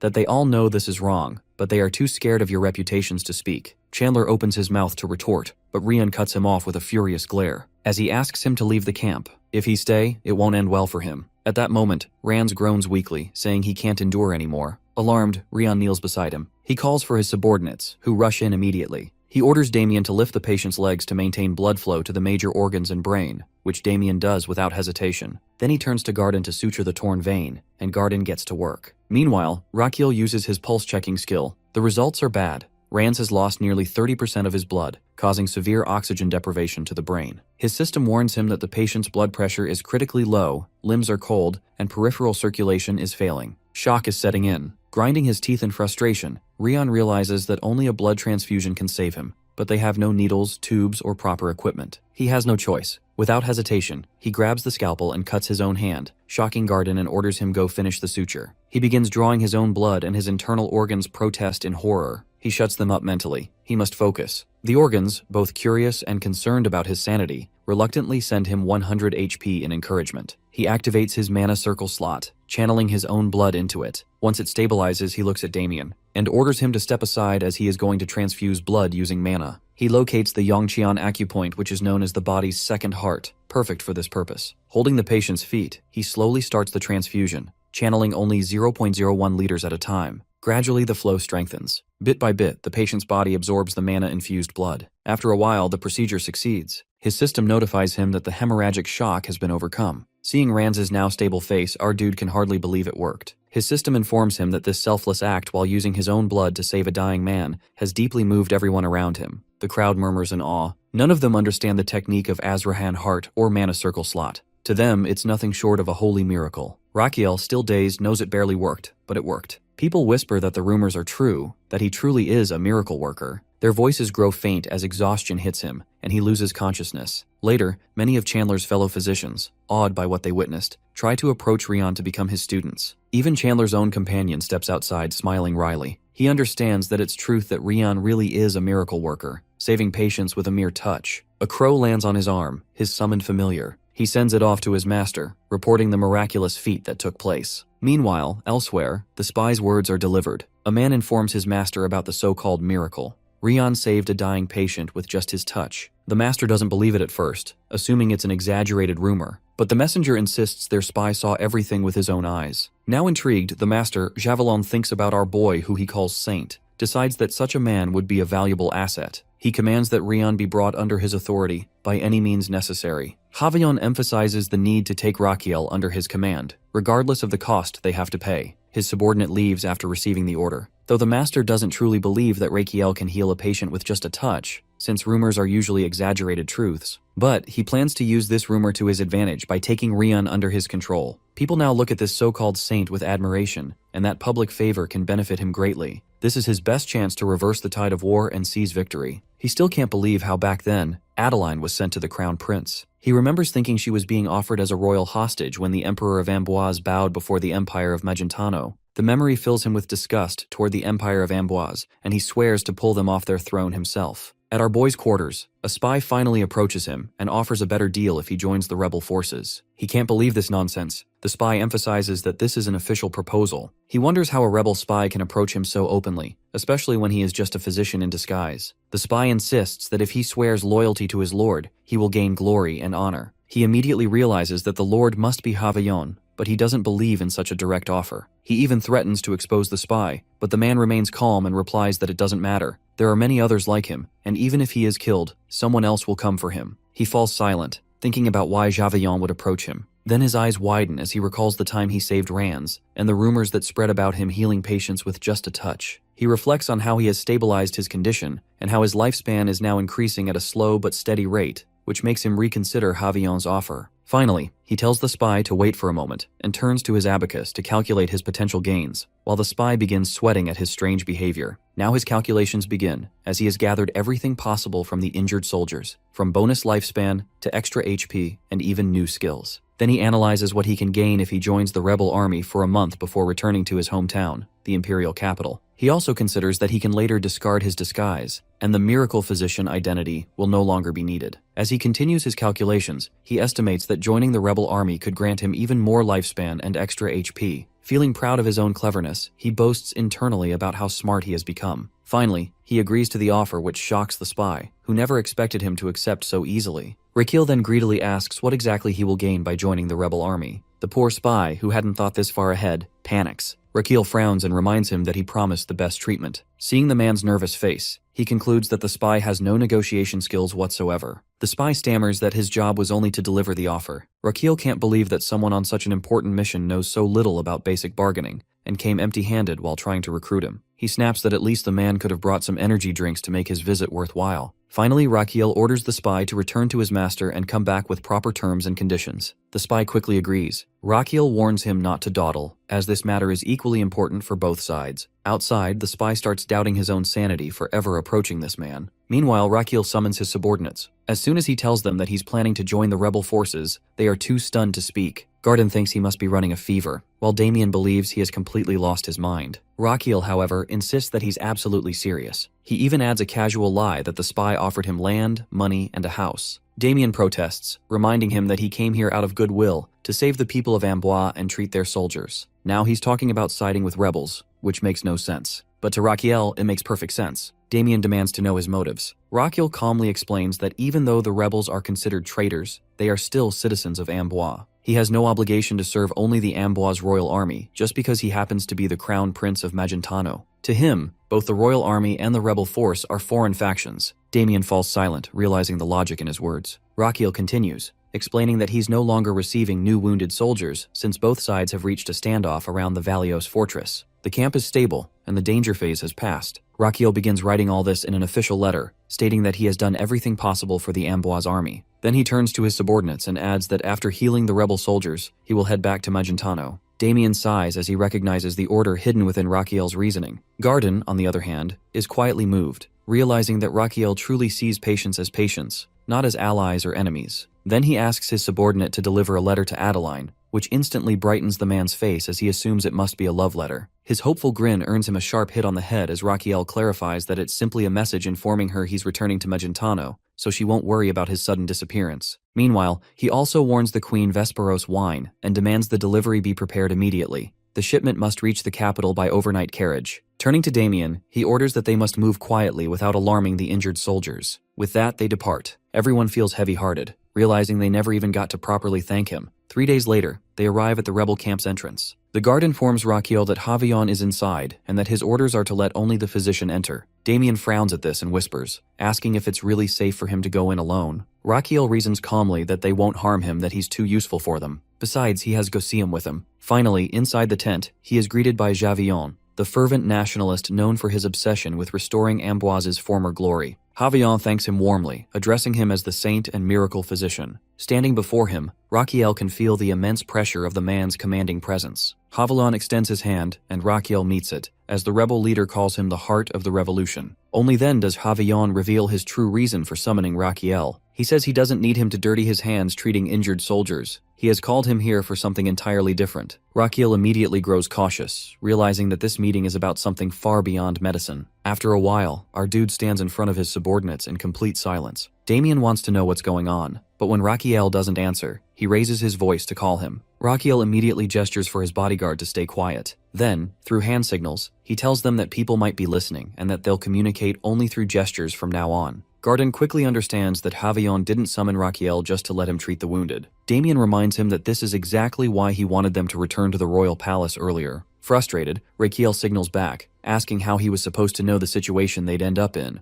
where, instead of being a physician, he's being used as a political tool. A little while ago, inside Javion's camp, finally, Javion reveals his purpose, that he is going to entrust our boy with a far more noble task. Since Raquiel is already known as a noble and respected figure, Javion intends to publicly declare his support for the rebel cause through him. He adds that this will be his way to build a new world with Raquiel. Then Javion asks if Raquiel thinks it's a good idea, and Raquiel nervously agrees, unable to say anything against him to his face. Inside, though, he understands that he was never meant to just heal the wounded, as he's being used as a political symbol. Realizing this, he knows he must find a way to escape from this disaster as soon as possible. Then Raquiel comes up with a shady idea as he explains that he has promised to meet his girlfriend by the end of the week, otherwise she'll be heartbroken. Javion dryly comments that he doesn't look like a man who would have a girlfriend, roasting our poor boy. However, Javion confirms that Raquiel indeed needs to meet her, to which Raquiel nervously agrees. Javion then adds that if this meeting is about an impending marriage, Raquiel might not return, which Raquiel quickly tries to clarify isn't his intention.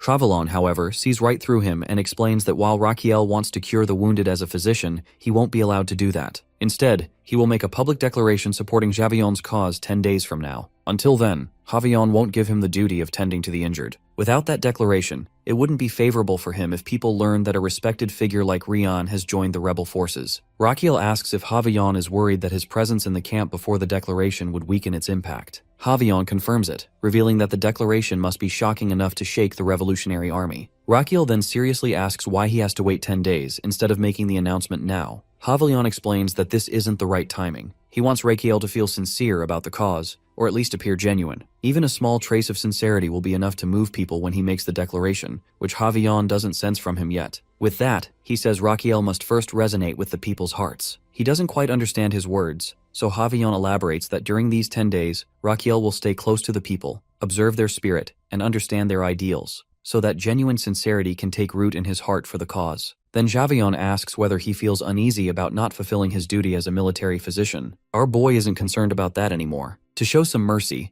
Javion appoints him as his personal physician for 24 hours a day so he can still fulfill his role. Upon hearing this, Raquiel tenses up, realizing he's truly screwed. Now in the present, he tells everything to his subordinates, and adds that he must now sleep in the same camp as Javion. Garden asks what his next course of action will be, and he expresses his need to escape and return home. Damien points out that the army's defenses are tight. Escaping, even during the darkest hours, would be nearly impossible. He then writes to him that there's a swordsman hovering around all the time, making escape impossible, which is a fact Raquiel is already aware of. He knows the security is extremely tight, and since Damien hasn't even reached the level of a swordmaster, escaping is out of the question. Then Raquiel asks them to trust him, saying he must first find something out. Damien quips that trusting him is exactly what got them into this mess, which angers our boy. Raquiel gets up, and Garden asks about his next course of action. Left with no choice, he mutters that he's going to whine about it, revealing that he's heading to bed. Both his trusted men understand that they can't do anything about the situation for now. Meanwhile, at the imperial capital, inside the main office, a man appears before the emperor, who asks him to report about his son. The messenger bows and begins compiling and organizing his notes before speaking. He then adds that according to the 107th regular report, Raquiel left the infamous healing camp 5 days ago. The emperor immediately asks why his son left the camp. The reporter admits that they themselves don't fully understand Raquiel's intentions, He explains that initially, Rakiel had planned to return to the capital, as he had informed Princess Adeline. He further reports about a letter from Rakiel to Adeline, in which Rakiel stated that his purpose at the injured soldiers' camp is complete, and that he is returning to his side palace clinic. In the same letter, he also requested that the liquor made from Queen Vesparos be sent to him in the capital. The Emperor asks if that's all, and when the messenger concludes the report, he dismisses him. Once alone, the Emperor's nostrils flare with pride. He bursts out, shouting in eagerness to see his son soon, safe and sound in the capital, and then laughs menacingly, leaving the people outside the palace utterly confused by his sudden outburst. Meanwhile, in his bed, our boy is silently crying, feeling as though he's never going to return home anytime soon. At that moment, Javion stands beside him and declares that he's awake. Rakiel immediately gets up, deciding to start the morning checkup right away since he's supposed to be under 24-hour surveillance. But Javion denies it, reminding him that as a swordmaster, he knows his body better than anyone else. Rakiel gives a nervous grin, thinking that there's no need for them to share a room since he can't even sleep properly. Javion calmly replies that being a swordmaster means he's fully aware of his physical condition. Then he invites Rakiel to have breakfast with him. During breakfast, Javion finishes first and urges Rakiel to take his time with the meal. Rakiel, however, feels awkward under Javion's constant gaze but continues eating anyway. Once the meal is over, Javion tells him he has a question. Rakiel, still uneasy, asks him to go ahead. Javion smiles faintly and says it's a simple question, one that requires him to suppose. But as he speaks, Rakiel feels an odd sense of déjà vu. Javion continues, asking him to suppose he must choose between two options to revive the nation and its people. Suddenly, Rakiel remembers that this is the same question Javion once asked in the Demon Sword Emperor. Javion presents the first option. Rakiel can sacrifice himself, ensuring the nation's prosperity, but the act will disgrace his family. His descendants will live in shame, and generations of his bloodline will bear the scorn of his decision. Then comes the second option. He can sacrifice someone else instead. In this case, no one will blame him. Rather, he will be honored, praised, and remembered as a hero for generations. Finally, Javion concludes by saying that no matter which option he chooses, the nation and its people will prosper all the same. Then, leaning forward slightly, he asks Rakiel which option he will choose. Javion urges him to answer. Inside, Rakiel knows that if his answer doesn't please Javion, he'll be dead. He turns to his captor and repeats both options that were given, which Javelon confirms with a nod. Then Rakiel analyzes everything he knows about Javion from the novel, that how he's an extremely suspicious man who never trusts anyone, not even his closest aides. He always asks the same question to those he wants to keep close to him, but no one has ever managed to give him the right answer. In truth, even Javelon himself doesn't know what the right answer is. For him, the worst answer is when someone hesitates between both options. No matter how much he plans to make that person his aide, once he senses they're wavering, he kills them immediately. Now Javelon asks slyly whether Rakiel can't make a decision. Instead of hesitating, Rakiel bursts out angrily at the absurdity of the question, demanding how a nation can even be reduced to such choices. At that, Javelon instantly unsheathes his sword at Rakiel's rude reply, even though he hasn't chosen either option. Rakiel, nervous and pale, quickly explains that he only spoke what was truly on his mind. Javion narrows his eyes, asking whether he really means those words. But instead of fury, Javion feels something strange stirring within him after hearing Rakiel's answer. He doesn't understand the emotion himself. Watching him, our boy immediately senses his confusion, because according to the novel, Javion spends his entire life seeking the answer to that same question, only finding it shortly before his death. Suddenly, Javelon dismisses him, startling Rakiel. Before he can say anything, Javion coldly emphasizes that he doesn't want to see him for the rest of the day. Finally stepping out of the camp, Rakiel exhales in relief, grateful to have escaped death once again. But his mind still churns with thoughts of how to escape this nightmare for good. At that moment, a soldier signals for him to go adjacent camp with Javion. Our boy panics, remembering that Javion explicitly said he didn't want to see him, and yet, this soldier is leading him somewhere within Javion's sight. He silently prays for one of his companions to rescue him. Inside, Javion sits deep in thought. He knows that shedding blood has always been his way toward revolution, but now he questions whether the kingdom he dreams of, the one he fights for, can truly be called a nation. When no answer comes, frustration consumes him. He crushes the wine glass in his hand, blood mixing with spilled wine, muttering how ridiculous it all seems. 3 days later, at midnight, Damien and Gardin keep a cautious eye on their master, who now stays in a tent adjacent to Javion's instead of sharing the tyrant's. Gardin whispers that they should help him escape soon. He's still appalled that the crown prince is serving a man like Javelon. Damien, however, admits their helplessness. They can only trust Rakiel's judgment for now. Just then, a guard becomes alert to their presence. Damien quickly mimics the sound of a cat, and the guard, convinced it's a stray, relaxes and walks away. Hiding again, Damien sighs to Gardin about how ridiculous their situation has become. The next morning, our guy peeks his head out from his tent and spots the guard stationed outside Javion's camp, meaning Javion is inside. No one has come looking for him in 2 days, which he takes as a possible chance to escape. He listens a remark from Javion that he'd like to go for a walk. Next moment, he's greeted by Javion himself, who orders the guards to stay put. Then Javion fixes his sharp gaze on him and asks what his true intentions are for staying like this. Rakiel freezes, realizing his supposed freedom might have just ended. After a while, they are standing at the edge of a cliff, our boy huffing and panting because this walk turns out to be more like hiking. Javion stands tall beside him, gazing into the distance before speaking. He admits that he has been thinking about Rakiel's rude answer but has ultimately rejected it. Rakiel notices he's still conflicted. Javion continues, declaring that any form of sacrifice, whether of oneself or others, is noble, whether it's done willingly or forced by circumstances. The weight of spilled blood, he says, is what makes their revolution sacred. Our boy thinks he's spewing nonsense, but he can't say anything. He knows Javion learned these ideas from someone else, which is why he struggles to accept anything that contradicts them. Still, Rakiel doesn't bother arguing. His focus is on finding an opportunity to escape.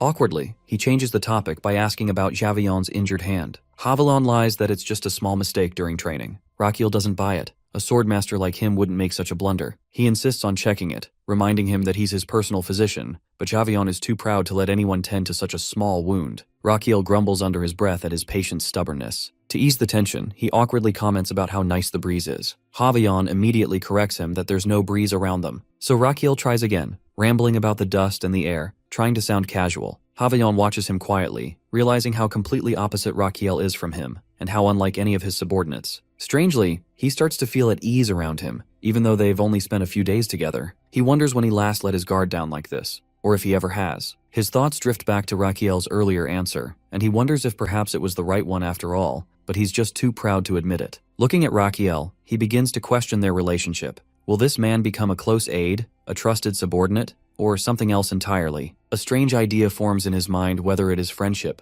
With that realization, for the first time, Javion opens up. He admits that he once wanted to be a painter. Rakiel is taken aback by the sudden heart-to-heart confession. Staring at the horizon, Javion reveals that his childhood dream was to pursue art, and he was actually decent at it. Rakiel then asks why he chose to wield a sword instead of a brush. Javion answers casually, saying it was because of his father's abuse. He reveals that his father used to whip him to beat the art's passion out of him. Both father and son were too stubborn to give in. Finally, Javion reveals that they made a bet. If he passed the entrance exam for art school, his father would let him pursue painting. If he failed, he'd follow his father's dream instead. Rakiel guesses he failed, but Javion corrects him. He passed. His father, however, used his influence to have the acceptance revoked permanently. 10 days later, his father died. Rakiel freezes, realizing the implication and wondering if Javion killed him. Javion neither confirms nor denies it, only smirking and leaving the truth to Rakiel's imagination. Rakiel finally understands the deeper meaning behind Javion's words, and it only increases his desperate need to escape. Seeing his troubled expression, Javion assumes he's simply bored with his story. Rakiel awkwardly tries to deny it, but Javion isn't someone who believes anyone could actually be interested in his tragic childhood. Then Javion suddenly extends his hand. The wound is worse than before. Rakiel, caught off guard, tries to play it off, saying it looks fine,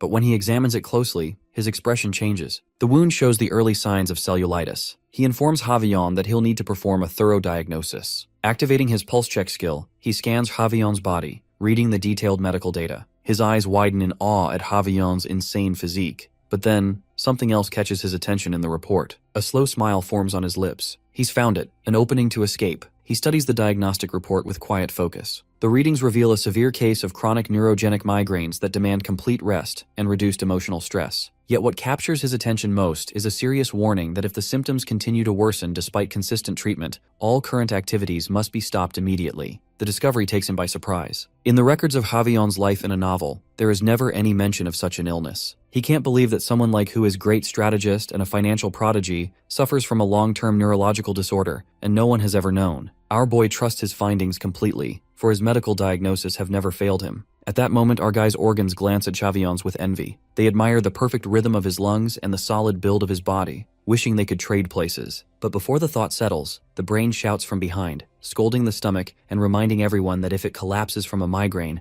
none of them will be able to work. The organs freeze as the brain slams its command through the body. Within moments, they abandon their jealousy, deciding they would never survive living like Javion. Now he then reflects on the diagnosis and understands the deeper cause. Havion's brain seems to punish the stomach through these neurogenic migraines, and he knows from experience that chronic headaches often lead to stomach complications. He realizes that his body has been enduring more than it can bear. He then asks about his head's condition, and Javion admits that his thoughts never rest, always revolving around the battle strategies for breaking through the Valois fortress. He asks him to speak truthfully, and Javion instantly realizes he has been figured out. Our guy confirms it and smiles while Javion expresses that he finally understands why others call Rian a saint. His insight is beyond normal perception. Touching his head, Javion admits he's been suffering from something far worse than an ordinary headache. He wonders how Rian could detect something he never shared with anyone. Our guy simply says it was intuition, leaving Javion stunned. He reveals that as the pain pulses through his skull, he feels as if every breath drives a sharp tool deeper into his head. He soon learns that the pain has been part of Javion's life since childhood. The constant suffering has shaped his temper and hardened his personality. In his early years, he discovered peace only while painting. The motion of the brush and the quiet of the colors once gave him brief relief from the pounding inside his skull. For a time, he wanted to become a painter because painting made the pain fade away. But the path of art was soon replaced by the call of power. The sword took the place of the brush, and along with it came a new realization. When he wields his blade, he feels the strange satisfaction of turning inner pain into outward strength. Violence becomes an outlet for the agony that refuses to leave him. Upon asking, he explains that even after becoming strong, he feels no real comfort. His suffering continues, only buried beneath layers of pride and control. He accepts this version of himself, believing that the disappointment and cruelty born from pain have built his current position. Rakiel grows curious about the treatments Javion has tried. He explains that he has tested every possible cure, from traditional remedies to modern methods, yet nothing has ever worked.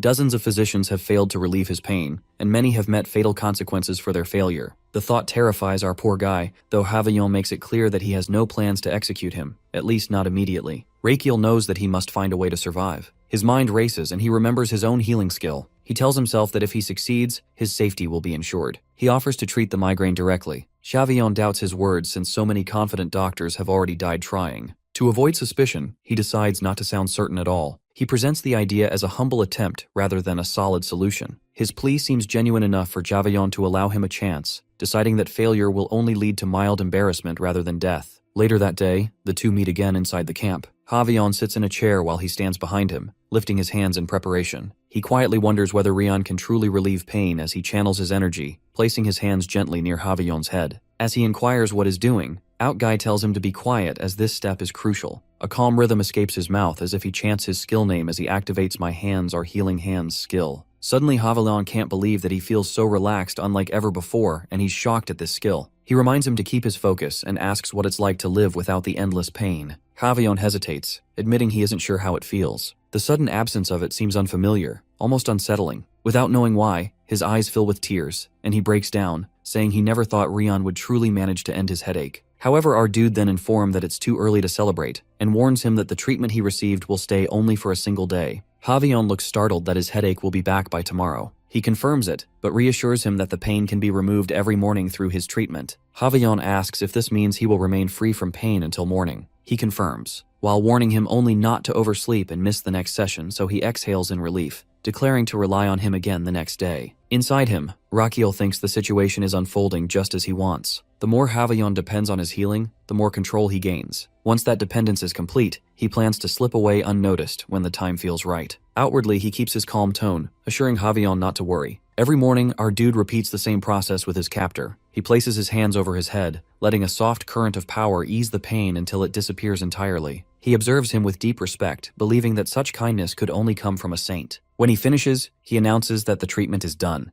Javion feels a sense of calm wash over him and admits that life without Rian's help would be unbearable. Meanwhile, he silently notes that everything is proceeding exactly as planned. Later that day, after another session, he tells Javion that he has something important to share. When he asks what it is, he explains that he must perform a sacred prayer that night to maintain the strength of his healing. He listens intently as he continues, saying that the power he uses each morning is granted by the heavens, not freely his own. He explains that during the full moon, he must offer clear, cold water to the moon from its rising until it sets. If the ritual is not completed, the blessing will fade, and his healing gift will vanish for a full month until the next moon cycle. His eyes widen at the thought, and he asks if that means he will truly lose his power. He answers seriously, swearing on his honor that it is true. He adds that the prayer must remain unseen, and if anyone witnesses him during the ritual, the blessing will disappear instantly. A wave of unease runs through Havilon as the idea of losing Rion's healing terrifies him, and the thought of that unbearable pain returning feels impossible to face. He calmly says that this is why he needs a hidden place where he can pray without being disturbed, asking Javion to arrange it. Though anxious, Javion agrees, saying he will prepare the location himself. When he gives the exact place, Javion nods, insisting that thanks are unnecessary since he is the one in debt. As they separate, he reminds him that no one must look toward the prayer site once the ritual begins. Javion assures him that he will wait below with his guards, and that the place will remain undisturbed. Our dude false promises to return the next morning after the prayer and tells him not to worry, and he will not escape, as his duty to Javelin remains. They clasp hands before parting. That night, Raquiel sits in silence before a bowl of water, gazing at the moon above. He begins to chant in a low, steady voice, his words carried by the night wind. Nearby, the soldiers whisper among themselves, puzzled by the ritual. One murmurs that it must be some divine prayer. Another admits he cannot understand what the saint is doing. He keeps chanting under the dim glow of the moon until dawn begins to break. As morning light spreads across the sky, the soldiers suddenly rush to Javillon, shouting in alarm. One of them stammers that the physician Rion has vanished without a trace.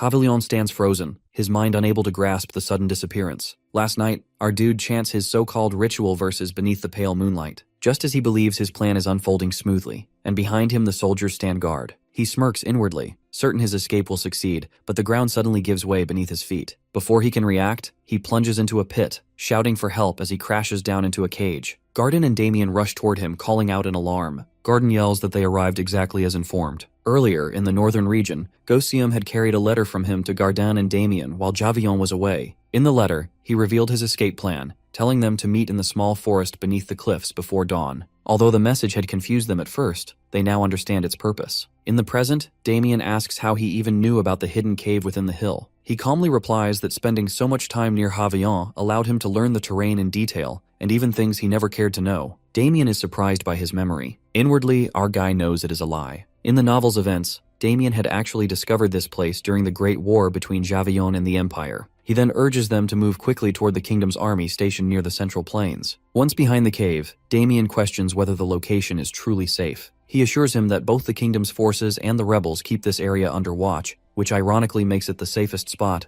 Neither side can move freely here. He points at the map, explaining that visibility is clear in daylight, and they should rest until nightfall. Morning comes quietly, but their peace shatters when a commanding voice echoes across the field, calling for Rihan. It announces that the physician is hiding nearby. None of the horses have been taken, and escape on foot would have been impossible under their surveillance. Our terrified boy instantly recognizes the voice as it belongs to none other than Javillon. He declares that despite his betrayal, he is willing to forgive him once out of goodwill. He proclaims he will not take a life for this offense, but demands that Rion step forward before he finishes counting to 3. Inside the imperial castle, the emperor and his subordinate hear the distant roar and realize it is Javillon's voice. Our guy whispers to his companions that if they reveal themselves now, they will be dragged back with their legs cut off. Gardan shivers at the thought, but he reassures them that if Javillon makes a move, the kingdom's army will retaliate immediately. The voice booms as he counts 1, 2, 3. Nothing happens at first. Our boy assures them that they are safe, but then a sudden heat surrounds them. Flames light up the ground, and he shouts in panic as he peeks out of the rock. The entire army has drawn flaming arrows, launching them in a storm of fire that sets the land ablaze. Our physician's expression twists in disbelief at the sight of the inferno. Damien warns that if they stay any longer, they will burn alive. His thoughts spin wildly, his heart pounding under the weight of fear. He orders them to run northeast. Damien hesitates, asking if that means toward Amboise. Garden protests that the route is dangerous, but he insists that they lied to the princess and made it this far, and getting caught now means certain death. The fire spreads fast, carried by the wind from west to east. He explains that running directly away will only let the fire catch them, so they must move at a right angle to the flames, and there is no time to argue. Suddenly fire bursts before them, and from within the flames,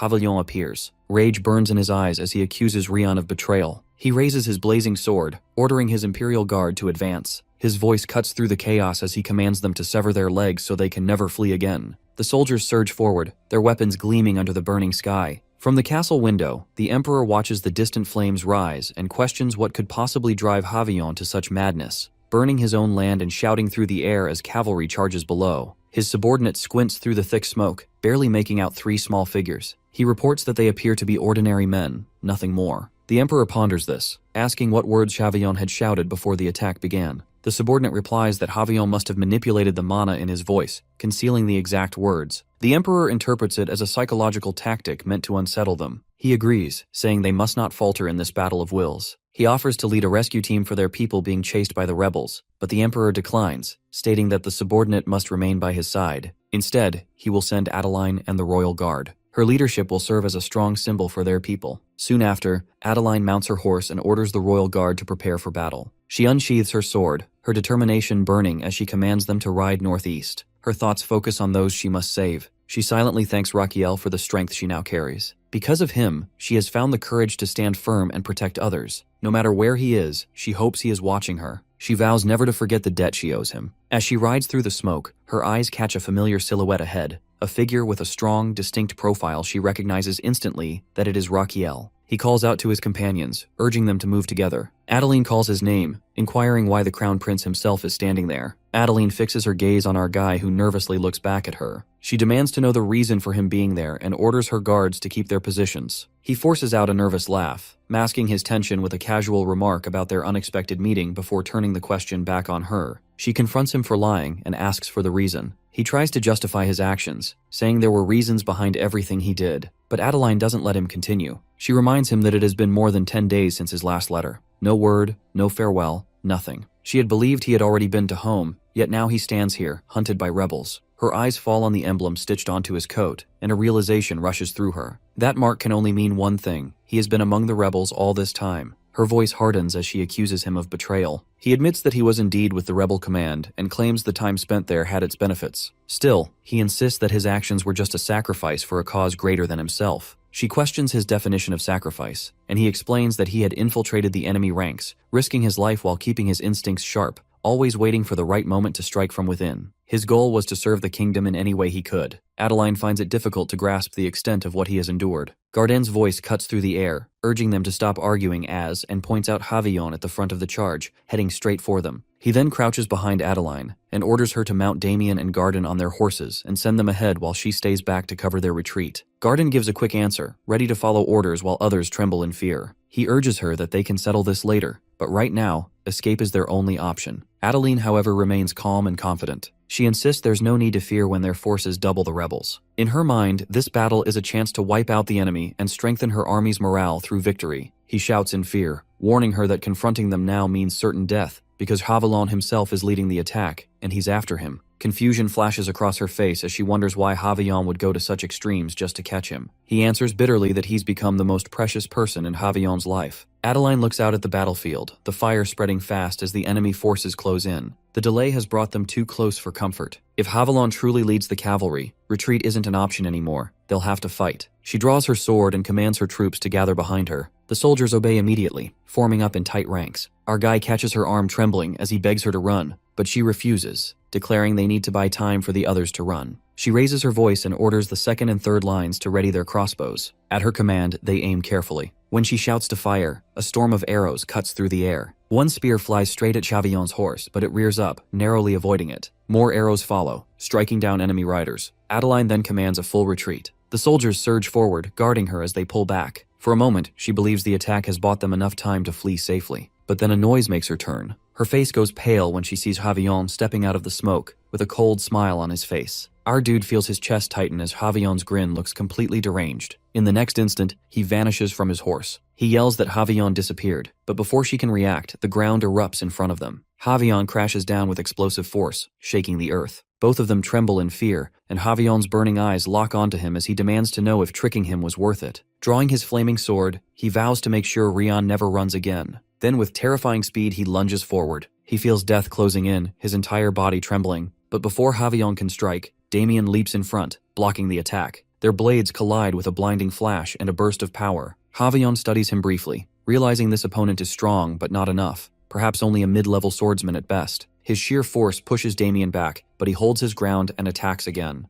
Javion meets him head-on, his sword slicing through the air as Damien barely dodges. High above, Raquiel hovers momentarily, helpless as he watches. He knows Damien can't possibly win against Javion and should run while there's still time, but he himself is in no condition to help. That thought barely forms before he loses balance and drops, falling straight into Adeline's arms. She steadies him and commands him to get up and explains that the soldiers are buying them time. They must run. But he refuses to leave Damien behind. She insists that staying will only lead to more deaths, and they can't risk everyone for one man. His mind races that this isn't just about Damien's destiny or his role in this world. It's something deeper, something he can't speak of. If he ever revealed the truth, the one who created Damien would intervene, and that must never happen. He calls out to Adeline and she looks at him expectantly. He tells her that saving everyone now depends on her. Confusion flashes in her eyes as she asks what he means. He says with quiet urgency that from this moment onward, she must follow his instructions exactly and asks for her will. He explains their strategy, whispering in her ears, and her eyes widen in disbelief.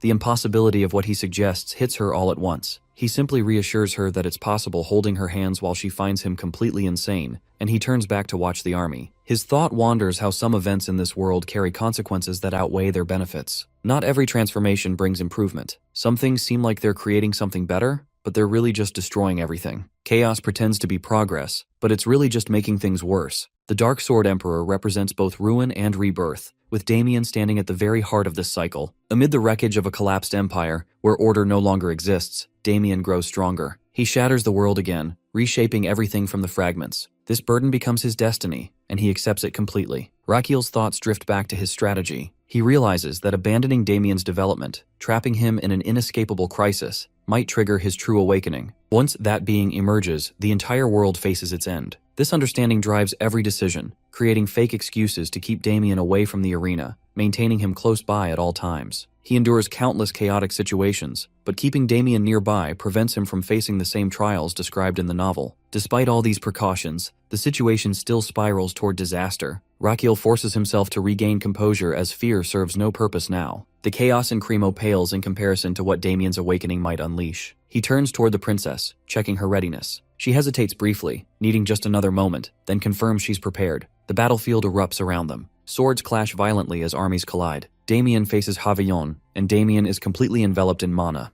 Havillon questions whether exhaustion has begun to set in, then launches his next assault. The force of his attack makes Damien reconsider everything. Initially, it seems like pure defense. Damien simply blocks each strike. But something else becomes clear. Every single time, by the smallest possible margin, Damien slips through the attacks, avoiding the full impact, and the precision seems impossible. Havillon recognizes this pattern. Some fighters possess this quality. They never stop evolving. The battle itself makes them stronger. The realization creates urgency, and crushing Damien now becomes the only option before he grows beyond reach. Havillon repositions his sword, testing a new approach. His speed increases dramatically. In one fluid motion, he appears behind Damien, striking from an unexpected angle. Yet somehow Damien blocks this too. The sword hits the ground instead, the impact revealing Damien's monstrous strength. Havillon's disbelief grows as dodging that particular strike requires extraordinary reflexes. He acknowledges Damien's endurance but declares the fight nearing its end. Damien steadies himself, insisting he can still continue. He dismisses this as empty courage, and their swords collide once more. Something shifts in that moment. Havillon suddenly snaps his movement, launching Damien backward with tremendous force. Damien crashes into rock, and Havillon approaches to finish things, calling the entire exchange boring. As Damien lies against the stone, Havillon raises his weapon for the final blow. Strange thoughts fill Damien's mind. Never did he imagine dying in such a place. Yet as the sword descends toward his heart, something feels wrong. Time seems to freeze and the weapon moves closer, but fear doesn't come. Instead, an odd calm settles over him. Havillon notices the oddity too. Damien's mana flow changes, becoming irregular, unfamiliar. The sword reaches Damien's heart, and tremendous amounts of mana begin radiating from him. The energy patterns make no sense. At that moment, a voice cuts through everything. It's our boy calling out to the princess. She appears, holding an enormous stone above her head. With complete force behind the motion, she hurls it toward Havillon. He scoffs at the attempt, questioning what anyone expects to accomplish with such a simple tactic. Rakiel moves quickly while the stone travels through the air, flying forward. The healing hands technique activates, and he begins chanting its verses. Havillon shouts at him, outraged at his audacity. He hits the ground but continues the technique without pause. He channels everything into the healing hand spell until completion, and immediately Havillon suddenly starts feeling refreshed. Our dude plan succeeds perfectly. Havillon senses the immediate change as his aura vanishes without warning, leaving him confused. Rakiel, however, understands the situation completely, that Havillon doesn't even realize what the headache meant to his entire existence. Cognitive dissonance grips him now, throwing everything off balance in ways he can't comprehend. From the very first pulse check, he knew the truth about Havillon's condition.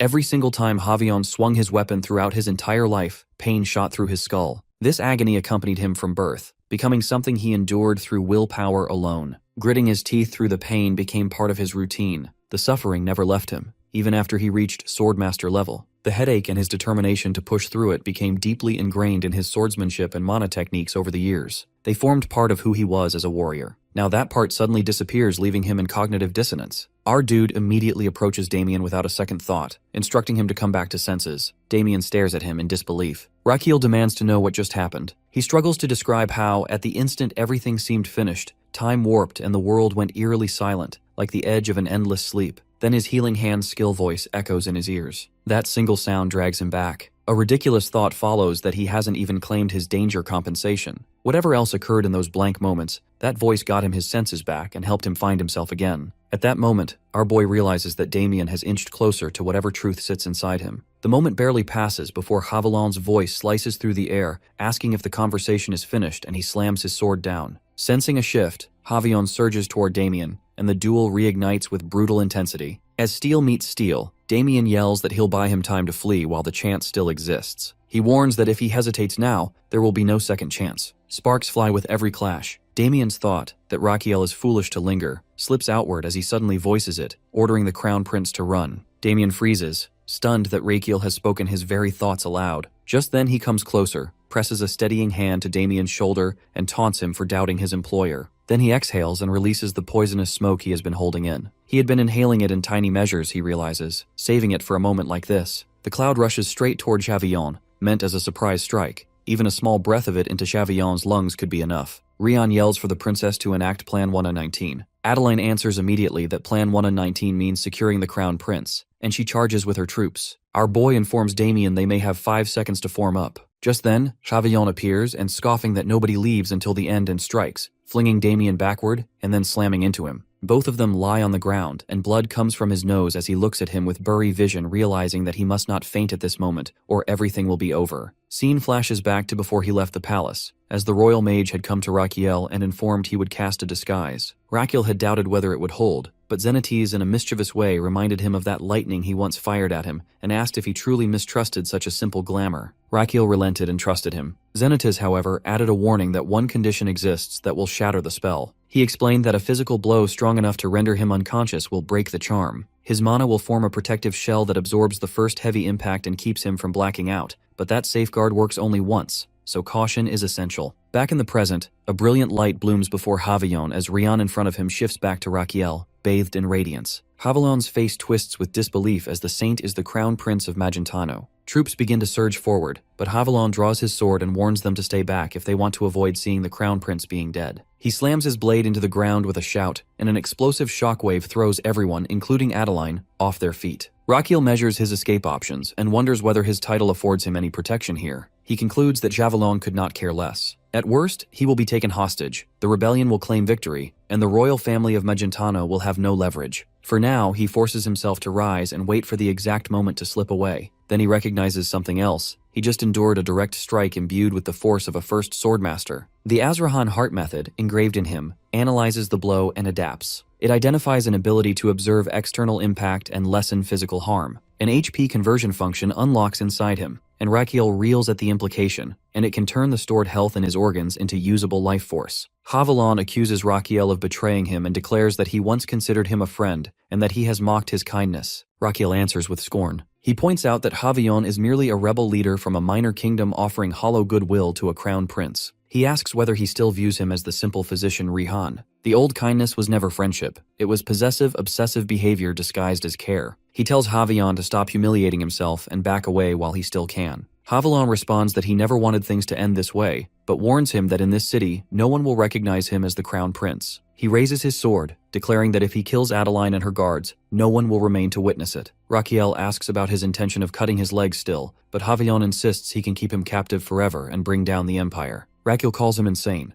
Havillon demands to know why Rakiel doubts him. His aura of darkness as he raises his blade, but just then, his hands begin to tremble. Rakiel meets him with a calm smile and answers with a single word, unbreakable. Rakiel activates the Azrahan breathing technique option called Immovable, which provides him with 5 minutes of protection. The firm durability of his mana circle shields his nervous system completely, ensuring that no matter what impact he receives, he won't faint or lose consciousness during this period. The time remaining until the effect wears off shows 4 minutes and 59 seconds on his status. He reflects on how he gained this immovable option by enduring Adeline's shockwaves 500 times, and now for the next 5 minutes, passing out becomes impossible no matter what damage he takes. Haviland attacks him with tremendous force. The strike lands, and Rakiel's current HP drops dramatically to 130 out of 300. He realizes that just one hit caused this much damage. Understanding that Haviland it as a high level, and without using immovable, he would have fainted instantly from that single blow. Now the situation demands that he use HP conversion right away. He activates 170 HP from his reserves, and those points get restored immediately, bringing his HP back to full 300. The system confirms it works perfectly. This functions like a cheat code for survival. Now that he's taken a hit and survived, things don't seem quite as bad anymore. He then mocks Javelin, taunting his swordsman skills, and he watches him closely and senses something strange because Rakiel blocks 2 strikes aimed straight for his legs, each strong enough to sever them instantly, yet no mark appears where the blades meet. Then our boy mocks him with loud taunts, claiming that for a supposed swordmaster, his strikes seem weak. Deep down, Rakiel knows he only needs to keep Haviland distracted for a little longer so Damien can recover. He continues to provoke him, urging him silently to stop holding back and show his true strength. Haviland rushes forward with incredible speed, claiming he won't fall for such simple tricks. His sword lands with tremendous power, and Rakiel's HP drops sharply, falling to 190 out of 300. Without hesitation, he activates his conversion technique, restoring 110 HP instantly and returning to full strength. He smirks to himself, thinking that a real man always fights at full HP, no matter how dangerous things get. Suddenly, a barrier forms before him. He feels the shift in temperature and realizes that eternal frost has activated again.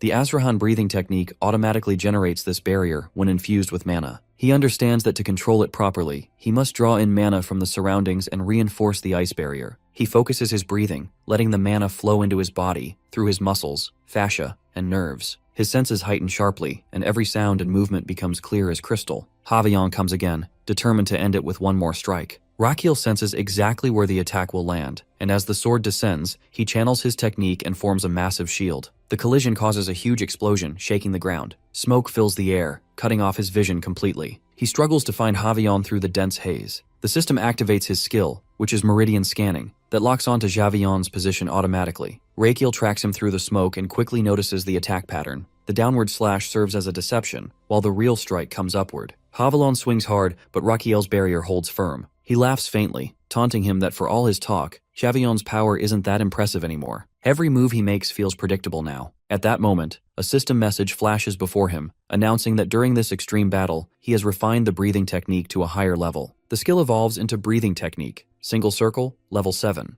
Haviland continues to unleash strike after strike, but Rakiel's movements have become smoother and faster. His upgraded control allows him to dodge and block with ease. His internal organs seem to respond too, providing him an unexpected boost of 1000 HP to keep him going. His heart urges his body to not to hesitate, and if he dies, everything inside him dies too. The surge finally comes through, raising his HP dramatically to 7000. His stamina, resistance, and regeneration all improve at once. Their clash continues endlessly, and Rakiel keeps provoking Haviland, suggesting he should abandon his obsession. Inside, he knows his endurance is running out. He only needs to hold on long enough for Damien to strike back. If he can stall Haviland's offense, Damien can counter freely without awakening his true power. To conserve strength, Rakiel simplifies his defenses, focusing on stability over force. Desperation drives him to dig deeper, and he brings up Haviland's past, mentioning how he spent his life hiding behind the story of losing his father. His tone stays calm, but the words strike deep. Haviland freezes, eyes widening in silence. Rakiel pushes further, implying that Haviland didn't hate his father enough to kill him, that it was just an accident. Rage bursts from Haviland as he screams for Rakiel to stop and slams his fist against the barrier. Rakiel realizes that he was right all along. He had assumed it based on Haviland's sleep-talking during his time with him. Judging by his reaction, he's hit the truth perfectly. He keeps pressing, saying that no one expected that clumsy first strike of his can actually kill his father, not even Haviland himself. At that moment, both father and son discovered his true, terrifying talent. Haviland's fury explodes beyond control. His aura burns like wildfire, his sword blazing with violent energy. Rakiel braces himself, feeling the immovable skill fade away. A nervous smile crosses his face as this was never part of the strategy. The ground shakes as an enormous blast erupts, shrouding everything in smoke and debris. When the haze clears, Rakiel sees Haviland approaching through the dust, sword raised for the final blow. But before it lands, another blade intercepts it with a sharp clash. Turns out, it is Damien facing Haviland head-on, and Javelin taunts him for not giving up. Raquel is shocked to see his bodyguard, who now stands between them. A little while ago, when Damien wakes up in the middle of thick smoke, wondering if he got unconscious for a second. Not far away, a soldier holds on to Adeline, who is unconscious. Meanwhile, Javion and Raquel continue their fierce fight. Damien sees Javion's power slowly coming back and knows he has to do something before the enemy gets his full strength again. A memory pops up of Damien practicing hard with his sword, cutting through wooden practice posts. He never wants to fail like he did during Cremo incident. By putting mana into his strikes, he cuts through entire stacks of wood at once. But this still doesn't feel good enough, and he needs way more power to keep Raquel safe. Closing his eyes, Damien pushes his mana flow past any limit he's tried before. His heart pumps energy in a weird direction, making blood drip from his mouth. He remembers a teacher's warning about mana reversal being basically a death wish. It hits him hard that he's doing the forbidden thing right now. Grabbing his chest, Damien gets ready to stop but finds something strange. The reversal doesn't hurt him at all. Instead, his mana rushes backward and breaks through another barrier. He tries it carefully, slowly changing which way his energy flows while staying in control. When his heart makes a half turn, huge amounts of power spread through his whole body. To test this new strength, Damien hits the ground. Mana spreads out from where he struck, cracking the earth in big chunks. His sword moves now carry way more punch than before. Now in present, he knows that he has done partial reversals tons of times, but never a full one. Right now though, there's no time to worry. If he can't protect Raquel, everyone's finished. Damien makes up his mind that today he'll push past every limit no matter what. He closes his eyes again as his heart creates crackling lightning. He speaks an old promise about seeds planted in the world that will grow into fire that eats everything. Mana covers him completely as he jumps into the fight. Javion comments on his will, but Damien rushes forward anyway. When they crash together, a huge explosion of energy cracks. Our boy covers his face from the smoke and flying dirt. Javion mentions how stubborn he is as their weapons keep hitting each other. Behind him, our boy watches, totally shocked and worried. He lifts his weapon up high while Raquel figures out he's using the forbidden reversal heart move. The weapons smash together hard. Javion's mind races with confusion about someone without aura blocking a swordmaster's attacks. Aura usually only stops other aura. A scary thought enters his head that maybe he's actually scared of this guy. Damien lets out another strike, making Javelin super angry. The swordmaster screams about him and throws powerful attacks at him. He swings his blade really close to Damien's body. Out of nowhere, a ball of pure mana explodes between them, breaking Javion's aura completely in one hit. Our dude watches, barely believing what he sees. Damien is using the main power of the Sword Emperor's scariest move, something that automatically makes the user one full level stronger than whoever they're fighting. Even swordmasters, no matter how powerful, can't stand up to this move. Javion won't accept losing to someone he thinks is weaker. He charges ahead with his hand out, thinking about his best technique. If he can just touch Damien, he'll use his unlimited attack. As Javion gets close, Raquel suddenly jumps in and grabs his enemy's hand, leaving Damien totally confused. Javion's hand shakes as he figures out the attack has already started and can't be stopped now. He'll end up killing Raquel whether he wants to or not. He questions if our dude even gets what's about to go down. He answers with a knowing grin, confirming he knows Javion's trying the Elysian move.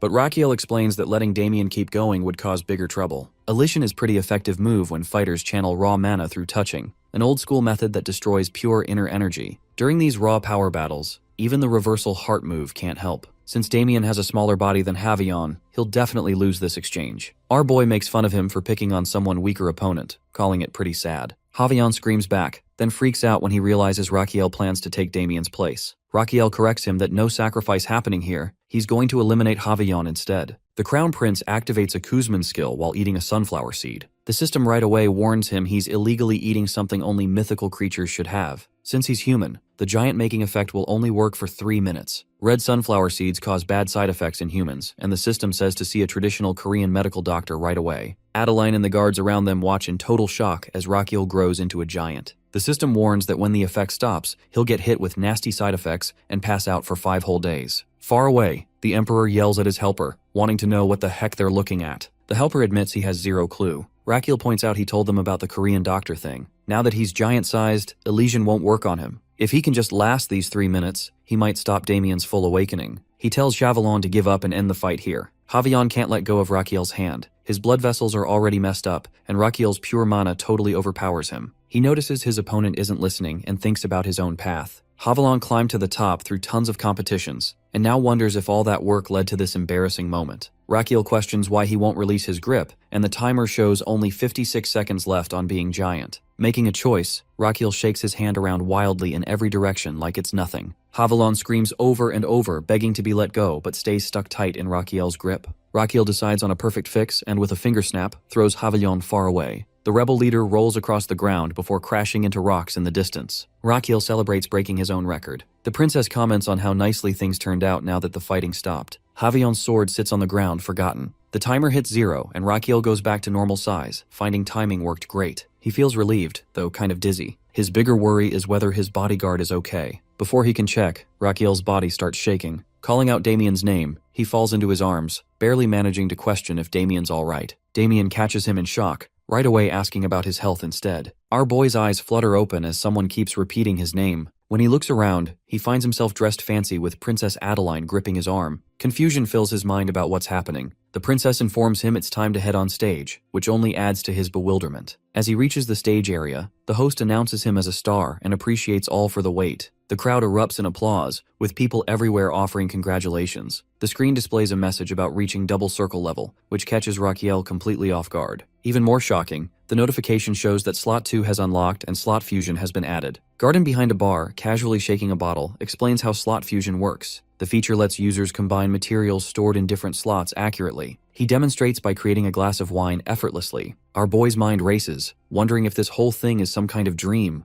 The scene shifts abruptly, and he now stands in an empty hall facing Damien, who questions what Rakiel did to him. Rakiel nervously denies doing anything wrong. Damien presses harder, demanding answers about what happened while holding a blood-stained sword, and accuses him of knowing everything from the beginning. Rakiel tries explaining that he only wanted to keep Damien safe. Damien moves closer, repeating his demand for truth. Our guy attempts to respond but discovers his mouth feels taped shut, preventing him from speaking. He realizes this isn't really Damien, but something inside questions him. As Damien raises the sword, Rakiel understands what's coming. The blade slashes across his throat, making him think about his death. The vision shatters and Rakiel jolts awake, screaming nervously as he shoots up from his bed. His shouts fill the room uncontrollably. Damien sits nearby on the bed, questioning if Rakiel did this deliberately. He makes a nervous face while wondering if Damien is still in an awakened state. Damien, covered in injuries and bandages, mentions that the nightmare just now won't make him forget about his hazard pay. This comment shocks Rakiel, but also brings relief that Damien's first thought involves getting money from him. This proves it's actually Damien acting normal. Rakiel pleasantly questions what he takes him for, while thinking how happy he feels. He then requests Damien's hand. When Damien questions why, Rakiel explains he wants to check the pulse, and Damien wonders about the sudden request. Rakiel's real reason involves checking how far the reversal heart technique awakening has moved forward, and he mentions knowing Damien reached advanced sword expert level. Damien questions how Rakiel figured that out.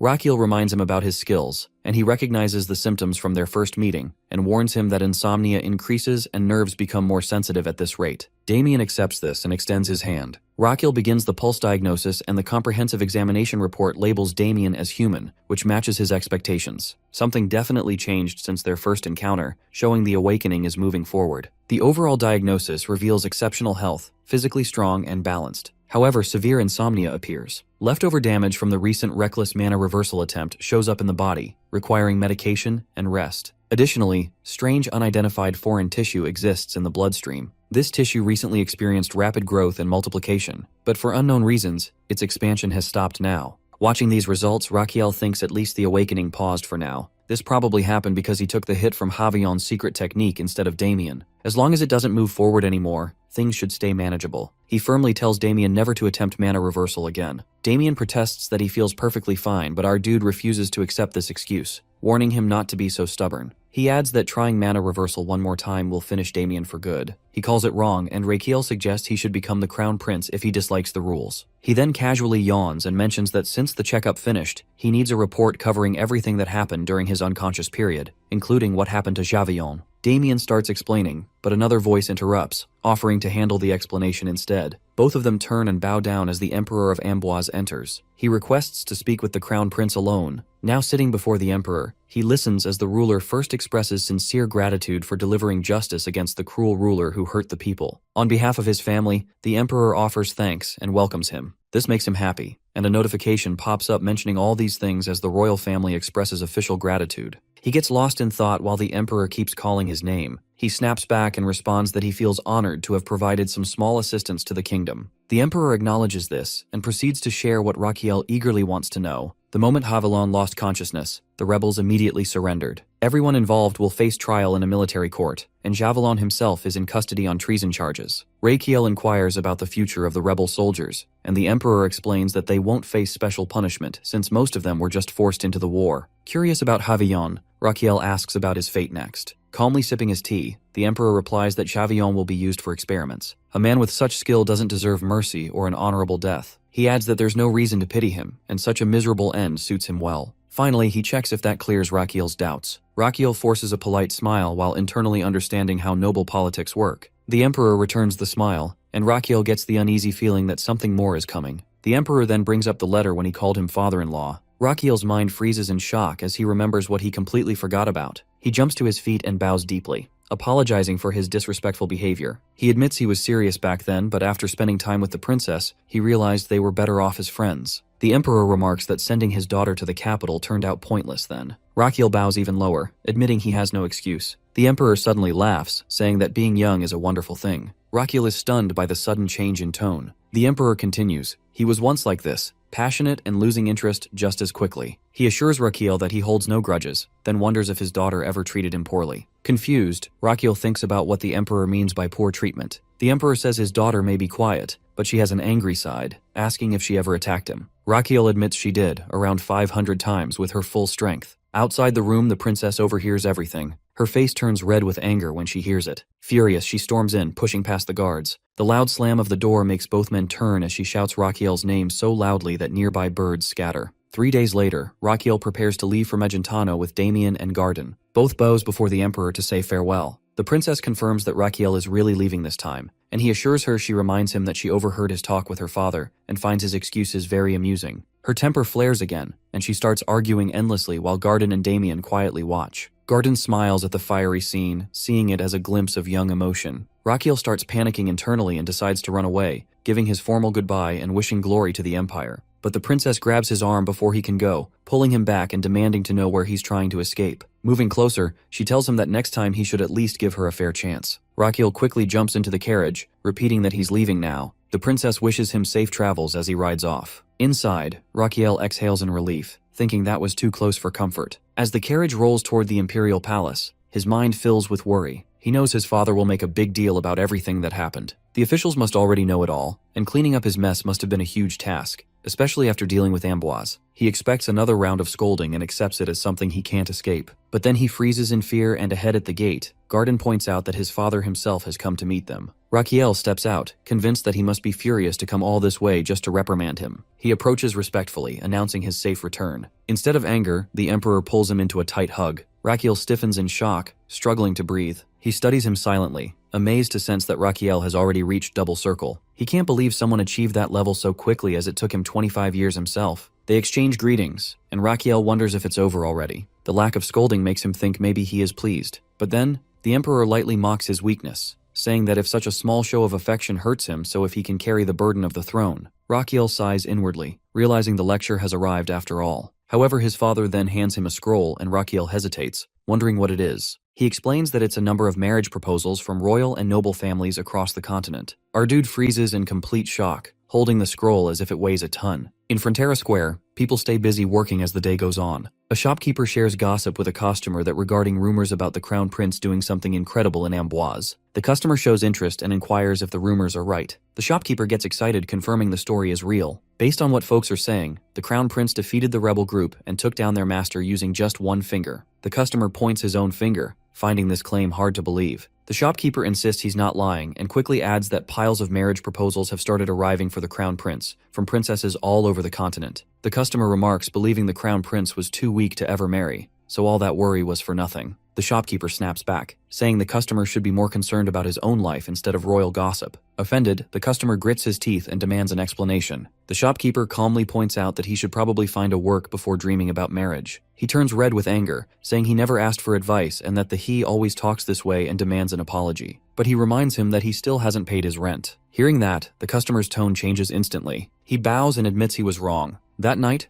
Rakiel lies inside a moving carriage, feeling worn out from the day. Damien's voice catches his attention and he turns to him. Damien gestures toward a stack of letters and asks if those really are marriage proposals. Rakiel confirms that every single one is from someone hoping to marry him. Damien guesses there must be some error, but Rakiel with pride informs that it only shows how well known he has become, something that can't be hidden anymore. With a teasing tone, he adds that someone like Damien, who spent his whole life fighting underground, doesn't know much about romance anyway. Damien's response shocks him that he has been into relationships. Rakiel lets out a loud scream, shocked by what he just heard. Damien calmly explains that the underground arena wasn't only filled with men. Rakiel screams again, unable to believe it, and calls Damien a traitor. Trying to steady himself, he mutters that this whole conversation is giving him a headache. Garden guesses that Rakiel must be stressing over which marriage proposal to pick. He proudly claims he's an expert in love and offers to help Rakiel make the right choice. Taking his hand dramatically, he begins explaining the proper method of romance. First hold her hand, then look into her eyes to see if her heart feels the same. Rakiel's expressions change and tells Garden to stop right away. He ignores him and keeps talking about moving closer and going for her lips. Horrified, our dude yells, calling such actions offensive, and declares he's going to reject every proposal, pushing Garden's face away in frustration. Damien looks confused and asks for the reason, and Rakiel explains that those letters aren't about love, they're about power. They were sent to him because of his position and future as emperor, not because of who he is. Now that he's the strongest heir, he's the top marriage candidate across the continent. Rakiel continues, saying that back when everyone thought he was weak and dying, nobody sent him anything. They all sent their proposals to Theodore instead.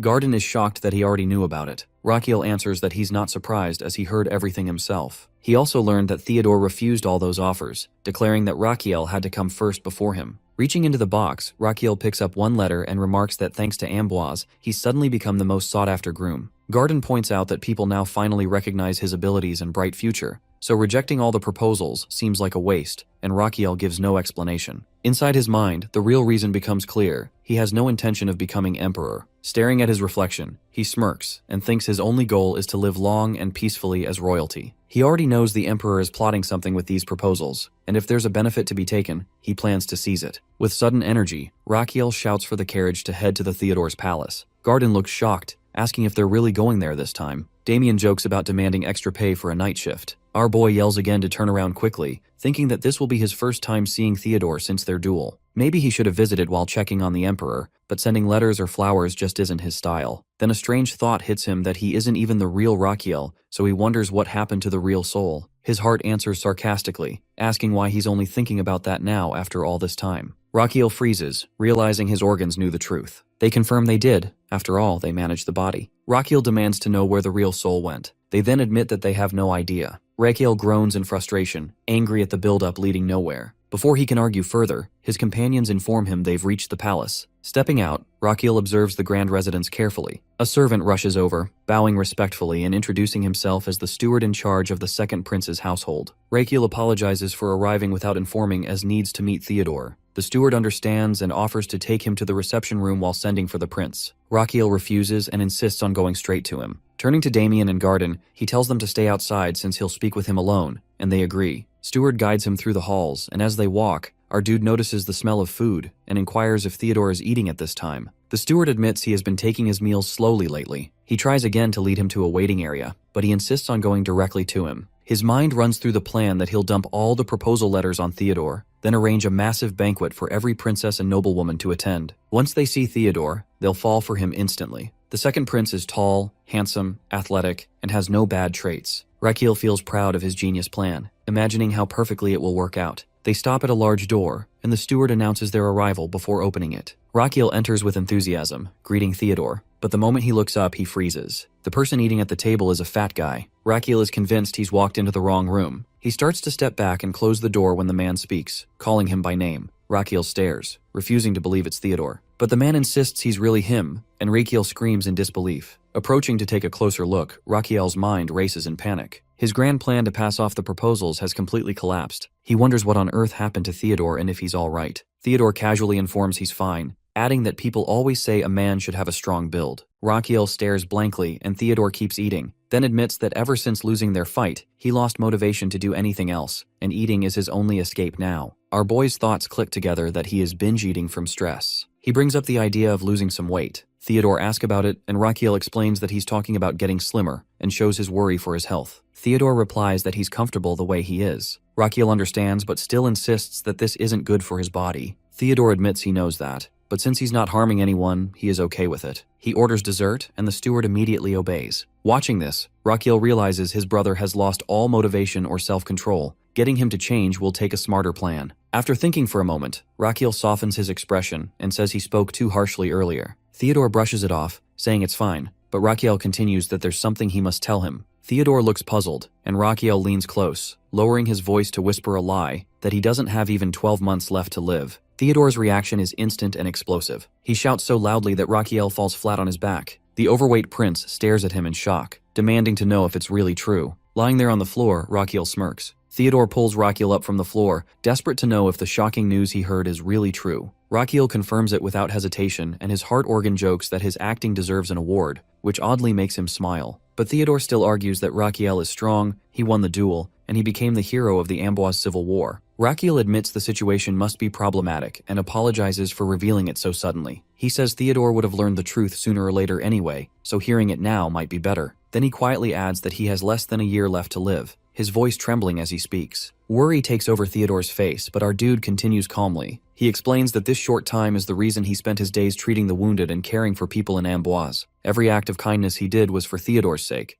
a small hope that his good deeds would someday bless his successor. Tears fall from Theodore's eyes as he realizes Raquiel saved lives for his sake. Raquiel gently confirms it and apologizes, admitting he never understood how much Theodore was suffering inside. He adds that instead of fighting for the crown prince's position, he should have just handed it over, and dramatically slaps his own face and calls himself mean. Then running to the window, he curses himself for being worthless and says he deserves to die, but his brother rushes over and grabs his arm, stopping him. He insists none of this is his fault. The real problem is himself, because he never noticed Raquiel's pain. He lost once and let that failure destroy him, acting like a fool all this time. He kneels, taking all the blame. Raquiel denies it as Theodore's fault, but he refuses to agree. They go back and forth, each taking the blame, until Raquiel finally smiles and places a hand on Theodore's shoulder. He supplies that if Theodore really feels sorry, then he should make it up by doing something meaningful, and he agrees instantly. Raquiel asks what he plans to do, and he replies with sudden determination that he'll lose weight within 2 months. Raquiel looks at him and thinks this proposal project might finally be moving forward again. The next morning, Theodore is running laps in the arena while Raquiel sits nearby, watching. He finds his energy impressive, but knows he's still carrying too much weight. Getting fit will take months, not weeks, but Raquiel doesn't have that much time to wait. He can't find any solution. Just then, a subordinate informs him that a delivery from the Princess of Amboise has arrived. Curious, Raquiel rushes off, thinking it must be the famous Vesparos Queen Bee liquor. He bursts into the annex and calls out for it, but when he sees the delivery, his jaw drops. The container is massive, so big it has a ladder attached to it. Guardian appears nearby, panting heavily, and explains that moving the barrel nearly killed the soldiers. They all stand around exhausted. Raquiel thanks them for their hard work and tells them to rest, and Guardian collapses immediately. Raquiel climbs up the ladder and peers inside. The liquor looks and smells fine, so he takes a sample to analyze before drinking it. He pulls out his companion, the immortal sunfish Pobok,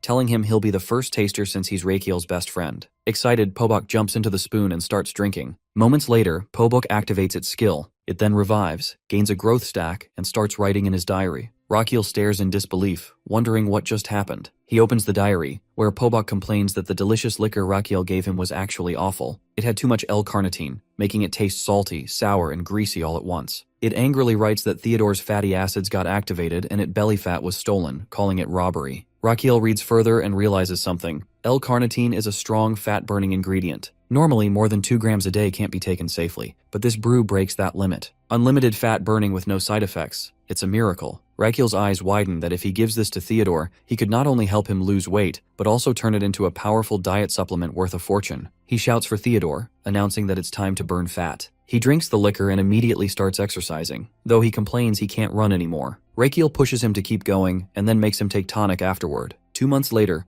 Theodore's hard work pays off and his body is strong and lean again. Raquiel praises him, impressed by his effort. Theodore jokes and asks why Raquiel looks serious. After a checkup, Raquiel finds that Theodore's organs are tired from the fast weight loss, and that such change can strain the body. His internal organs tease him about kidney stones, and he realizes his kidney has awakened, just like in Amboise. Apologizing for the chaos, he moves on. Theodore asks if the results are not right, but our dude smiles and says they're better than expected. Still, he should rest for a month to recover. He flexes his muscles proudly, saying he feels lighter and happier, but never wants to taste that liquor again as it was disgusting. Our dude insists it wasn't that bad, though he admits it worked wonders. He thanks him sincerely. Our boy smirks, saying he should be very thankful, and Theodore asks what he means. Raquiel points out that Theodore clearly hasn't grasped how the world really works, where everything is based on give and take. Theodore admits he wasn't aware of that. Raquiel lets it slide, calling him young and should be given a chance to understand. Then Raquiel mentions having just one request that is not difficult at all. Theodore quickly agrees, and Raquiel drops the news that Theodore will get married instead of him. Theodore freezes in disbelief, and Raquiel reminds him that he claimed he'd do anything. Theodore stammers, caught off guard. Raquiel sighs dramatically, saying he'll just ask someone else instead. Panicking, Theodore says it's not rejection, he's just surprised. Raquel smiles sadly, saying his request may sound absurd, but his time is running short. Theodore suggests they should just tell the truth to everyone, but Raquel refuses. Their father's health is still fragile, and informing his condition might cause a fatal shock. Tears fall from Theodore's eyes as he agrees. He asks what he's supposed to do then. Raquel explains that the goal is to make the noble ladies fall in love with Theodore instead. On a loud clap, Damien and Garden walk in, each carrying cages filled with pigeons. Theodore realizes that he's been tricked into this setup. Raquel agrees and releases the birds, announcing the beginning of something big. The birds fly high into the sky, each with a small scroll tied around its neck. They spread across many kingdoms, heading toward royal palaces. In one palace, a princess notices a bird land by her window and recognizes it as a messenger. Another princess opens her scroll, wondering if it's from Magentano. Somewhere else, a princess reads her letter and gasps when she learns that only the first 50 guests can join the royal banquet. She panics and orders her servants to get the carriage ready, shouting for the fastest horses, and the princess does the same. Soon, dozens of princesses prepare to leave, all wanting to reach first. Carriages rush through streets, wheels rolling fast as the women race toward the same destination. One shouts that she must be among the top 50. Another boasts that she's already in the lead, and one even grabs the reins herself to drive faster. This carriage race would later inspire the creation of the Imperial Machair Rally, a grand international women's race held once every 5 years. At the palace gates, the steward stops the line and announces that no one else can enter. Guards push away the latecomers while some princesses beg to raise the limit. Those who made it inside breathe in relief, thanking their luck. From a nearby tree, a figure silently watches the scene before vanishing. Inside the palace hall, the princesses take their seats, whispering among themselves. Some wonder what kind of man the crown prince really is, while others doubt the rumors about his weak health. Servants bring trays of food, and the room fills with chatter. One princess says she heard he defeated a swordmaster in battle. Another claims that he opened a free clinic where he treated everyone kindly. They begin to think the prince must be both strong and generous. Then the announcer declares that Crown Prince Raquel Adrian Magentano is entering. The princesses look toward the door with excitement, but when it opens, an old-looking man walks in slowly, leaning on a cane. Everyone freezes in shock. Raquel, hidden under disguise magic, stumbles forward as if weak and tired. The princesses whisper to each other in disbelief, wondering if this man is really the crown prince. Some feel cheated for traveling so far, while others can only stare in confusion. While he feels pleased that Sir Zanetti's magic works perfectly, he pretends to fall, letting Damien catch him, and thinks the act is going as planned. He stays calm, used to getting such shocked looks before. He decides to speak, introducing himself as the host and thanking everyone for coming. The princesses murmur again, some complaining about the effort it took to get there, others thinking about leaving. Raquel then says the banquet's venue was kindly offered by someone he wishes to introduce, his younger brother, Prince Theodore Palermo Magentano. Theodore walks in and he's tall and handsome. The princesses gasp in awe and rush toward him, asking for dances or offering drinks. He asks them to wait, but no one listens. The crowd grows louder as everyone fights for his attention. Raquel calls out to him but can't be heard over the noise. Damien quietly laughs, noticing Theodore's total distraction. Raquel realizes his plan worked, and the proposal dumping mission is a success. Now that the princesses are chasing Theodore, he can finally slip away. He tells Damien he's going to get some air and asks him to prepare a drink. On the terrace, Raquel takes out a small bottle, opens it, and drinks alone. His disguise fades, returning him to his real form. The night air feels calm, and he enjoys a rare moment of peace after months of chaos since Amboise. Suddenly, someone covers his mouth from behind and presses a sword to his neck. His body stiffens in shock. He realizes it's an elf and wonders how she entered without Damien's notice. The elf speaks coldly, asking if he set a fire recently. He feels confused but answers that he hasn't. She snaps that he's lying, accusing him of burning the forest that held the Apollos nest half a year ago. He admits that counts as recent, though he finds it unfair to call something from months ago new. She insists she chose her words carefully. He suggests she lower the sword if she comes to ask for something, and she demands compensation for the forest he burned. Raquel apologizes, admitting that his reason for setting the fire doesn't excuse the act. He knows elves love plants more than anything and never harm them. He offers to make it up to her and asks what she wants. She says he must personally go to the forest and restore it exactly as it was. He repeats her words in disbelief. She wants him to plant trees and grass himself. She adds that he must take care of them until the forest looks just as it looked. He points out that it could take 20 years, but she doesn't find it long.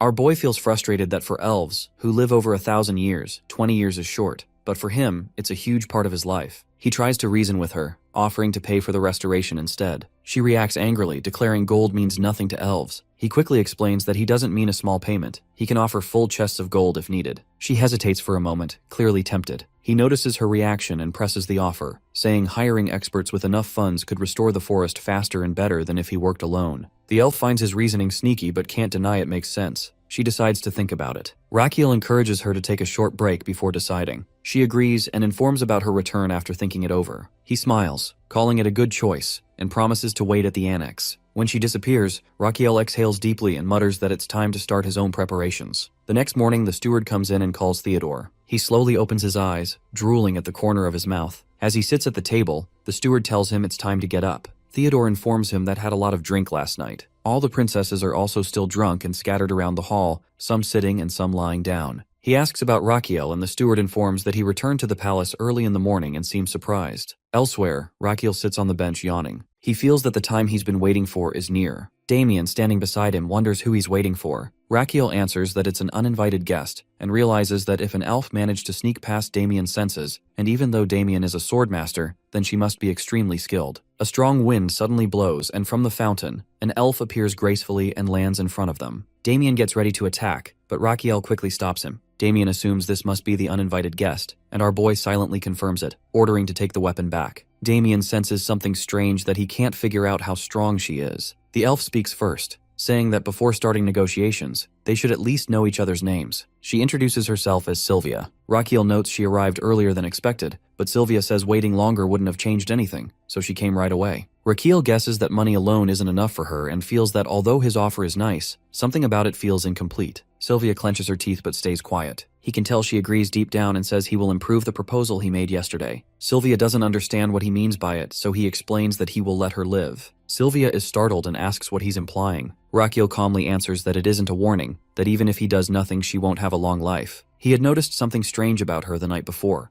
the way she breathed, the faint rattle in her chest, and the faded smell of infection in her breath. He assumes she probably coughs up dark green phlegm every morning. Sylvia questions why it should even matter, but Raquiel calmly reveals that he can heal her if she agrees to his offer. She finds it ridiculous for a human to make such a bold claim. She admits she coughs occasionally, but insists it's nothing serious, just a passing illness that will fade with clean air and rest. Raquiel disagrees, saying it's far from a simple sickness. He calls out to Pobok, a small mythical creature that appears at once. Sylvia stares, startled as she sees a mythical being. Raquiel instructs Pobok to display the pulse record, and in seconds, a projection appears, showing an image of Sylvia's lungs. He points at a glowing red spot inside her lungs, explaining that a parasite has formed itself there, worsening her health each day. Sylvia struggles to believe him. Humans might deceive after all, but then recalls what the elders said that mythical creatures always speak the truth, so she's worried if he's telling the truth. As she asks about the parasite, Raquiel identifies the intruder as a lung fluke, known scientifically as paragonimus. It feeds on her body from within, harming her lungs slowly. Shock spreads across Sylvia's face as she asks how such a creature could have entered her body. She has never faced any curse or dark spell before. Raquiel informs its cause is ingesting its larvae without noticing. As she asks for its possibility, he explains it happened through the food she eats, raw meat, likely. The larvae were swallowed and made their way into her lungs and stayed there. The smell in her breath shows inflammation, and the slight rattle in her breathing could already be the start of pneumothorax. He adds that cysts, worm sacs, have started forming inside her lungs. When she asks what cysts are, Raquiel tells her simply that they're nests for worms. Her eyes widen in disbelief, and she asks if it's really that serious. He lists the symptoms: fever, chills, blood in her cough, exhaustion, and even mental strain, each one worse than the last until it ends her life. She realizes she's felt many of those already, but had blamed them on working too hard. Raquiel advises her to accept his offer if she wants to live. She hesitates, asking what happens if she refuses, and he answers plainly, then she won't receive any cure. Her mind spins, and she imagines the elders' disappointment for accepting mere money as repentance, yet the thought of dying terrifies her. She has worked for centuries to earn her position as an agent and still hasn't even got love. Tears well up in her eyes as she silently apologizes to the elder and decides to accept. With tears in her eyes, she asks about the treatment, noticing the faint herbal scent on Raquiel's clothes. She guesses he'll use a potion made from rare plants. Raquiel shakes his head,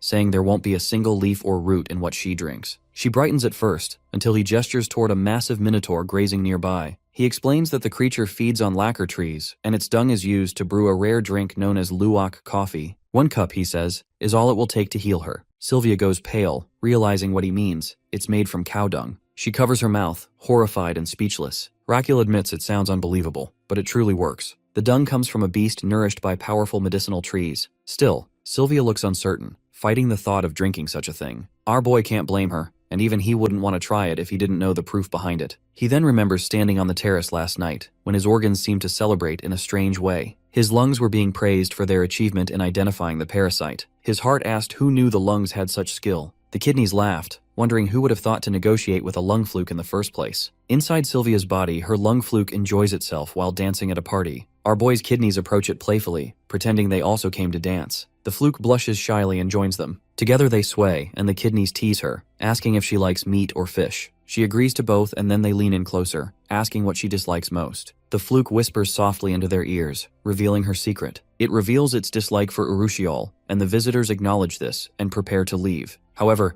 it suddenly announces she'll accompany them while they grin at it. Back to the present, Raquel remarks that Urushiol serves as the primary component in lacquer. When herbivores with resilient digestive systems consume and break it down, this compound transforms into something the lung flukes find irresistible. Sylvia appears confused by this information. Raquel asks her directly whether she can handle drinking boiled water mixed with cow dung. Her facial expression shifts dramatically. Understanding her reluctance, he moves closer and shares something he had deliberately withheld earlier, worried it might frighten her. The parasites don't limit themselves to lung tissue alone. She grows anxious and questions where else they might spread. He points toward his skull, explaining the creatures can migrate through the optic nerves, traveling from the brain directly into the eyeballs. Her shock intensifies as she repeats his words about these lung parasites. He continues detailing the consequences: seizures, severe headaches, persistent vomiting, neck stiffness, progressive muscle weakness, and ultimately death. This revelation breaks her composure completely. Tears stream down her face as she grabs his shirt desperately, agreeing to consume whatever treatment he prescribes. She repeats her willingness multiple times through her sobs. The scene shifts to Damien carrying cow dung with both of them face covered, confirming they have enough material. Damien protests that his assigned role involves protecting the royal heir, not handling animal waste. The prince reminds him this task falls under that protection duty. Damien recalls the mortifying experience of collecting the excrement,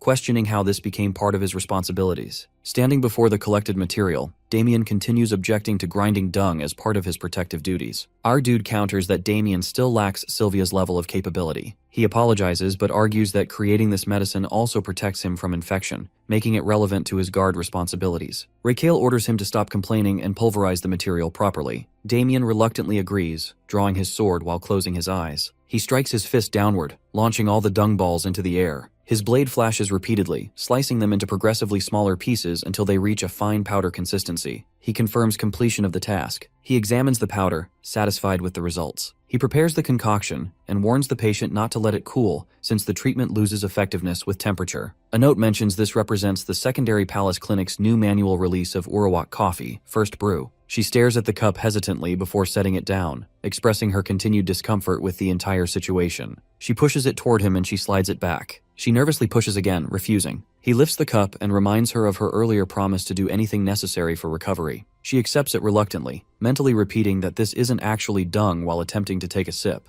The first taste hits her hard and her eyes bulge as she realizes she cannot swallow. The stench overwhelms her senses. Raquel places his hand over her mouth, forcing her to gulp it down. After finishing, she sets the cup aside and questions whether this will actually eliminate the parasites. Before receiving an answer, violent coughing seizes her body. She collapses to the ground, trembling uncontrollably. Fear grips her as she wonders whether he has poisoned her instead. Mental images flash through her mind of him admitting he tricked her with poison. She vows revenge while still shaking, then notices something unexpected. Colorful fluid pours from her mouth. He confirms this outcome with satisfaction. She accuses him of further trickery, refusing to be fooled again. He responds bluntly, directing her attention to the expelled material. He points out specific elements within the vomit. These represent the lung flukes from her respiratory system. She questions whether this proves genuine treatment rather than poisoning. He emphasizes he never jokes about medical procedures. She asks whether recovery is now complete, and he awkwardly admits it isn't finished yet. This response triggers her anger as she reaches for her weapon. He advises against looking so distressed about swallowing waste. His comment only intensifies her fury, and he clarifies that she needs to consume this mixture twice daily, morning and evening, until no more parasites emerge. This information devastates her emotionally, and tears flow freely. The treatment continues over subsequent days, each dose producing more expelled flukes. He encourages her progress consistently. A system notification appears, confirming administration of Urawak coffee brew to the patient using herbal decoction skills. Medical efficiency rises by 14%. Another message reveals the patient was suffering from progressive lung fluke infection that would have proven fatal within 3 years without intervention. The coffee successfully eliminates all parasites. Medical expense claim level 2 activates. The treatment extends her life expectancy by 7.3 decades. However, the system detects non-human status and halves the life expectancy reward. Calculations convert this to 68 bonus days. Her expected remaining lifespan now totals 376 days. The prince feels satisfied with this outcome, noting this confirms his expectations about elves. He congratulates her on successful treatment completion. She questions whether she must continue drinking the coffee. He confirms the parasites have been eliminated. Gratitude washes over her despite the horrible taste. He inquires whether anyone in her community exhibits similar symptoms. She wonders about his motivation for asking. His internal thoughts reveal his desire to increase his bonus lifespan further by treating others, though he frames it differently aloud. She admits lacking knowledge about her people's health conditions. Her explanation surprises him. She hasn't returned home in approximately 3 decades. He questions whether she ran away from her community. She clarifies her role as an executor handling external affairs. He questions why she doesn't return between missions. She explains the Great Elder dispatches them like dandelion seeds on the wind, and they simply follow wherever assignments take them. Disappointed by this dead end for finding more patients, our dude shifts his focus. He refuses to let compensation for forest fire damages slip away easily after working so hard for that money. Every coin matters to him. He transitions to settling the medical bill. Her confusion shows as she asks about payment. She believed the treatment came free of charge based on what everyone claimed. He slams his hand on the table, demanding to know who spread this misinformation. She responds that public consensus established this belief. He corrects her understanding, and his earlier statement about providing treatment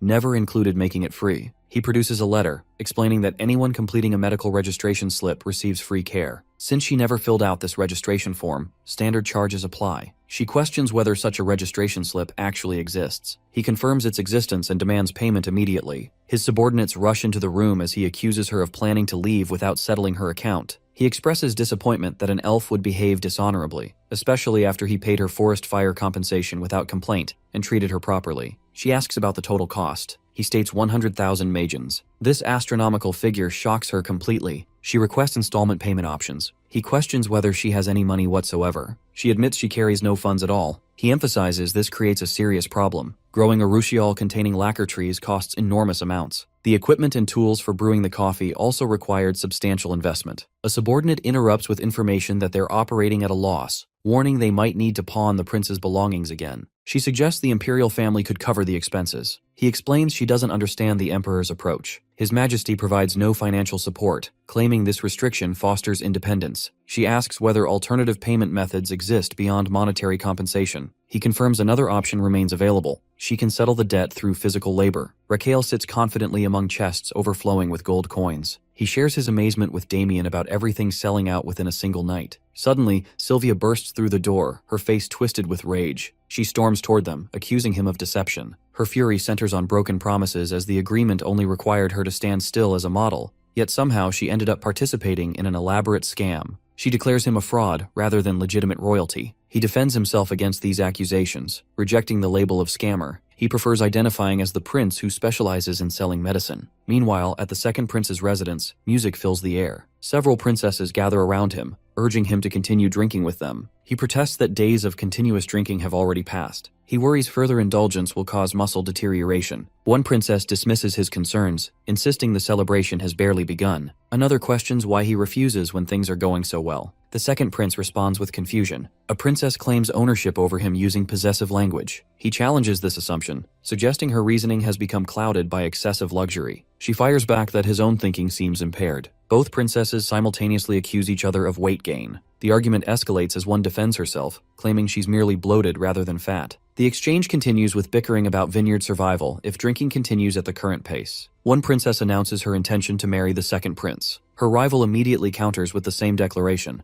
offering to relinquish claims to the crown prince position in exchange, and the other matches this offer. A voice interrupts their squabbling, thanking everyone for attending the gathering. The speaker turns out to be our boy as an elderly man, with Damien supporting him physically. The princess's thoughts reveal annoyance at this interruption disrupting their pleasant atmosphere. He acknowledges his royal status while commenting on their intimidating expressions. He announces plans to present everyone with a remarkable gift and opportunity. The princesses quickly shift their competitive energy, each declaring they'll yield the crown prince to the other. His internal thoughts reveal indifference to their declarations. He only needs to execute his part of the plan, curious whether they'll maintain their current attitudes afterward. He loudly proclaims a revolutionary breakthrough in weight management. The princess's attention sharpens instantly at the mention of weight control. He introduces the ultimate diet solution, and Sylvia descends wearing an elegant gown, serving as the living demonstration. He directs attention to her transformed physique. The medicine contains highly concentrated L-carnitine extracted from Vesperos queen. From the moment of consumption, it burns fat with the intensity of a nuclear fusion reactor. He gestures toward Sylvia, suggesting anyone can achieve similar results. Her internal fury builds as he continues his sales pitch. He requests different poses from her,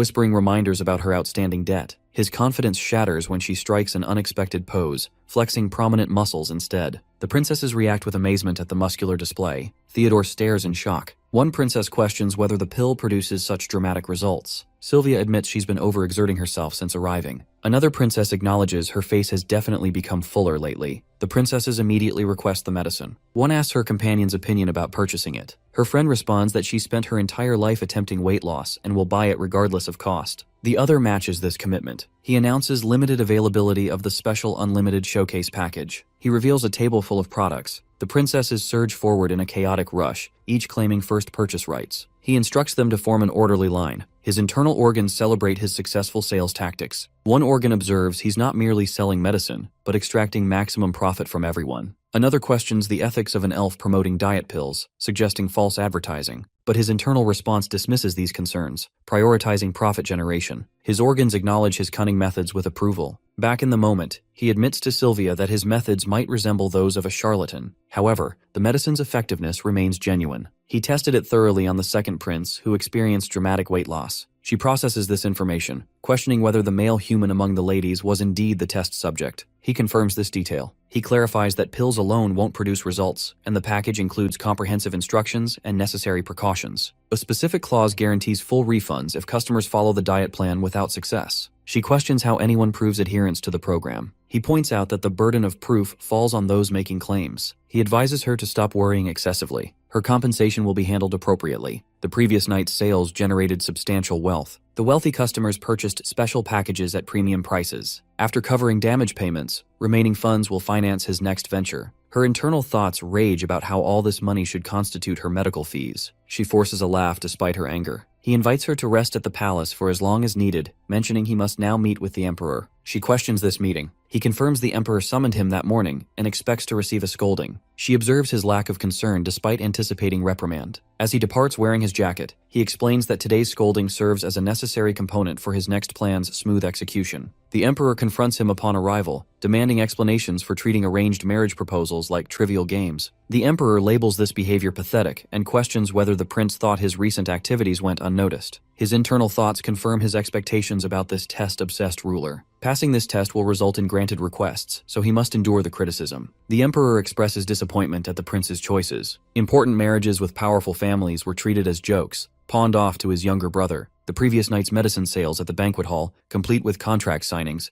crossed acceptable boundaries. He responds that he doesn't treat imperial marriages as jokes. The emperor already understands this truth. The emperor's eyebrow furrows as he questions whether he has discerned his true intentions. He confirms his understanding. The emperor asks when this realization occurred. He explains his awareness developed shortly after receiving the initial stack of marriage proposals. The emperor never genuinely intended for him to accept any of them. The emperor challenges this assertion, questioning the source of such arrogant certainty. His reasoning unfolds logically. If the emperor truly wanted him married, grandchildren would already exist. Strong heirs could have bypassed his frail constitution entirely. From the beginning, succession wasn't the actual plan. The preparations merely accounted for potential early death. If he collapsed while a young heir remained a child, and an empress came from a powerful family, that family would manipulate the child as a puppet to seize throne power. This outcome contradicts the emperor's desires. Therefore, none of those ladies represented genuine candidates. He simply executed what the emperor had already decided. The emperor acknowledges that rejections were handled while providing cover and justification to deflect criticism. He confirms this interpretation. The emperor admits the prince's perceptiveness exceeds expectations. At that, he humbly accepts this praise. The emperor's internal thoughts reveal astonishment. The child who once tore at his heart has developed remarkable insight and maturity. He ends the philosophical discussion, demanding to know what he actually wants. He wouldn't have appeared so promptly after summoning otherwise. At that, his internal confidence builds, believing he's correctly identified the emperor's intentions and will receive approval for nearly anything requested. Based on accumulated achievements, he requests the title of honorary professor at Magenta Imperial Medical University. His internal thoughts question whether approval will come while he maintains his bowed position.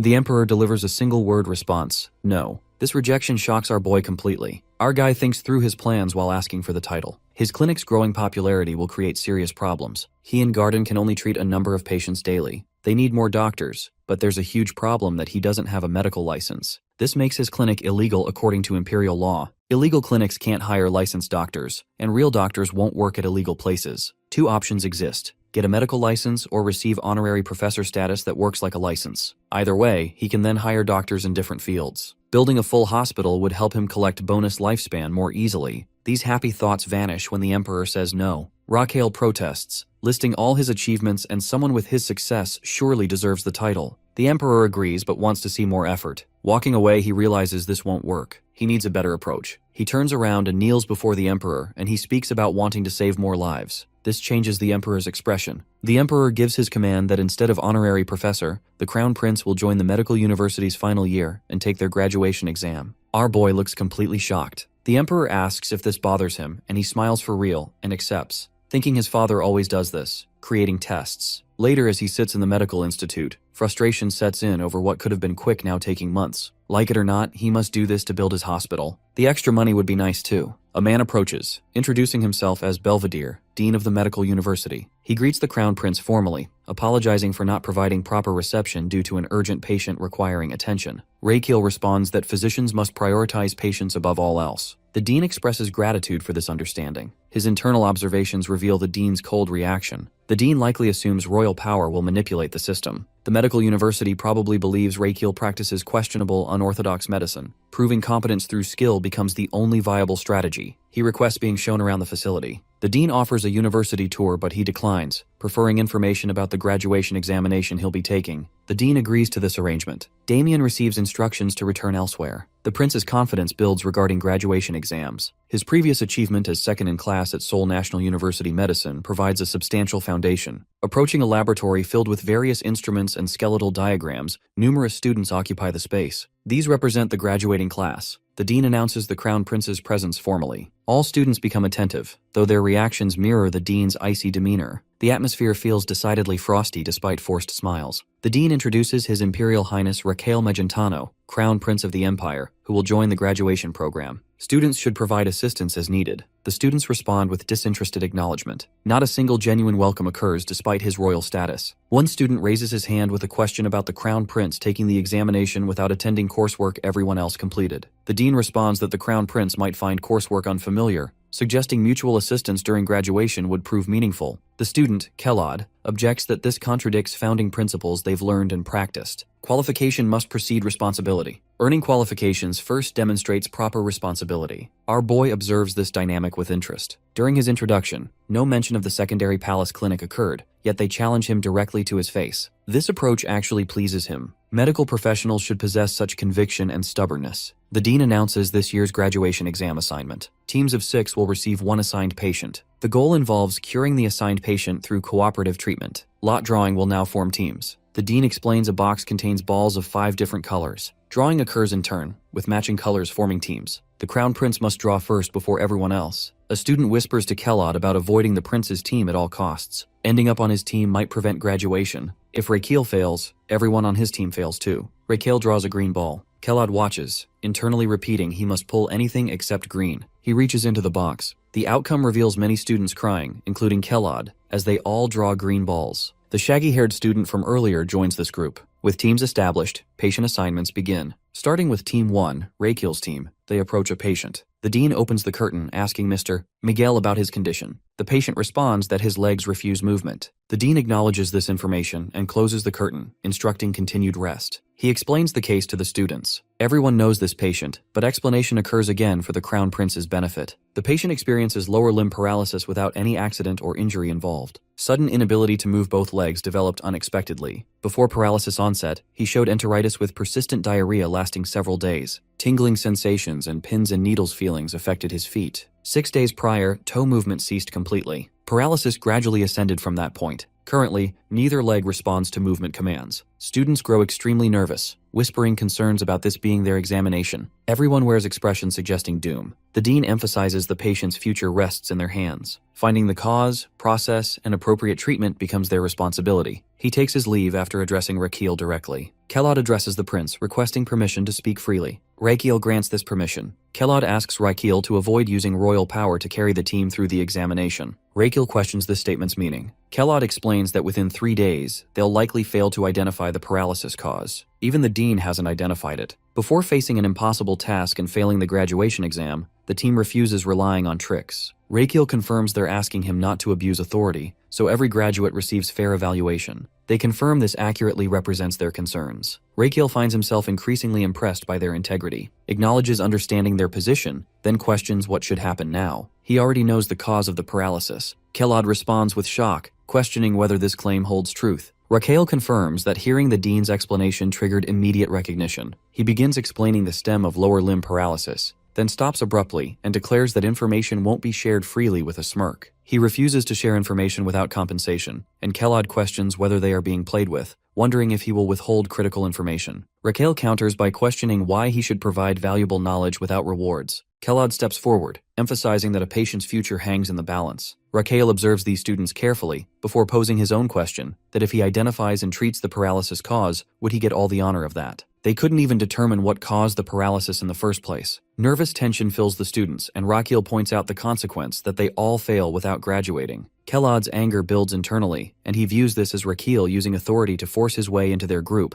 while practicing questionable medicine for personal amusement. His fist clenches tight, but fellow students restrains him from behind. As Kellod turns toward Raquel, ready to speak, he suddenly stops and accepts the terms. Raquel reminds them that regardless of the patient's recovery outcome, waiting another year for graduation becomes necessary. He questions whether they find this acceptable. Kellod responds that their education emphasized patient recovery is more important than personal graduation. However, accepting these terms in good faith requires examining the patient once more. Raquel grants permission for this request. During their examination, the students question the patient about recent injuries or accidents. He denies experiencing any such events, so they inquire about bad falls. He confirms nothing of that nature occurred. Raquel observes from outside, noting Kellod's composed demeanor despite internal pressure. This represents proper clinical behavior, showing anxiety proves harmful to patient trust. Having seen enough from these students, he determines the moment has arrived to intervene. Entering the room, he announces his intention to take over from this point. Meeting the patient Miguel for the first time, he sits beside the bed. Miguel addresses him by royal title. Raquel requests he remain lying down, clarifying his presence stems from being a physician rather than crown prince, and his purpose centers on providing treatment. Raquel confirms the dean mentioned enteritis with diarrhea occurring before paralysis onset. Miguel confirms this timeline.